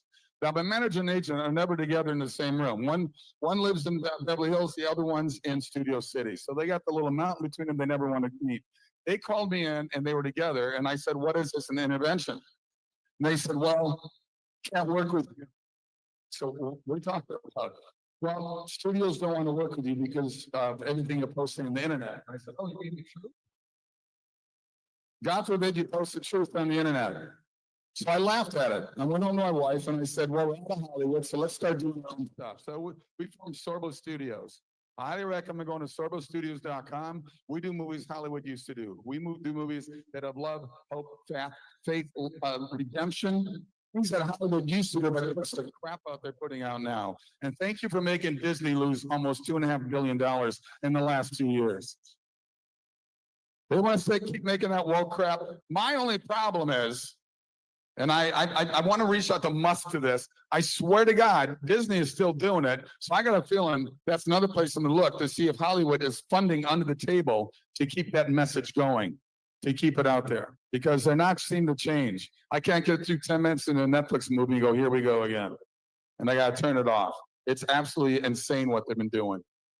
So we formed sorbostudios.com to do our own movies. We've been very fortunate. Every time that we have funded a movie, it's always been like a God thing, every single time. I'm telling you one little story. My wife wrote a wonderful script. Sam is here to speak after me. She wrote a script called Let There Be Light. Read the script. It was a great script. We had a buddy of ours come in, Dan Gordon, he's Oscar-nominated writer. He did a rewrite on it. He wrote The Hurricane for Denzel Washington, White Up, Kevin Costner, great writer. He came in and did a little rewrite on it. I'm sitting in my office at my home. I get a phone call. Phone rings. Pick it up. Hello, Sorbo, it's Hannity. And I wasn't surprised Sean Hannity had my phone number. I've done his show many times. He said, I love Soul Surfer that you did. I love God's Not Dead that you did. You have something like that. And I said, actually, I do. He says, well, fly to New York and pitch it to me. This is when I was still living in the crazy state of California. By the way, I escaped California 6.5 years ago. We live here in the free state of Florida. This is where we live. We love it here. It's been the best movie we've ever made. So we go to Hannity's office. I said, can I just pitch it over the phone right now? My wife's in her office downstairs. He goes, get on a plane. He hangs up. It's Hannity. He's got no patience. So we fly to New York, and 4 miracles happened in Hannity's office. We were in his radio office. Here's the first miracle. We told him everything about this movie, Let There Be Light, from top to bottom for 30 minutes. And the miracle is Hannity did not interrupt us one time. That's a miracle. 2, he writes a check right there and then. Miracle number 2. Number 3, he says, I know nothing about your business. Don't bug me about the movie. Don't send pictures. Don't give me updates. When the movie's ready to go to movie theaters, then then bring it to me. I said, Sean, you're my most favorite executive producer ever because he left us the hell alone. The movie's done. Okay, it's a year later. The movie's done. I call him up. The movie's done. We want to show it to everybody at Fox. He says, no. Screw them. I want to see it myself. So we sent it to him. 4 days later, he calls us up. And he says, are you recording this phone call? I said, I'm not Nixon. I don't record any phone calls. He says, don't tell anybody this. I tell everybody this. He says, your movie made me cry. And I said, Sean, that means you've got a soul. People need to know this. It's amazing. They stood behind this movie. He stuck with it, which is great. So every time, it's like I mentioned, every time we're lucky enough to do any kind of movies we do, it's always been a God thing because we're doing movies that are in the $3 to $4 million range. Let me tell you, that's catering budget in Pirates of the Caribbean. Those are $300 million movies we're fighting against. And the only way we can get movies out there is through word of mouth. I don't know, did anybody see one of the most famous movies I did, independent movie called God's Not Dead. Anybody see the movie God's Not Dead?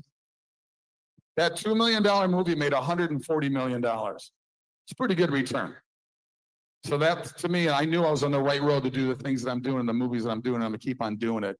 And that's sort of the road that we went on the whole time. And by the way, ladies and gentlemen, I do want to thank you here in supporting the GOP in Florida. And if I just used your wrong pronouns, I don't care, okay?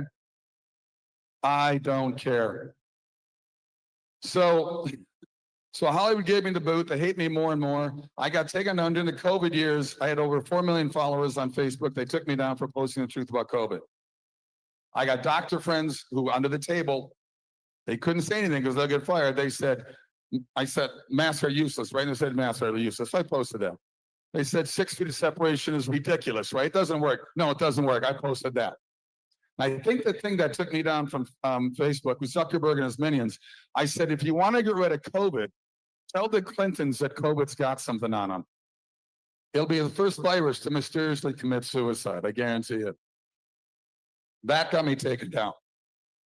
X kept shadow banning me. Finally took me down as far as you can go. And then thank God Elon Musk came in and bought X. So I'm back up to about 2.5 million followers. Please follow me on Twitter. I'm very sarcastic, but I speak a lot of truth. So go to K-Sorbs. It's K-Sorbs, S-O-R-B-S, and follow me there. But I tell you, we're going to keep on doing the movies that we're doing. We're keeping fighting the way we're fighting. I love it. What's going on here? I got to tell you, I met the president 20 years ago. President Trump, he and I golfed together for 3 days in Lake Tahoe at the American Century Golf Tournament. And my threesome was myself, Donald Trump, and Jesse Ventura. That was 3 days of very interesting times. And I said to him one day at lunch, I said, this is back in 2005 when he was doing The Apprentice. And I said, we need a businessman to run America, not a politician. Not knowing 10 years later, he was going to throw his hat in the ring. So during the 2020 election, he retweeted me 10 times on Twitter before it was X. And Sam and I got invited by Monica Crowley to our first time ever to Mar-a-Lago. So we're at Mar-a-Lago. It was the second time he'd been acquitted for that ridiculous Russian collusion BS, right? He walks in, 500, the place was packed at Mar-a-Lago. He walking by us, he sees me, he goes, Kev, love your tweets. So his assistant walks up half hour later and said, the president would love to golf with you. Can I have your number? And I said, well, sure, of course. So it was a few weeks later, I get a call. It was a Saturday night. I get a call, please be at Trump International at 9 a.m. tomorrow morning to golf with the president. So I walk into the bedroom. My wife's reading a book. That next day happened to be Mother's Day. I said, Sam, my Mother's Day gift to you is me golfing with the president. She didn't have a problem with that. So if anybody's in here has been lucky enough to golf with them, it's amazing what happens. And you guys, the ones who golf, you know the drill. They'll have 6 Secret Service guys with them. Each have their own golf cart. 2 go ahead, 2 stay with, 2 stay behind. It's a 2 ahead that caught on the par 4 on the front 9, caught those guys, that gun coming through, right? That's the hole where that happened. So they're also there not only to make sure it's safe, but to make sure that people coming through, the president's coming through, and members know they got to move over. Because he'll do 2.5 hours for 18 holes, which I love. My course, I don't join any course, let me go first. I'm an hour and a half for 18 holes. So today at 4 hours was really, I was cutting my wrist, man. It was slow for me. But this is what he does, and people don't realize it. He'll drive up to those people, get out of his cart, shake all their hands, thank them for being there, and says, look, we'll be out of your way in a heartbeat. I hope to see you inside for lunch. Do you think any other president would do that? So I'm going to give you a thing. I played in Ken Duke's tournament. Those who guys know golf, Ken's a PGA pro. He's in the Champions Tour now. He has a tournament every year up at the Floridian. Anybody play the Floridian up in Stewart? Oh my God, that course amazing or what? Great course. So I'm going there, and I'm not a big party guy. So like 10:30 at the parents' party, I'm heading back to they had us all these amazing little huts to stay in. I'm walking by, there's all these Secret Service guys out. They see me. They're, oh my God, so I grew up watching Hercules, man. I'm a big fan. I said, well, who's here? They said, oh, 44 is here. I said, Obama's here? All the lights were on, the windows were open. It was a hot night. And I yelled out, 2020 as loud as I could. So the next day at 7 in the morning, I go into the gym because the shotgun wasn't until like 11 o'clock. He's in there. He's in there with 3 of the guys that I'd met from the Secret Service. I figured they're not going to let us in because he's former presidents and that you can't be in the room. He let us. Other people came in, people working out. Halfway into my workout, one of the guys walks up and he says, the president would love to meet you. And I'm thinking to myself, he's obviously not reading my Twitter account. But I said, sure, I'll meet him. So I walked up, shook his hand. First time I didn't have my phone with me. I usually do, but I forgot my headphones to listen to music. So otherwise I would have done a picture. I'll tell you why later. So shook his hand. Turned to me, he goes, no, I'm playing in Michael Jordan's course up north. I said, I know Michael, say hi to him for me. I played him a few times. So I said, so what's your handicap? He goes, well, I'm golfing now, more than I'm not president. I said, dude, you golf more than any other president when you're president. And I don't blame you. I golf every day too. Trust me, I can get work done on the course. So I said, so tell me your handicap and don't lie. He looks at me and he says, I never lie. And I put my hand on his shoulder. I said, Mr. President, you're a politician. That's pretty much what you guys do. Sorry, I know there's politicians, but that's the old joke. Where does the word politics come from? Poly comes from Greece, means many, and ticks are blood-sucking parasites. So there you go. Sorry, politicians. True story. True story. But anyway, if anybody comes to our house, we have when I said I wish I had a picture with Obama, because we have a wall of political fame of people my wife and I have met through the years. And when they see anybody that, like, you know, from Mitt Romney, what a great thing here turned out to be, right? And from Trump, of course, and from both Bushes, another really good thing for our party. And Gorbachev, my wife and I have had 2 meetings with Gorbachev. So to meet him was kind of cool. We met him in New Zealand while swimming Hercules, and we met him in Las Vegas through Bob Miller, who was a 10-year governor, a liberal governor, but a dear friend of mine, a good guy. He gets it. He's a little more common sense. So growing up in Minnesota, I got to tell you, if you look back at my parents were Walter Mondale, Hubert Humphrey Democrats.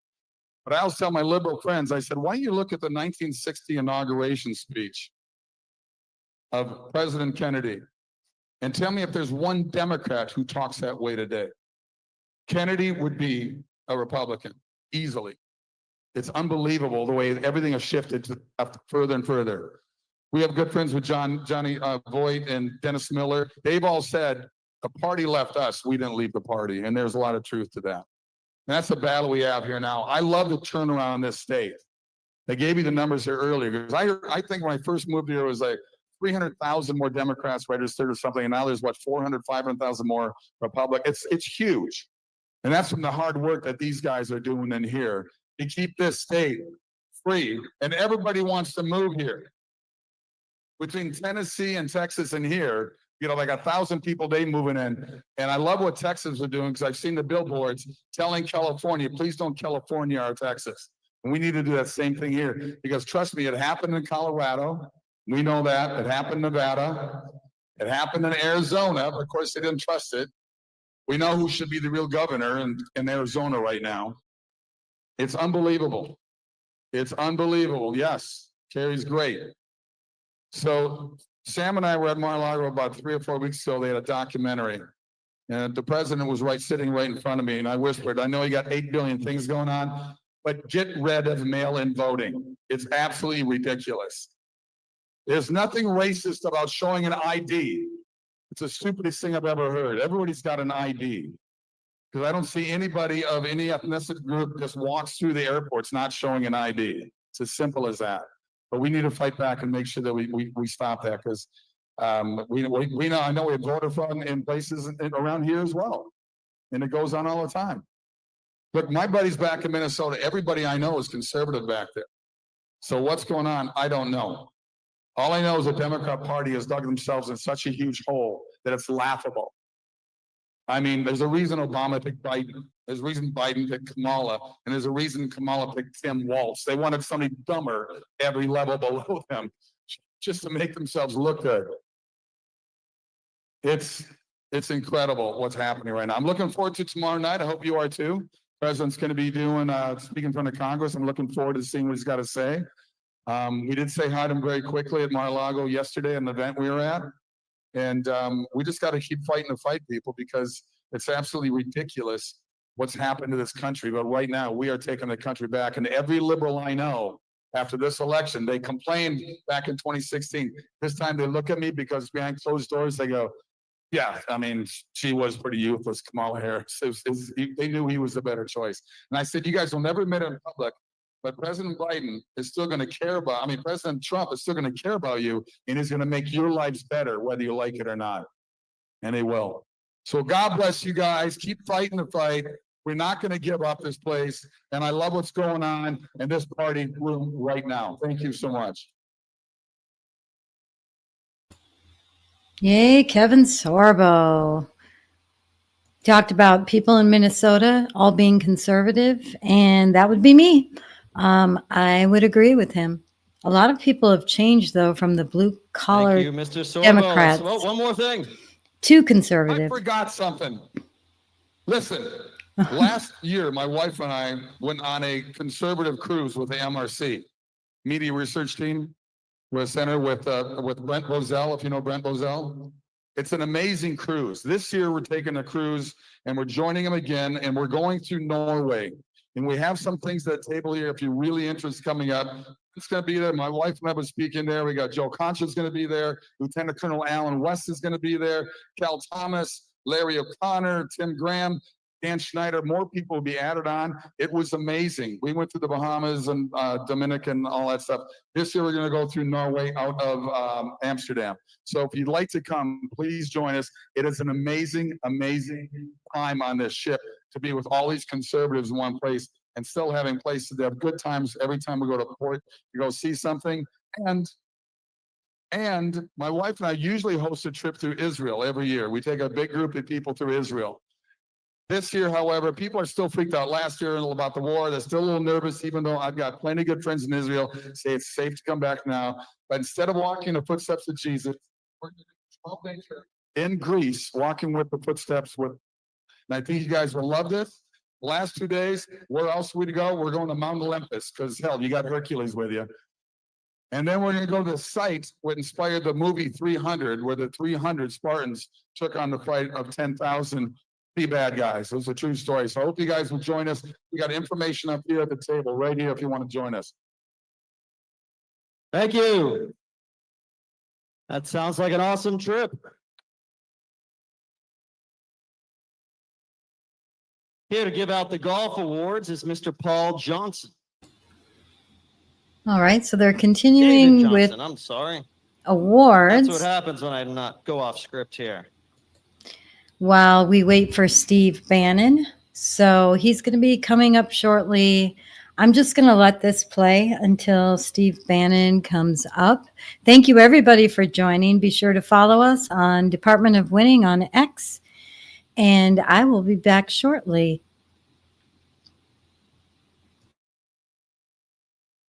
Without any further ado, I'm going to award first, second, and third place net, and also first place low gross for the tournament.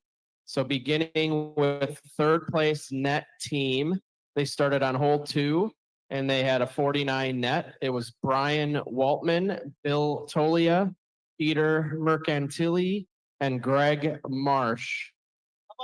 If you guys are still here, come on up and accept your award. They've got some great awards here. Brian, Bill, Peter, and Greg. Here we are.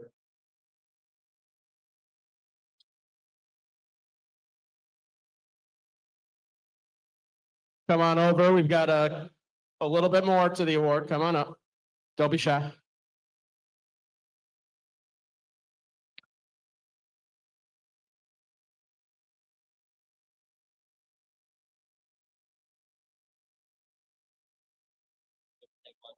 Sure. So they won 4 $75 gift certificates for golf here at Trump International Golf Club. And Republican Red Wines has donated a fine domestic wine to each player. And each player also gets a set of 4 engraved commemorative glasses with the Broward GOP logo. 4 glasses with the Broward GOP logo. All right. These golfers are being very well taken care of with some great awards here. And moving on to the second place low net, there was a tiebreaker with a score of 48. So after the scorecard tiebreaker, the team that started on hole 1B of Guy Shashadi, Javon Shashadi, Roger Tricka, Brett Schroy, you took second place low net. Come on up.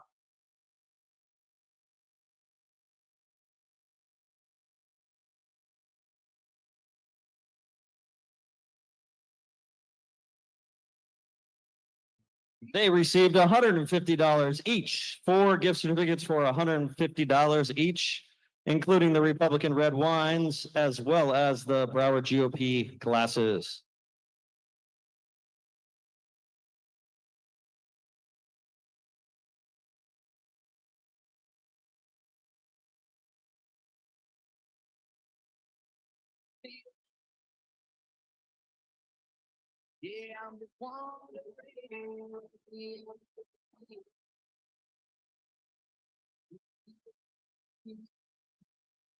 And moving on to our first place low net team, they won the scorecard tiebreaker. And they started on hole 3. David Greer, Andrew Graves, Mike Fee, and Matt Sherry. Our low net team, come on up. All right, the first place net won gift certificates for $200 each for play here at Trump International Golf, as well as a set of Broward GOP glasses and the Republican red wine.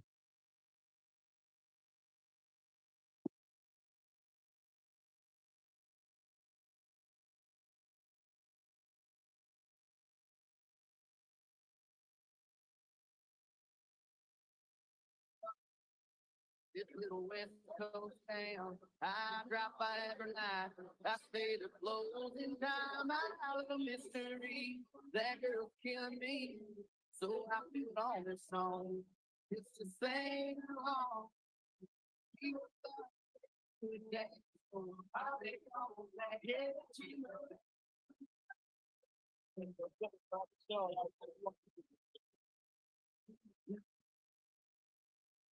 And that brings us to our overall champions for the event. They had the low gross score of 64, started on hole 5. Paul Johnson, Aaron Johnson, Sam Anthony, and Keith Sprokey. The overall champions, low gross. Come on up, overall champions. What were those names again? Paul Johnson, Aaron Johnson, Sam Anthony, and Keith Sprokey. You have won a $2,500 gift certificates for a foursome to play here at Trump International Golf Club, as well as the Republican red wines and special Broward GOP victory glasses.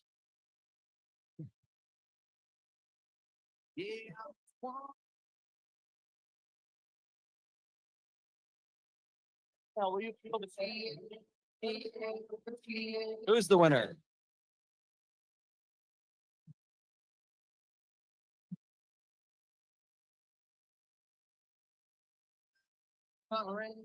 They were chanting. I drop by every night.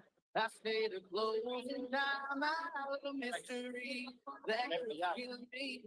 So I feel all this song. Just the same.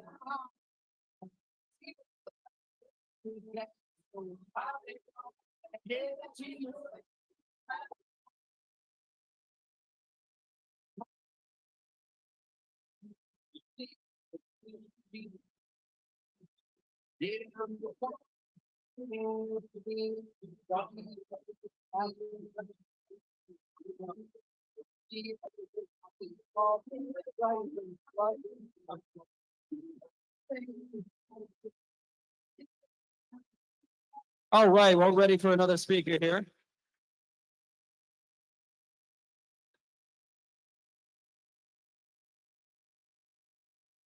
All right, next up is an unstoppable voice of the homeschool movement and a champion of intellectual freedom. She also acted in the TV series Hercules, where she met her future husband. An actress, author, and speaker, her message awakens families to reclaim control over their children's future. With her passion for truth and traditional values, she leads a cultural revolution that challenges the system and reaffirms the power of family. So without further ado, let's all welcome and give our attention to Sam Sorbo.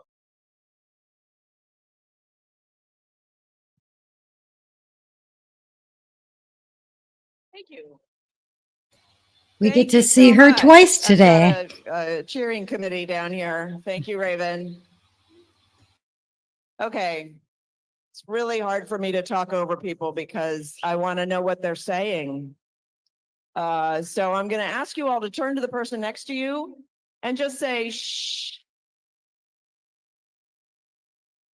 And then maybe you need to turn the other way and say, shh. All right.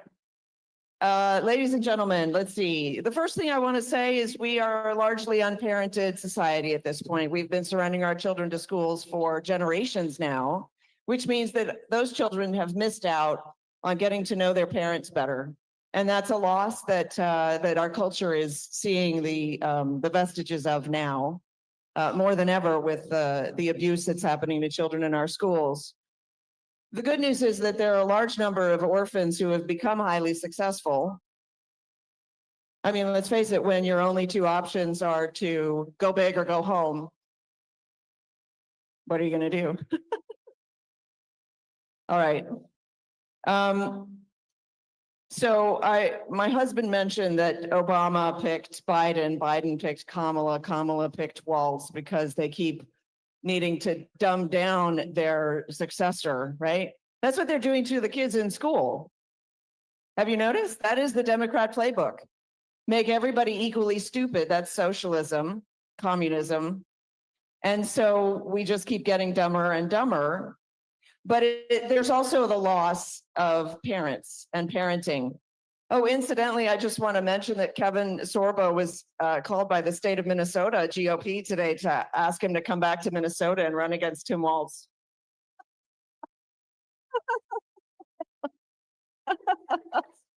As if he would ever move back to Minnesota from Florida. Like he would never leave Florida. We're very lucky to live in Florida. We feel tremendously blessed. We moved here shortly after the fires in LA. So we moved here a year before COVID and then went through COVID in the blessed state of Florida because it was much less bad in the state of Florida than elsewhere.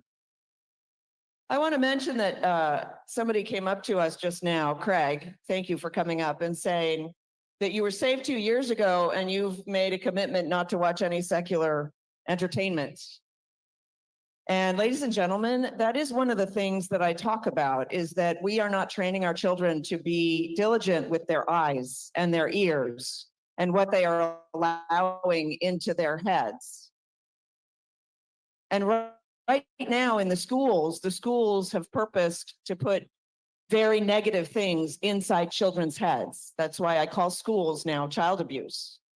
And we should be more purposeful with our kids. By the way, did everybody hear Steve Bannon for those few minutes?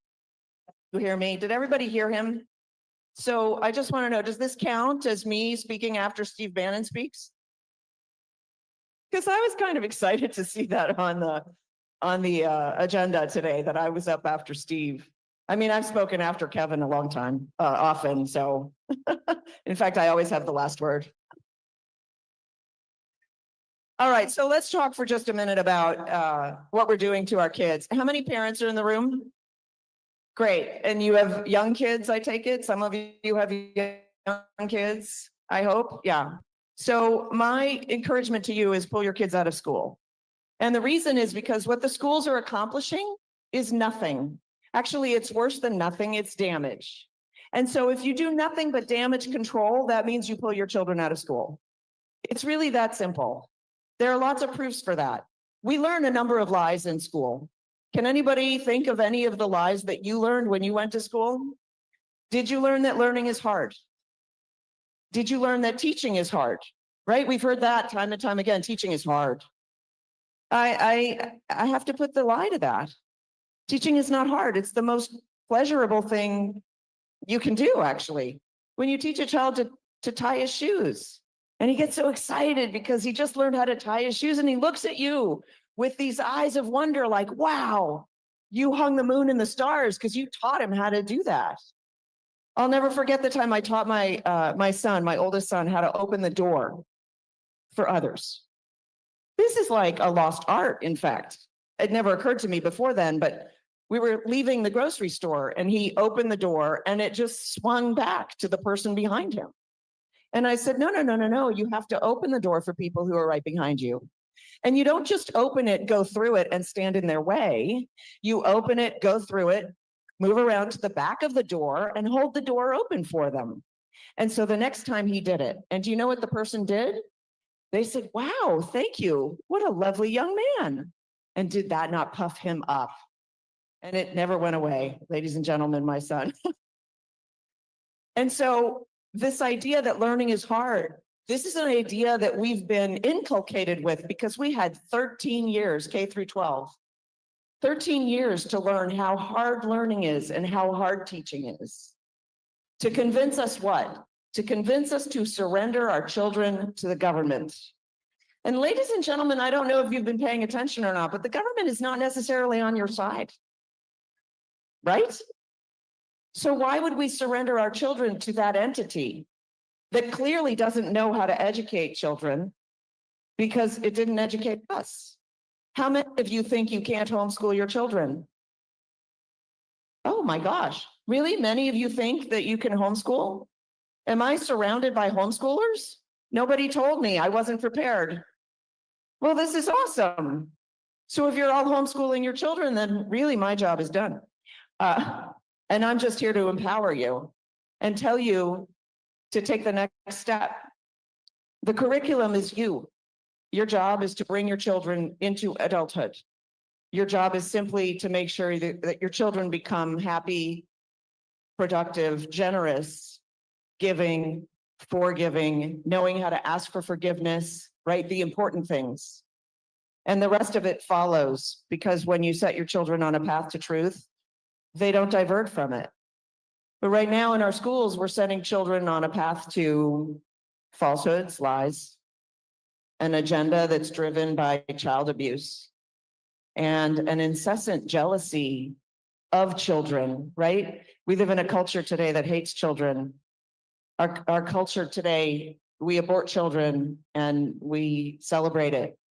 We send them to gender affirming clinics and call it healthcare. We rob children of their childhoods, almost as if we're jealous of them having a childhood because we didn't get one, right? We send children to school all day, and then when they somehow don't quite perform, they get homework, which is, what is that, punishment? No, that's actually training for you, the parent. And then if they can't do the homework well enough, the parent takes them to tutoring. So they punish them even further. And they miss out on their childhoods. And that's something that we can turn around in one generation.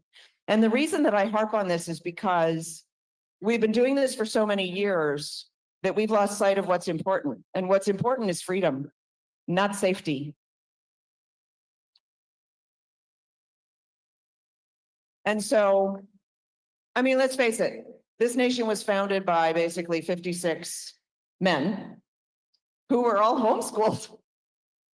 They were all homeschooled. There were no schools. They didn't go to school. In fact, they were all self-taught, which is really the pinnacle. That's what you're going for. You want your children to be self-taught because the world is changing more rapidly now than ever before. And if you want your children, if your goal is that they get a job, which is the goal of the school, well, it's the stated goal of the schools. It's not the goal of the schools, but it's what they convince us of, right? That the most important thing for your child is to have a job, which is, of course, a lie. But if that is a goal of yours, oh, I just want to make sure that my child can earn money, sending them to school is not the best way to do that. Making them or helping them to find out who they really are and their special giftings is the best way to do that. And becoming a self-learner or a self-teacher or an autodidact is the best way to equip your child for the changing circumstances of this world. And so how do you do that? You teach them to love learning. And how do you teach them to love learning? You learn alongside them. And that's why every parent is equipped. Every parent is equipped. Because if there's something that you don't know, that's a blessing in disguise. Learn it alongside your child and set them free. Set yourself free at the same time. So that's my message to you. And if we do this, and if we set our children on a path to truth, and we show them that the ultimate goal is not safety, it's freedom, then we can turn this all around in one generation. Because it won't take the majority, it takes a remnant. The majority is easily led. And up until recently, they've been easily led down the primrose path by, you know it, the culprits that we all talk about, the mainstream media, the politicians, social media, which of course we know was taken over, right? And we can turn it around. So, how long do you want me to speak for? Keep going, he says, just keep going. We have somebody after me? Excellent. I can't wait. So can I encourage you, please go to sorbostudios.com. Do it. You can do it right now. I know you all have cell phones. Sign up for our newsletter. That's how we stay in touch with people. My husband and I are very much in this fight. It's very important what you allow children to be exposed to. If you keep them home, then you will be able to protect them. And there is nothing wrong with that. In fact, that is your job, is to protect our children because they need to carry on your name. And, you know, the left is very diligent in trying to sterilize children right now. I mean, sterilize them. Sterilize them completely and enslave them to big pharma for the rest of their lives. So the best way to do that, I'll just show you. This is my book in case you guys have friends that you want to convince. This is the way to convince them. This is a book I came out with. It's called Parents Guide to Homeschool. You can find it on sorbostudios.com, and it walks you through the goal of education, which is turning out a responsible adult and a saved soul, as opposed to the goal of the school, which is to enslave you to government for the rest of your life. Those are the two differences. Now, before I leave, I'm sorry, I'm going to take 5 more minutes. Before I leave, I have to talk to you about school choice. Who in here supports school choice? Great. Okay, so let's talk about this because we're a conservative group in here, right? Are we all conservatives? Okay. So if I told you, well, let me put it this way. Do we believe in socialism?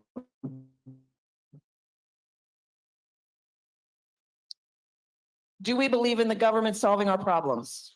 Are we aware of the disaster that our colleges are today, right? Children graduating with degrees that are useless and then saying to the government, pay for this because I borrowed money that I can't repay because I didn't study anything worthwhile, right?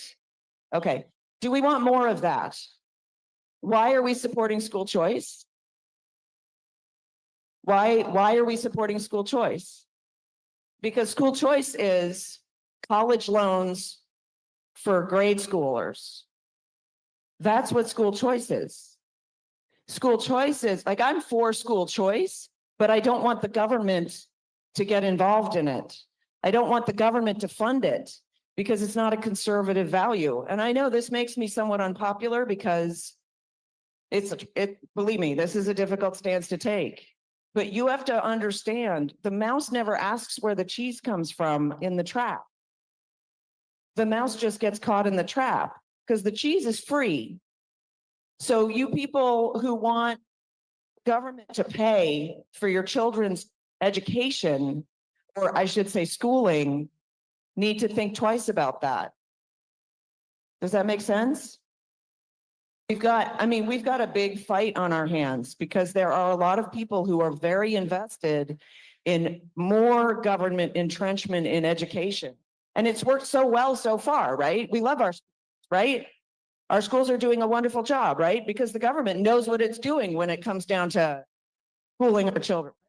In fact, I make a distinction between education and school because schooling is not education.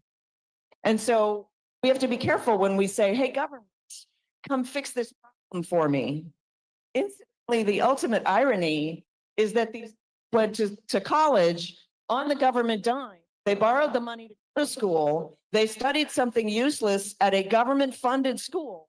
And now they're saying, pay my loan off. And you know what? We're standing in opposition to that, but it is. Our problem is the government in this nation. We are. But we don't learn this because where did we go to school? Government schools.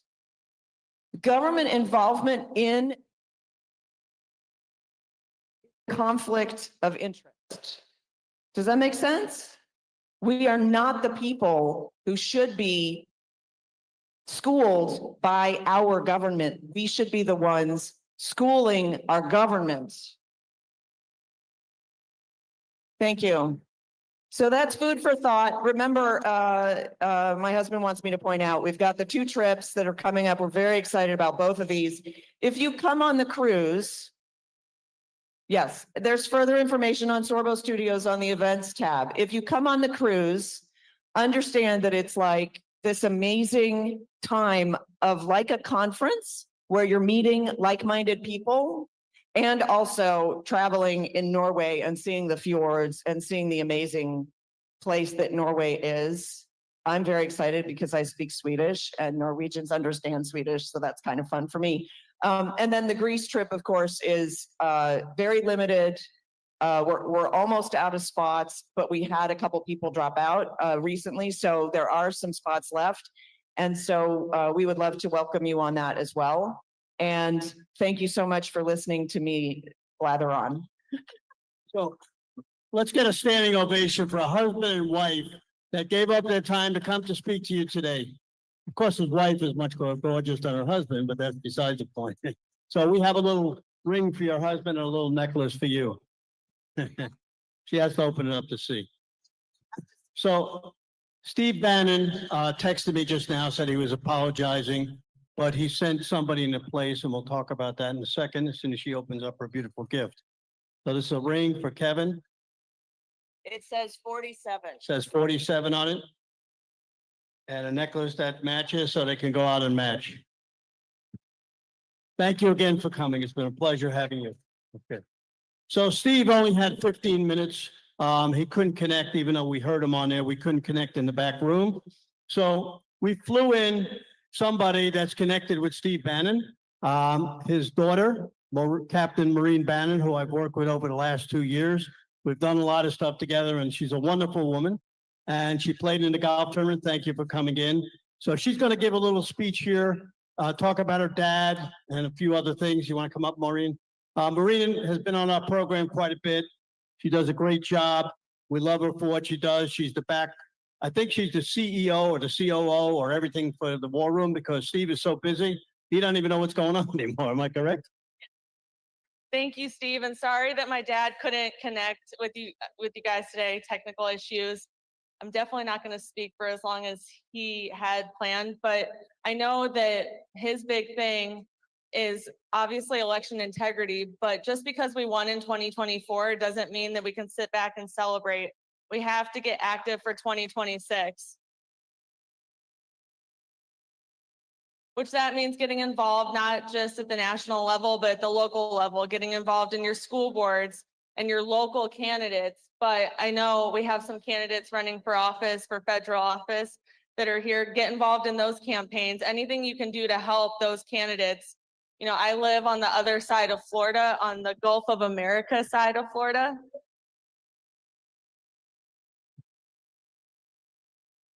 And my congresswoman got out and door knocked herself in the last 2 elections. She door knocked 9 to 10 hours a day, 6 days a week.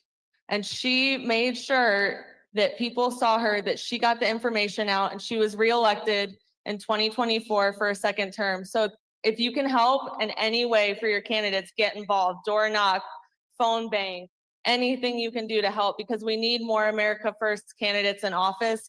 We've seen what is going on in DC, and I am very clear, we need as many America First candidates that care about this country. They don't want to send more money over to Ukraine and other foreign wars or your sons and daughters. You know, my dad and I both fought in the military. I was deployed to Iraq in 2011, and we don't want to continue to send America's sons and daughters off to foreign battlefields. So I make it very clear today, we need to get more America First candidates in office. So anything that you guys can do to help those candidates. And that's all I got.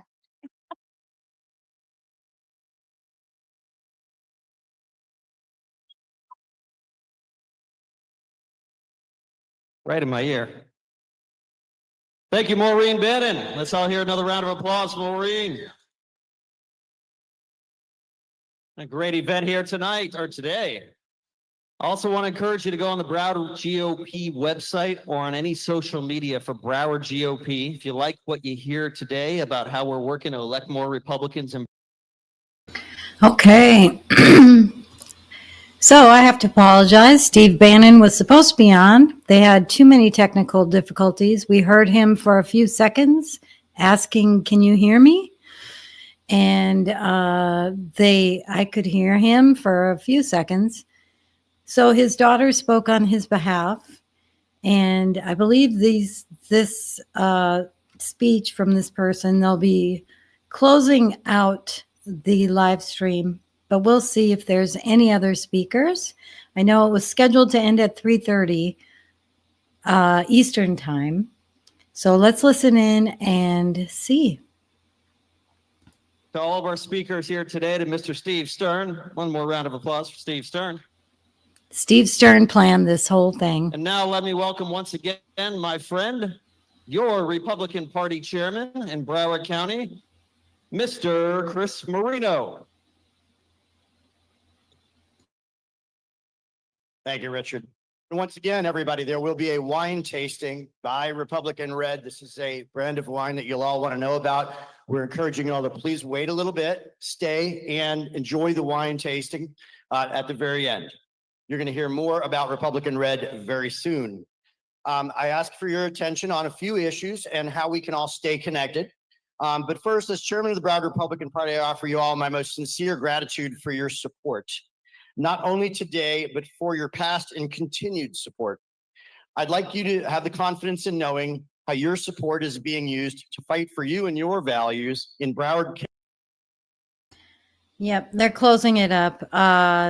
And I know Dr. She says, well, that was disappointing. I get it. It was disappointing for me too. I was excited because that was going to be, besides General Flynn, the main speaker of the day. Thank you, everybody who joined us for this event. I will continue to play what they have playing out here, but I believe that is the end of all the speakers. And I hope everybody has a wonderful day. Join us tomorrow while we talk about the State of the Union. It's going to be something. We'll be posting clips and commentary. And we should have a space sometime this week, an X Space Live, and we will post when that will be scheduled. All right, let's listen in. Us with your friends on your favorite social media. Please look for us on Facebook at Broward GOP Official and any other of your social media that you prefer at Broward GOP. We're asking you to invite your friends to follow the Broward Republican Party. So please give us some likes, shares, post up some pictures of today. Greatly appreciated. It helps us meet more voters when you do that. That's how you can help. Another way, please visit browardgop.com to keep up to date and on supportive information that you need for elections, such as voter guides, candidate information, local Republican events, and much more. Please make sure to allow us and other fellow Republicans to stay in touch with you by email and text. It is critical you allow us to stay connected and never unfollow or unsubscribe from your fellow Republicans, especially the Broward Republican Party. We, the Broward Republican Party, would like to thank all of our speakers and members present today for volunteering your time to make this event great. I ask that you all please read our event program and carefully and patronize our sponsors. These fine patriotic businesses have stepped up for the cause and deserve an opportunity to have your business. Please take the extra step for them as they have done for us. And now, without further ado, I would like to bring Paul Johnson of Republican Red Wines to the stage. Paul is the owner of Republican Red Wines, and he's going to talk to you a little bit about their mission and the company and why this is such a fine brand of wine and why we hope this is your brand of wine going forward. Thank you, Chris. Hello. Thank you for the warm introduction. My name is Paul Johnson. I'm a Californian, a conservative Californian. I'm a second generation vintner. I learned grape growing in the wine industry from my dad. So it's been a family business, and I've been on the farming end of things most of my life. And 5 years ago, I decided there was an opportunity to start a brand that could mean something that I'm passionate about. And that's when the idea of Republican Red came to be. Initially, the idea behind it was I was just pissed off about how Republicans were being seen in the media as kind of heartless bigots. And if you try and go head on with the media about this, they coin you as kind of a rage-filled conservative, just another one. And so I thought I could use wine as a way of connecting people, of starting conversations, of kind of being proud of being a conservative in a way that when you show up to a dinner party or you show up to a friend's place, you can bring this bottle of wine, and when you set it down on the table, you will bet that it will start a conversation, in conversations that we need to be having. And so that was the idea behind it. And I started out of converting my living room every day, pushing the couches back and packing orders out of the house. That's how I got started. In my first 10 weeks, this was leading up to the election in 2020, in my first 10 weeks of business, we did over $700,000 worth of sales. Yeah. Which is unheard of. Being a brand that no one's ever heard of before, starting on a website. We don't sell through grocery stores. It's just through our website.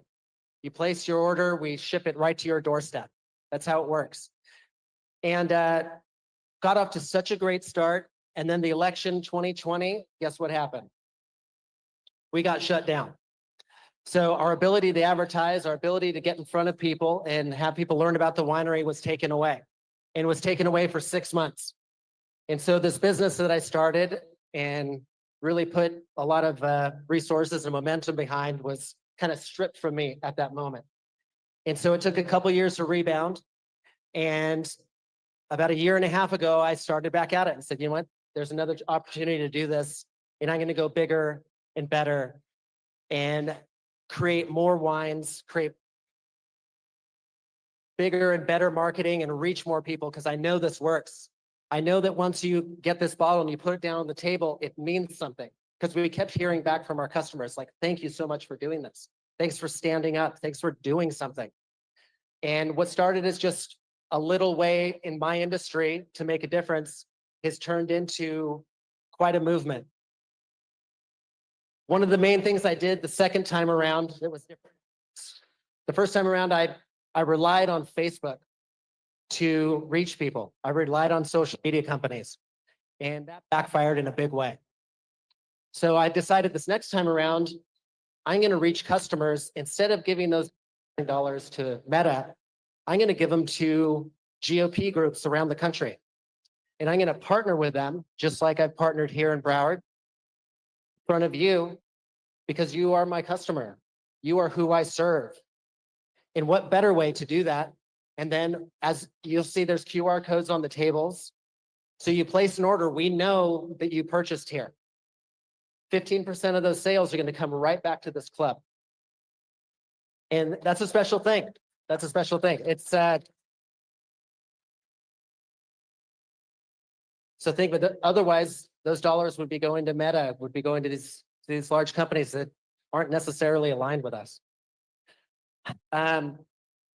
It's been such a success. Last year I was here and I met many people, and that network has grown.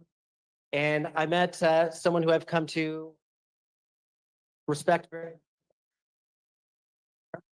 She's a sommelier, and we've been talking about this brand for quite some time. And she lives here in Southern Florida. She goes, you know, there's a real opportunity here. And why don't we create something where we can get a wine club going and start to connect all the different GOP groups in the area.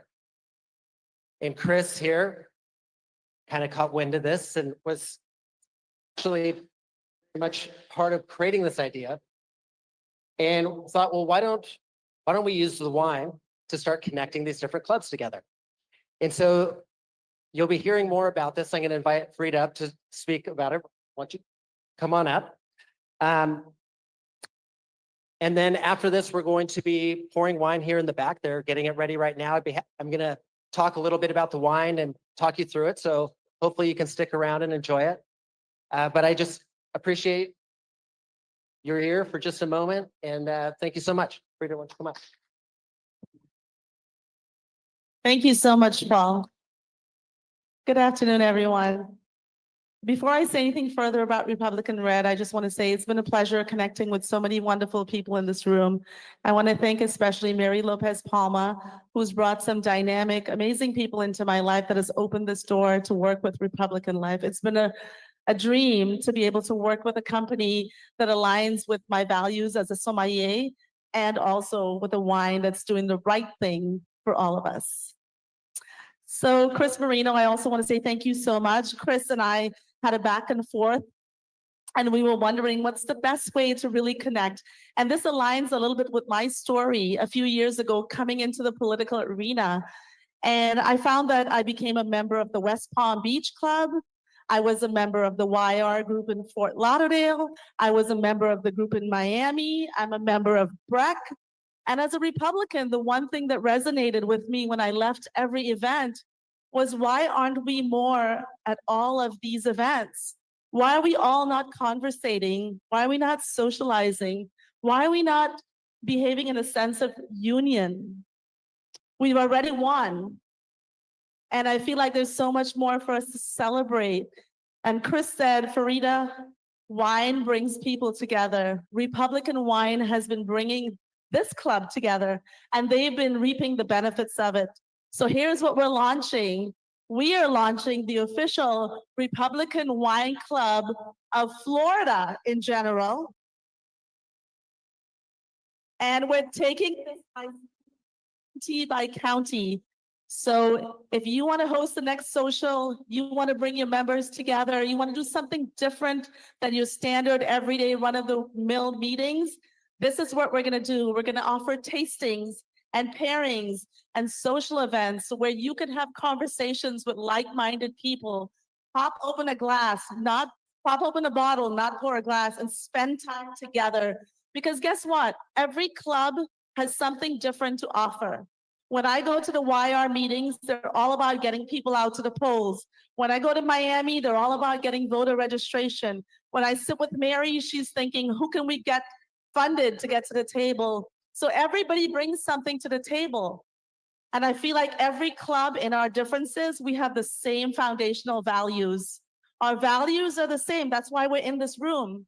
And as a woman in this industry, and as an Indian woman in this industry, which is, I am only 26 of 3,000 in the world, I want to use my skill set for us to do greater things together. And so aligning with Republican Red, aligning with people like Chris Marino, aligning with people like Carl, aligning with people that make these great events happen is what's going to bring us under this umbrella. So raise water glasses up and let's do a toast to Republican Red, because you will be tasting the peanut water in a little bit. So can we get a whoop whoop or whatever it is that we do these days for Republican Red?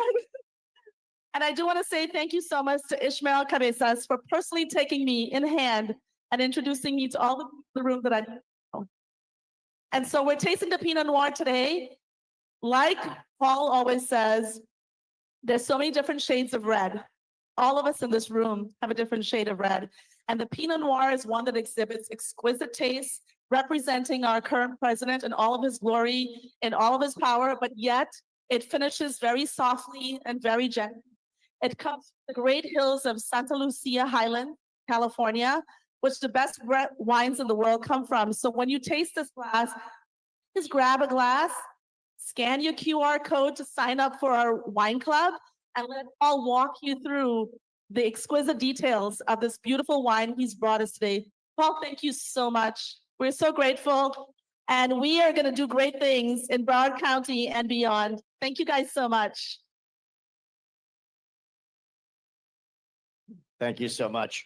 Okay, folks, we're just about to that point of the wine tasting. We're just asking for attention for just another moment. In conclusion, I would like to thank the Trump International Golf Club and its extraordinary staff for their hospitality and professionalism. I would also like to especially thank Steve Stern, our chairman, who was the point person of this event, along with Ismail Cabezas, Olga Santa Maria, and Anne-Marie Kynes, and all of our amazing volunteers that made this beautiful event happen. We hope you will all join us at future events, and especially next year at our 3rd annual Republican Invitational Golf Tournament Luncheon. As you are making your way to the wine tasting, Hollis will sing God Bless of America. So as Hollis is singing, you're welcome to get up. They're going to be a glass of wine. We're asking you to not drink it until Paul explains to you what you're drinking, and enjoy the wine tasting. So if you could, as Hollis sings God Bless America, we ask you all to move over to the wine tasting and enjoy your sampling. God bless you all, and thank you. Thank you so much. Thank you again to Steve Stern. Thanks for inviting us. It's great. It's an honor to be here.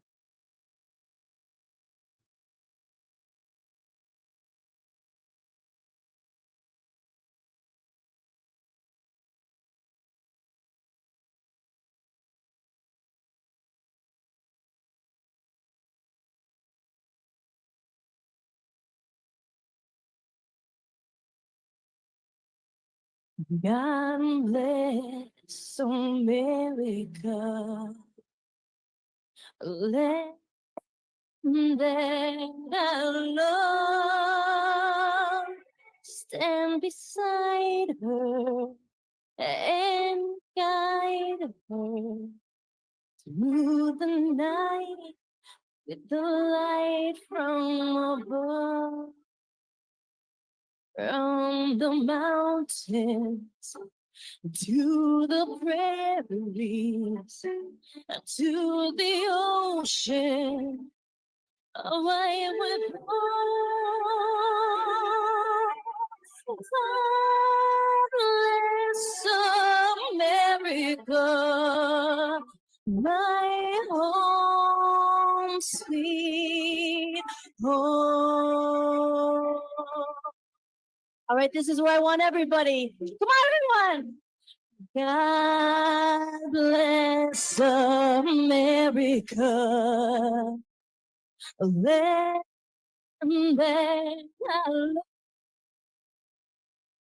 stand beside her and guide her through the night with the light from above. From the mountains to the prairies, to the ocean, why we're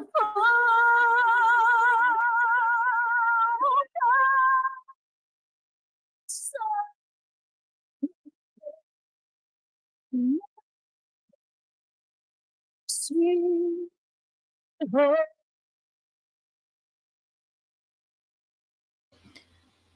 Looks like their sound is cutting out and they're ending the show. There she is. God bless America. Make some noise. Woohoo! I wish I was in Florida for this event. Great speakers today. Lots of really good information that we had come out. I'll actually do some clips of some of the highlights, and we'll be posting those to Department of Winning. All right, I believe that ends it. So I'm going to go ahead and end our stream while they do their wine tasting. And I hope everybody has a fantastic rest of your day. Thank you, everyone who joined us. And we have some more information about what we're going to cover for the State of the Union tomorrow. So watch Department of Winning, X channel and Telegram, and more info will be coming. All right. Have a great day, everyone. Thank you so much for joining. God bless America.